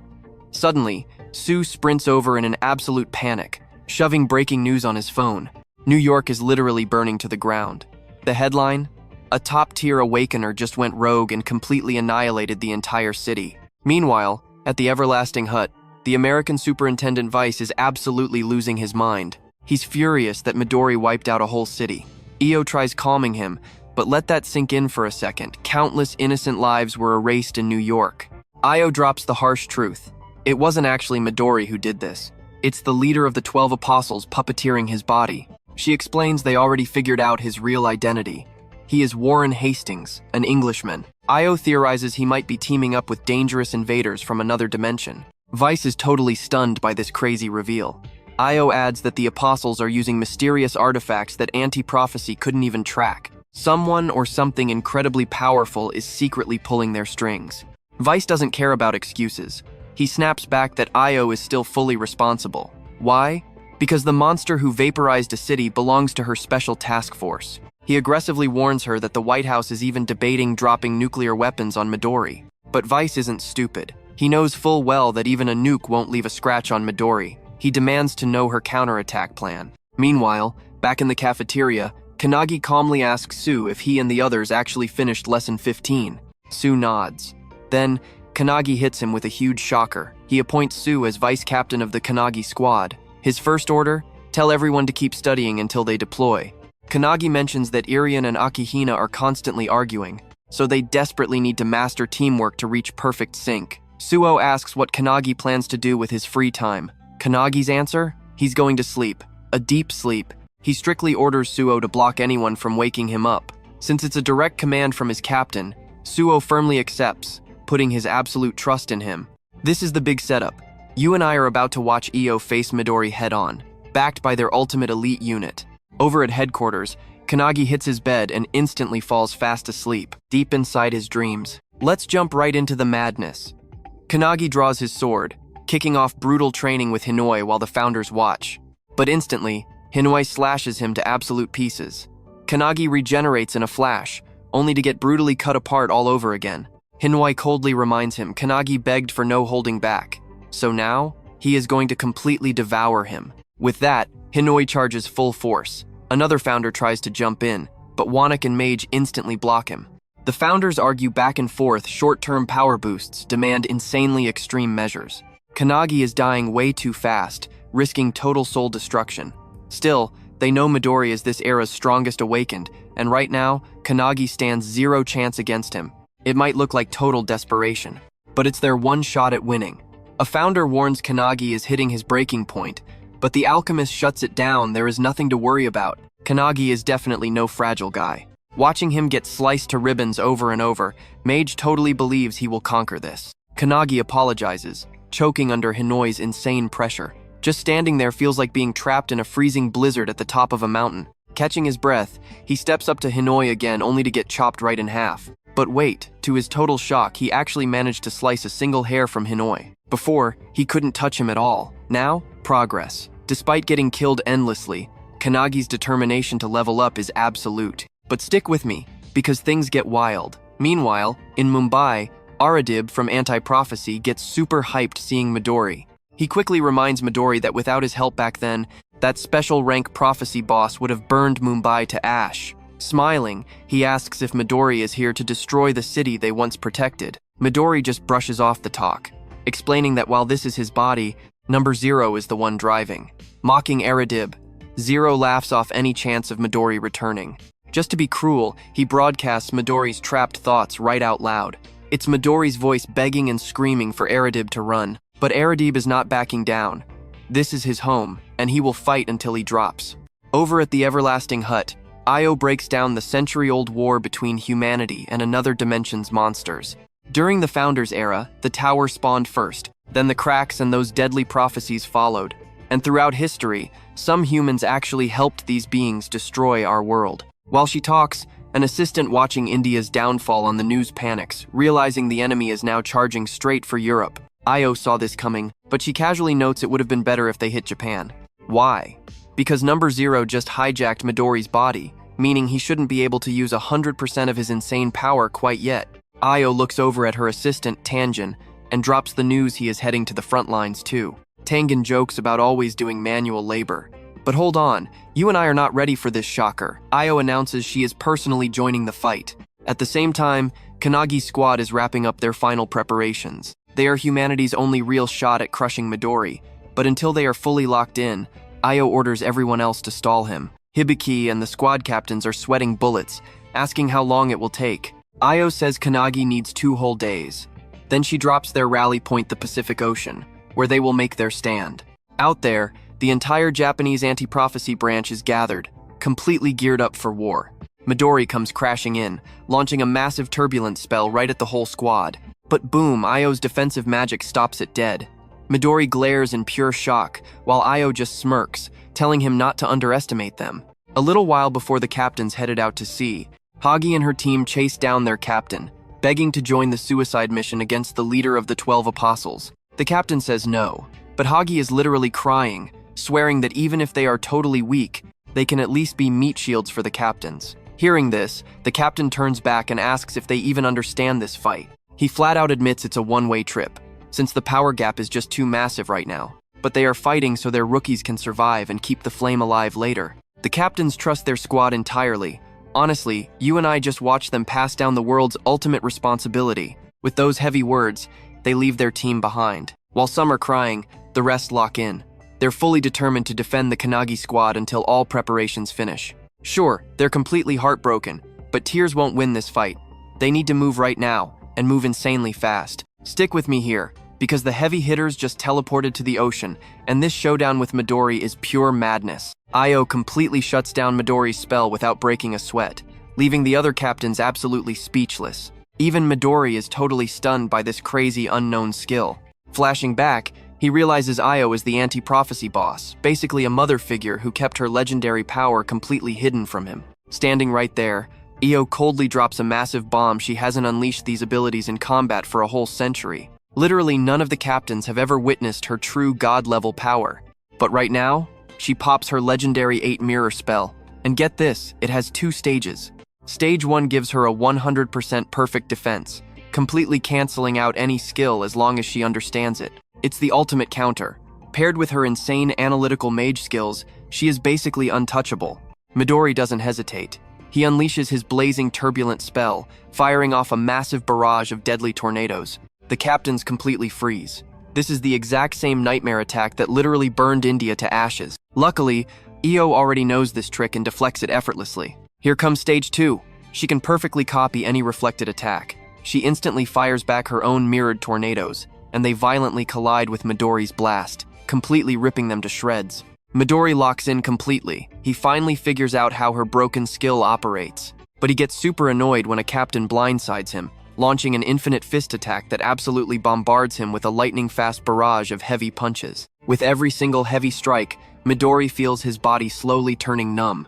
But despite landing an absolute onslaught of hits, the captain is terrified. Midori isn't even flinching. Now watch closely, because the captain grabs Midori mid-air, signaling the whole squad to jump him. Hibiki instantly drops her sound visualization release Phoenix, while the rest of the crew fire off their ultimate moves. They strike him all at once, but Midori easily counters with his wall of cutting pearl spell, blasting out a massive tornado that absolutely crushes everyone. The smoke clears, leaving Midori completely unbothered. He laughs, calling Io's team complete weaklings. But right then, a massively heavy aura drops from above. Looking up, he sees the assistant charging up an insane, sun-sized ball of raw energy, ready to annihilate him.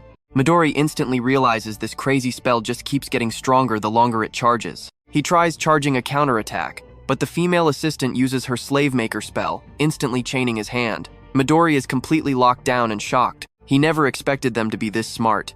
Now he is totally unable to cast any spells. Meanwhile, the guy finishes charging and literally throws that gigantic fiery nuke straight at the trapped Midori. Watching that deadly attack dive down, Midori knows there is nowhere to dodge.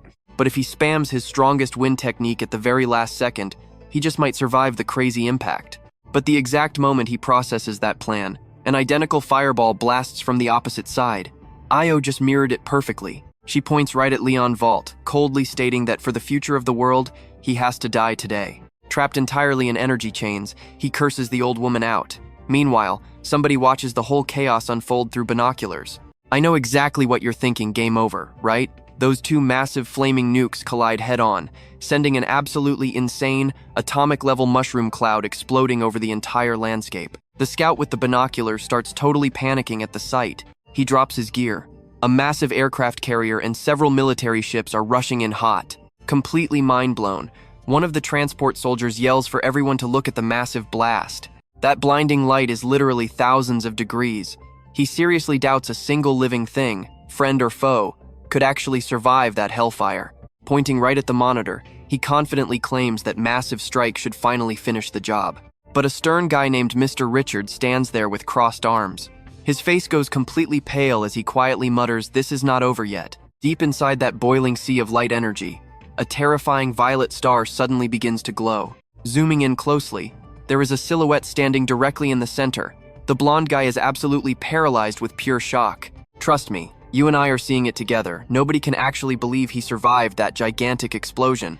Leonis Vault just rubs his head, casually asking if they seriously sacrificed their own people just to try and kill him. Let's dive right into absolute madness. Sure, he admits their sneaky trap was pretty clever, and landing that massive explosive blow on him took some serious effort. But trust me, they have absolutely zero clue what's coming next. Gritting his teeth, he struggles to hold back the insane thrill exploding inside him. Then he just screams. He orders them to look closely, not a single scratch. Throwing his arms wide open, the blonde guy flexes that he just tanked a literal 1,000-degree fireball and walked out completely flawless. But while he's busy bragging about surviving the blast, a sniper crosshair locks right onto him. At that exact second, a whole squad of fighter planes unloads, hitting his body with multiple direct shots.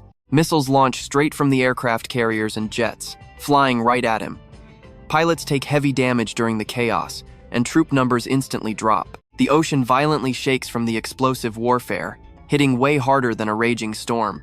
A massive shockwave slams into the aircraft carrier, shaking the whole sea and knocking those fighter planes right out of the sky. The blonde kid is absolutely euphoric. He bursts out laughing while massive explosions and literal deaths happen right behind his back. Another even bigger ship pulls up to the war zone.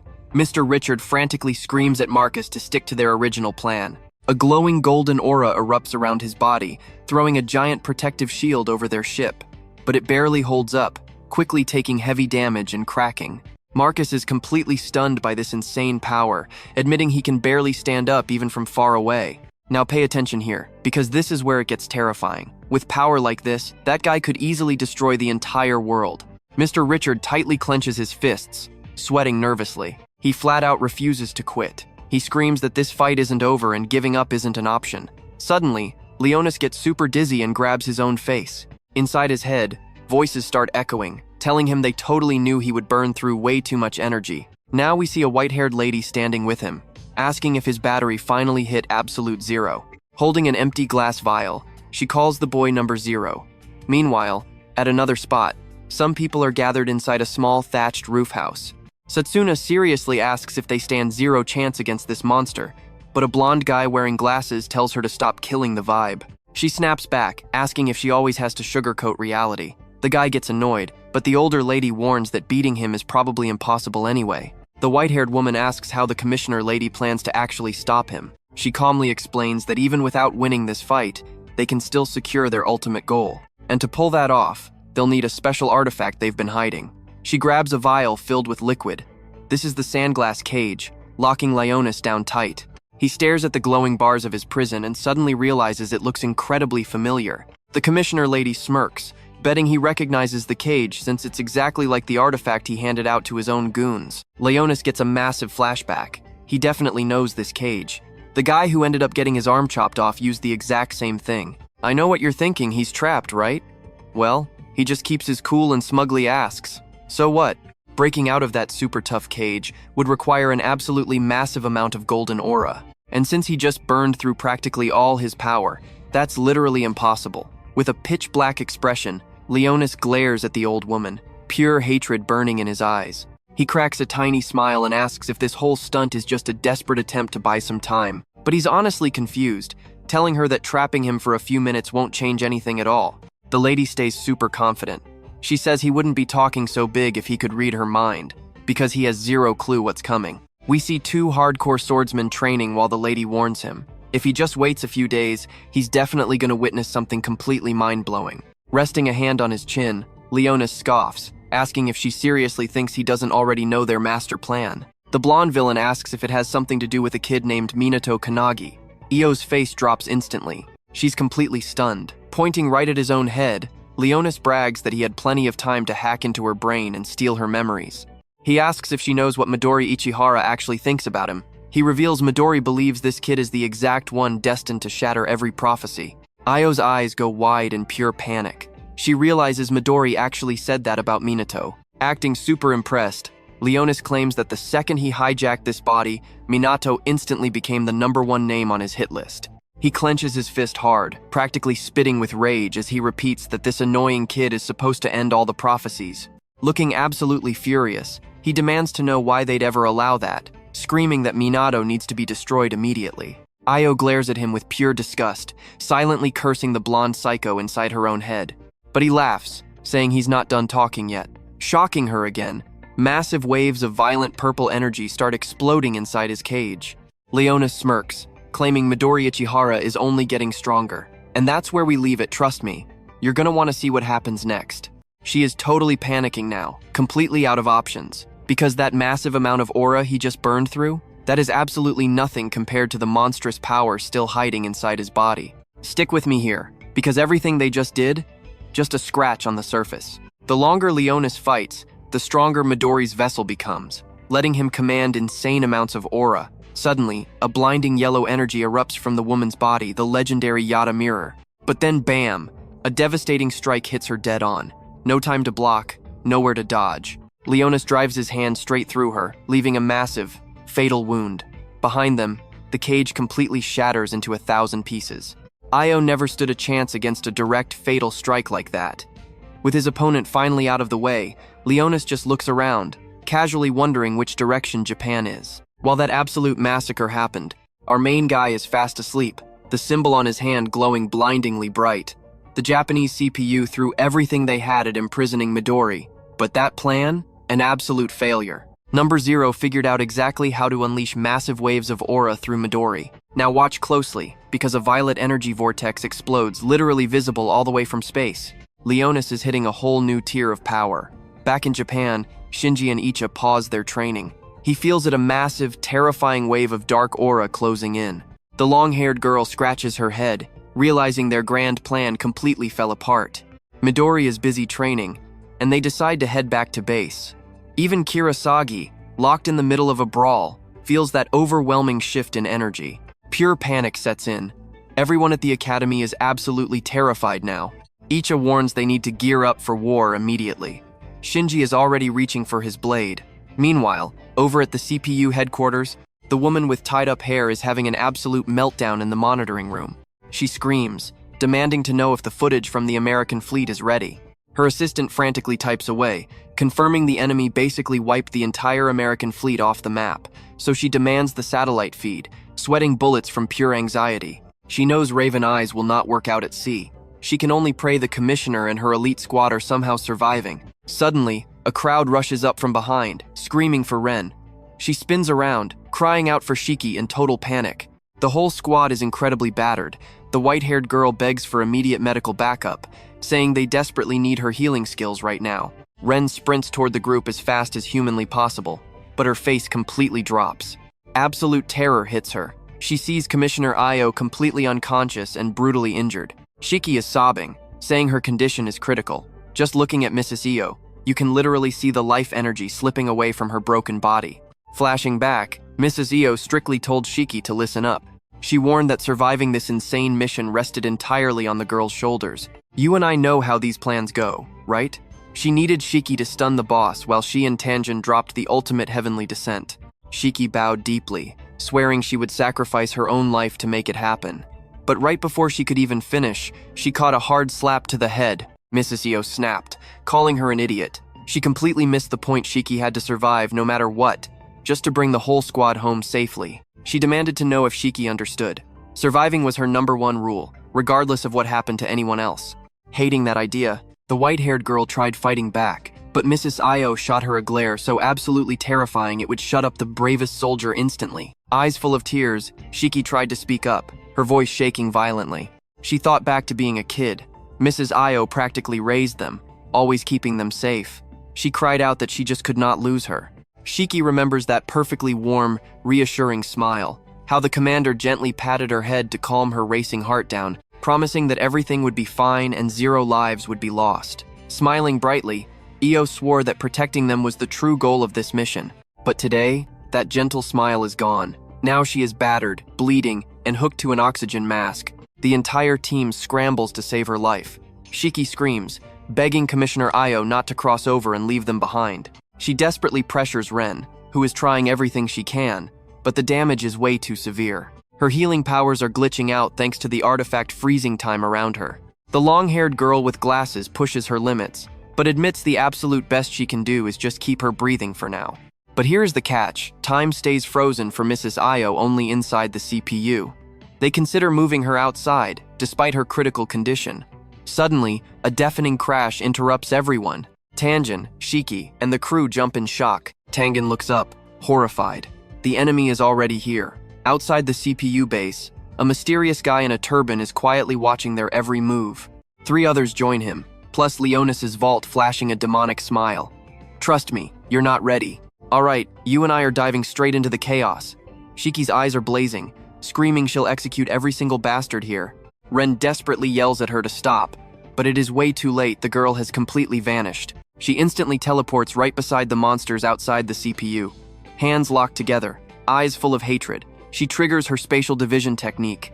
Shiki Kitamori's power literally stitches space together, letting her teleport anywhere she wants with absolute deadly precision. But in massive open zones, the ability gets completely reckless, unleashing damage on a truly catastrophic scale.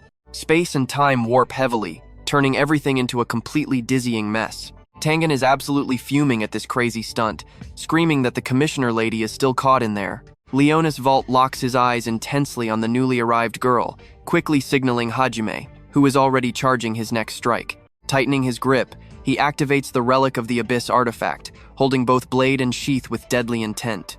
Drawing the blade, he literally slices through space, unleashing the Kulika strike ability and blasting a blinding beam of light. Shiki is completely caught off guard, eyes wide in shock as the area shatters like glass, launching crystal shards everywhere. That heavy, brutal blow leaves the girl's arm severely mangled. The girl in red chuckles, calling Hajime totally ruthless. Honestly, the villains are almost pitying the heroes right now. Now pay close attention here. Hajime stays in stance, eyeing the corner of the room, warning everyone to stay fully alert. He quickly figures out the heroes aren't done yet, successfully tracking down exactly where Shiki landed. She is badly hurt, but backup finally arrives. Shinji catches her gently in his arms, anxiously asking if she is alright. The tough white-haired girl completely ignores the pain, immediately demanding the Kanagi unit's status. Leonis glares at the fresh batch of enemies, scoffing that he is seriously sick and tired of swatting away annoying flies. Special Agent Icha Hinoi tightly grips her sword, completely prepped to draw it. Every enemy stares down her stance as raw, intense energy starts radiating straight from the girl's body. Walking forward, she playfully apologizes for her lazy, sleeping captain. Until he wakes up, she and her squad will gladly be their executioners. Hearing this cocky threat, the purple-eyed blonde man makes a perfectly disgusted face. Leonis Vault just looks down on the determined hero's movements, finding the whole thing incredibly suspicious. Makoto's younger brother and Special Agent Icha Hinoi fighting him makes sense. His cold eyes scan and analyze every single opponent. He glares intensely at Koname and Isuk, baffled by their courage. Midori's stolen memories have absolutely zero data on these two, so he writes them off as harmless weaklings. He wonders why they are throwing their lives away for someone totally out of their league. But Koname just meets his eyes, smiling suspiciously. You saw that too, right? Leonis feels seriously uneasy, finally noticing the kid's wildly glowing aura. The blonde guy steps right in front of his squad, raising his hand toward the mysterious duo. He triggers his turbulence ability, and boom, they vanish. The wounded Shiki frantically yells at the others about what just went down. Wait, her teammates vanished alongside the enemies too. She desperately wonders who exactly triggered this massive teleportation skill. Overjoyed, Koname strikes a flashy pose and smugly asks how he did. Suddenly, Isuk pops back up holding a first aid kit. He calmly explains he warped everyone away using his own special ability. Mind blown by this insane technique, Shiki immediately demands to know how he did it. Isuk and Koname instantly bicker over who did what. It was actually a combo move, but Shiki just wants a straight explanation. Basically, they perfectly fused the My Sweet Home and Extended Self abilities into one. Koname's unique power literally multiplies the range of whoever's body he is physically touching. Normally, Isuk can only warp himself, but supercharged by Koname, he successfully teleported every single person standing nearby right out of the zone. The purple-haired boy lacks Shiki's crazy range, but he can warp specific objects anywhere. He dropped Hajime right next to Ika. He instantly readies himself for a brutal clash. Isuk brilliantly separated everyone to force perfectly matched, fair one-on-one fights. With only the three of them left, the others gear up for their duels. The white-haired girl is absolutely stunned by this genius play. Smirking, Isuk adds that he specifically warped number 0 to a custom-made, highly special location. Cut to the blonde villain, helplessly floating inside a bizarre space filled with creepy red liquid. He is totally disoriented, unable to even figure out up from down. Then, something insanely dangerous catches his attention. Shape-shifting sharks, mutant octopuses, and sinister fish close in. Trust me, you and I are gonna love this next fight. Stick with me here. We are diving straight into a massive aquatic ambush on number 0. A uniformed guy draws his blade, staring down the dark water. He thinks Leonis is trapped inside the CPU facility's limestone cavern right now, specifically deep down in the 17th rift known as Shimo Ajido. This rift is a gateway to another dimension, and it expands by 4 inches annually. Nothing can stop this endless growth. Even Midori couldn't figure out a way to break this insane prophecy. So now, they get to watch how number 0 survives being completely trapped. Meanwhile, on Mount Nagano on Mitak, Hajime and Ichika finally face off. The white-haired swordsman looks around, totally confused, wondering who exactly teleported him here. Ika just cannot hold back, letting out a mocking little chuckle. Stepping closer to him, she smirks. Their divide and conquer operation actually worked perfectly. Hajime demands to know what they did to his boss. She casually replies they sent him to a place he is never coming back from. Gripping his sword sheath tight, the furious young man snaps back. If that is true, they should have sent the rest of his team there too. Icha just waves him off. She tells him not to be an idiot, since an escape artifact would ruin their entire master plan in seconds. They had to guarantee 0 chance of his return, because keeping the commissioner lady totally safe is their top priority. Sure, his boss might actually have an artifact, but honestly, she vastly preferred crushing as many of his weak little minions as possible first. Hajime starts charging raw energy through his body, daring this girl to prove she can match his strength. Smiling, the woman claims beating him is like taking candy from a baby. Only his boss is a real threat, and without artifacts, the rest are garbage. That arrogant trash talk makes the young warrior absolutely snap with pure rage. Furrowing his brow, he launches his blindingly fast Kika strike attack, ripping through the space between them with multiple savage beams of solid light. The beams look like a direct hit, but her eyes suddenly flash bright red. Cherry blossoms reflect in her gaze as she triggers her Dawn Solitude ability. Her eyes ignite with an eerie neon light. Dawn Solitude is her natural technique, a power she was literally born knowing how to use. At first glance, this skill looks super basic. People actually thought it was completely useless for years. But there is way more to it. It blocks all distractions, letting Icha instantly push her mind and physical body to their absolute peak limits. She keeps moving effortlessly, her eyes still glowing like a terrifying pink beacon. Basically, it grants her 100% perfect concentration in any situation, no matter the location or how strong her opponent actually is. Now pay attention. She summons her maximum strength for a fatal blow, stepping toward him as the entire world instantly goes pitch black. The only thing visible is the haunting pink glow of each's eyes. In a flash, a single devastating slash rips straight across Hajime's chest, and that one strike is all it takes. He gets blasted backward with insane force, completely losing his balance and shattering his stance. She perfectly finishes her attack. Martial arts transcendents spend countless agonizing hours refining their skills, so they understand better than anyone the true value of a flawlessly trained body like hers. Glaring down with absolute superiority, the girl coldly states that he does not even compare to Makoto. Meanwhile, back at the massive CPU practice area, an intense 2-on-2 showdown between the heroes and the villains is just getting started. Let's see how this plays out. Sete, in the red hat, mocks them, saying a 2-on-2 fight changes nothing. But those CPU warriors? Not scared at all. Seti quickly turns to Ashara, asking for their next game plan. Heavy rain starts pouring down, soaking the battlefield. Eyes closed and looking totally depressed, the man says he can fight if she restrains them. But suddenly, a fist flies right at his face. That brutal punch connects insanely hard. Ashara goes flying backward from the raw impact of that blow. Midori fiercely asks if he seriously expected them to just stand around while getting completely trampled. Set watches the white-haired warrior rush her teammate, but while she is completely distracted, her opponent's crazy long hair literally grabs her. Suddenly, painful memories of his tragic childhood start flooding his mind. He remembers his little red-haired friend playing with his hair. Now, eyes filled with pure burning hatred, he asks if she helped murder Makoto. Practically suffocated by the boy's binding hair, she finally gets it.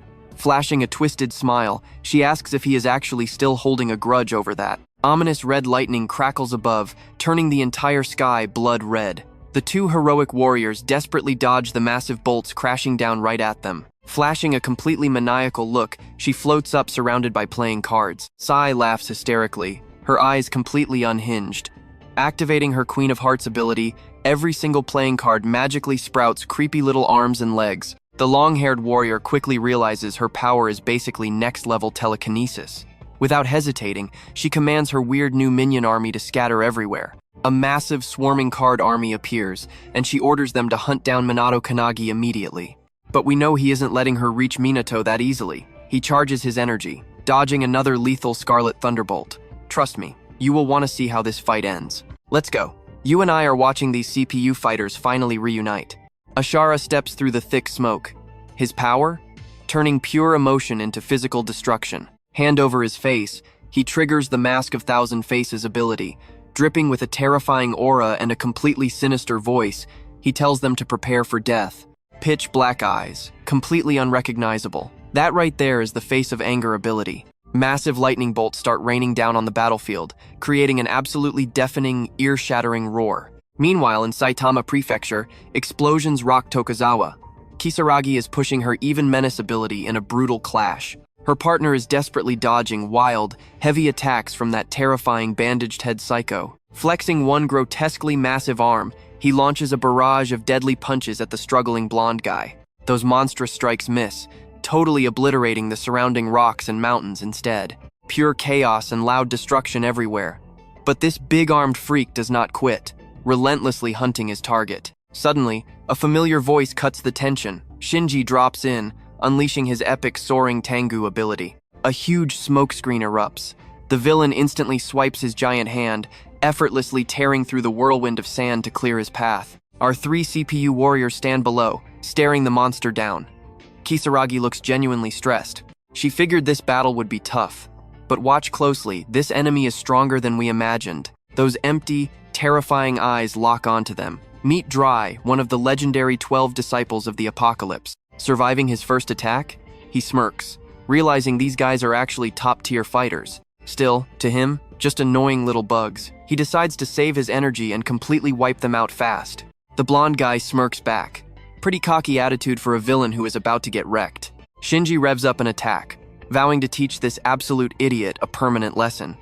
But Kisaragi sees Shinji losing his cool, fearing a reckless, hot-headed mistake. And honestly, she totally gets his rage. Flashback to his brother's funeral. Those same 12 disciples were the exact ones who murdered Captain Makoto. Dry squints at Shinji. With a mocking tone, he asks if the redhead is related to that weakling, Makoto Suo, asking if he is the younger brother. Shinji's eyes snap wide open. Pure ice shoots through his veins. Rolling out his absolutely disgusting tongue, he mocks having a pathetic brother who lost to a complete joke like Doze. That crosses the line. Shinji completely loses his mind. Blinded by pure, murderous hatred, he grips his sword and recklessly charges straight ahead. Dry's massive hand mutates into a freaky flesh cannon. He triggers his La Traviata ability, and a lethal purple energy ball charges at the tip of his arm. Our heroes? Completely blindsided. I know you felt that panic too. They stare in absolute shock at the blast. Meanwhile, back at CPU headquarters, tension is skyrocketing. The medics pour everything into healing Mrs. Io. Suddenly, they finally catch a faint pulse. Ren grabs the lady's hands, feeling her steady heartbeat. The overwhelming relief hits her instantly. Happy tears stream down her face. Another woman quickly yells for the Ushima unit status. The girls respond fast. They are incredibly close to fully healing the captain's injuries. 4 massive heavy hitters prep to back up the Kanagi unit. But the guy with the cap and shades halts them. They need to squash a minor problem first. Suddenly, multiple weird cards materialize, hunting for Minato. Tengen shouts orders, forcing everyone into position. They must protect Minato until he wakes up. So while the medical team patches up Mrs. Yo, the frontline fighters brace for this magical card attack. The goatee guy senses a massive, unnatural energy wave blanketing the zone. Isuk and Koname feel the ground violently shake like an earthquake. But Isuk instantly realizes this is no ordinary seismic tremor. A colossal purple vortex rips open, completely warping the raw energy of the surrounding area. The guard watching Number Zero's cell realizes the worst, that absolute monster has broken out. Konami goes into total panic mode, screaming that he was supposed to be trapped in the rift forever. Isuk knows time is running out. He begs the kid to help banish that bastard even further into the void. Konami hesitates, but the purple-haired boy pushes hard. They have to save the captain. But before he can plead anymore, a shadow makes him look up. His eyes go wide. Trust me, we are not ready for what comes next. Stick with me here. A massive blue beam shoots from the CPU building, stepping in to heal Mrs. Io. Kanagi Manato is transferring pure energy to her. Ren watches the newly awakened boy, completely overwhelmed with emotional tears. He is totally focused. His eyes are locked on Mrs. Io, determined to save her. While pouring energy into her recovery, Minato casually asks how long he was knocked out. Ren says just a few hours. She stares at him, absolutely blown away that he managed to wake up so incredibly fast. Meanwhile, Number Zero is breaking right out of prison. She asks if he can actually win this. Minato looks right at her. Yeah, he will destroy him for her. But first, there is one major thing he needs to handle. Suddenly, his hair changes color. Rocking pure white hair now, he keeps funneling energy into Mrs. Ivio. He apologizes, saying he never meant to leave her waiting this long.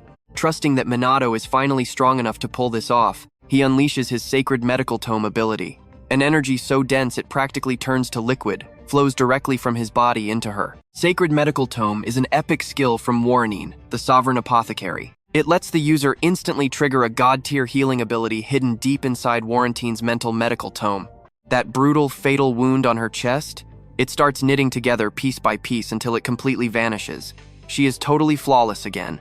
The other healers who tried saving Mrs. Io are absolutely speechless at this insane power display.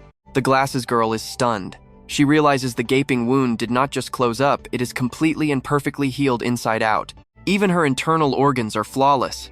Now watch closely. As the girl obsesses over this skill's mechanics, Mrs. Io slowly regains consciousness. Seeing this, Ren's eyes flood with tears again. She cries out her name. Mrs. Io shifts her gaze right toward the protagonist, proving she is fully awake. Her vision is still blurry, but she easily recognizes Minato right there, flashing a warm smile. She smiles back, whispering that he finally made it. Mustering her strength, she weakly reaches out. But suddenly, she does not see Minato anymore. Instead, she sees Warren, the very woman who healed her. He gently holds her hand with both of his. Flashing a calm smile, he tells her to be careful. Io apologizes, saying she tried her absolute best but barely helped. But he shuts that down, saying she was nothing short of spectacular. Warren tells her to just rest now. Once she wakes up fully healed, they will all share a massive meal together, just like the old days. Flashbacks hit showing the two of them as kids, laughing, having fun, and eating together happily. That sweet memory makes Io tear up completely. She happily agrees to her old friend's plan. Watching from a screen, Warren addresses the other souls present. Alright, everyone is fully hyped to back up the protagonist. Meanwhile, absolute chaos hits. A terrifying shower of playing cards with arms and legs floods the CPU building. One guy grabs his sword and instantly triggers his metal reinforcement and thousandth blow abilities. Using pure momentum, he swings that sword like a baseball bat, sending those freakish cards flying and slicing them up. Several cards get completely shredded. Then, the blonde woman unleashes her martial arts and lethal chain blast ability. These two team up to absolutely demolish those minions. I know what you are thinking, this is bad. She is going all out, but only dropped one card. Just like fighting Ava, every single minion hits exactly as hard as En Shikami. Actually, they are way more powerful. She quickly darts her eyes backward, desperately trying to defend herself. Boom! A 3 of clubs lands a brutal kick to her face, sending her flying from the raw impact. But with pure grit, she somehow regains her balance and stands her absolute ground. Determined, she absolutely refuses to go down easy. An entire flood of cards rushes her, but she will not break. She suddenly remembers Captain Makabe smiling brightly, telling her he is counting on her to save the entire world. Because he believed in her, she is going to fight this out until her very last breath. Then, mid-attack while throwing martial arts strikes at the deck, she suddenly feels a presence right behind her. It is Captain Makabe. He is using his Stone Punch ability, completely obliterating a squad of those little cards. Shocked beyond belief, the girl screams the captain's name out loud, just to make sure he is really there.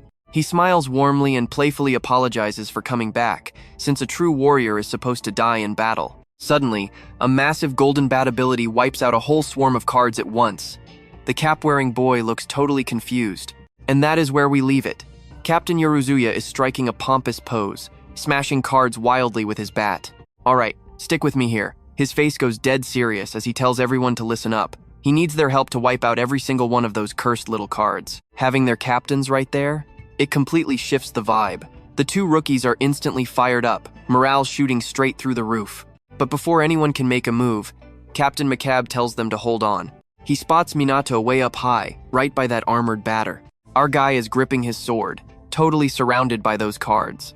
Makabe knows he is planning something huge.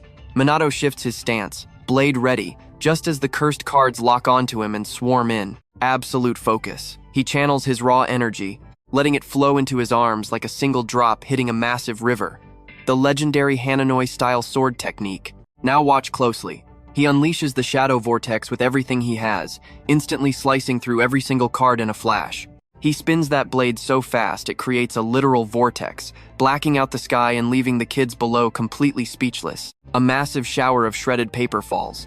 Every single card he chopped up is completely dead, exactly how they should be. Meanwhile, over on the second battlefield... Well, and it brings us to the end of today's journey.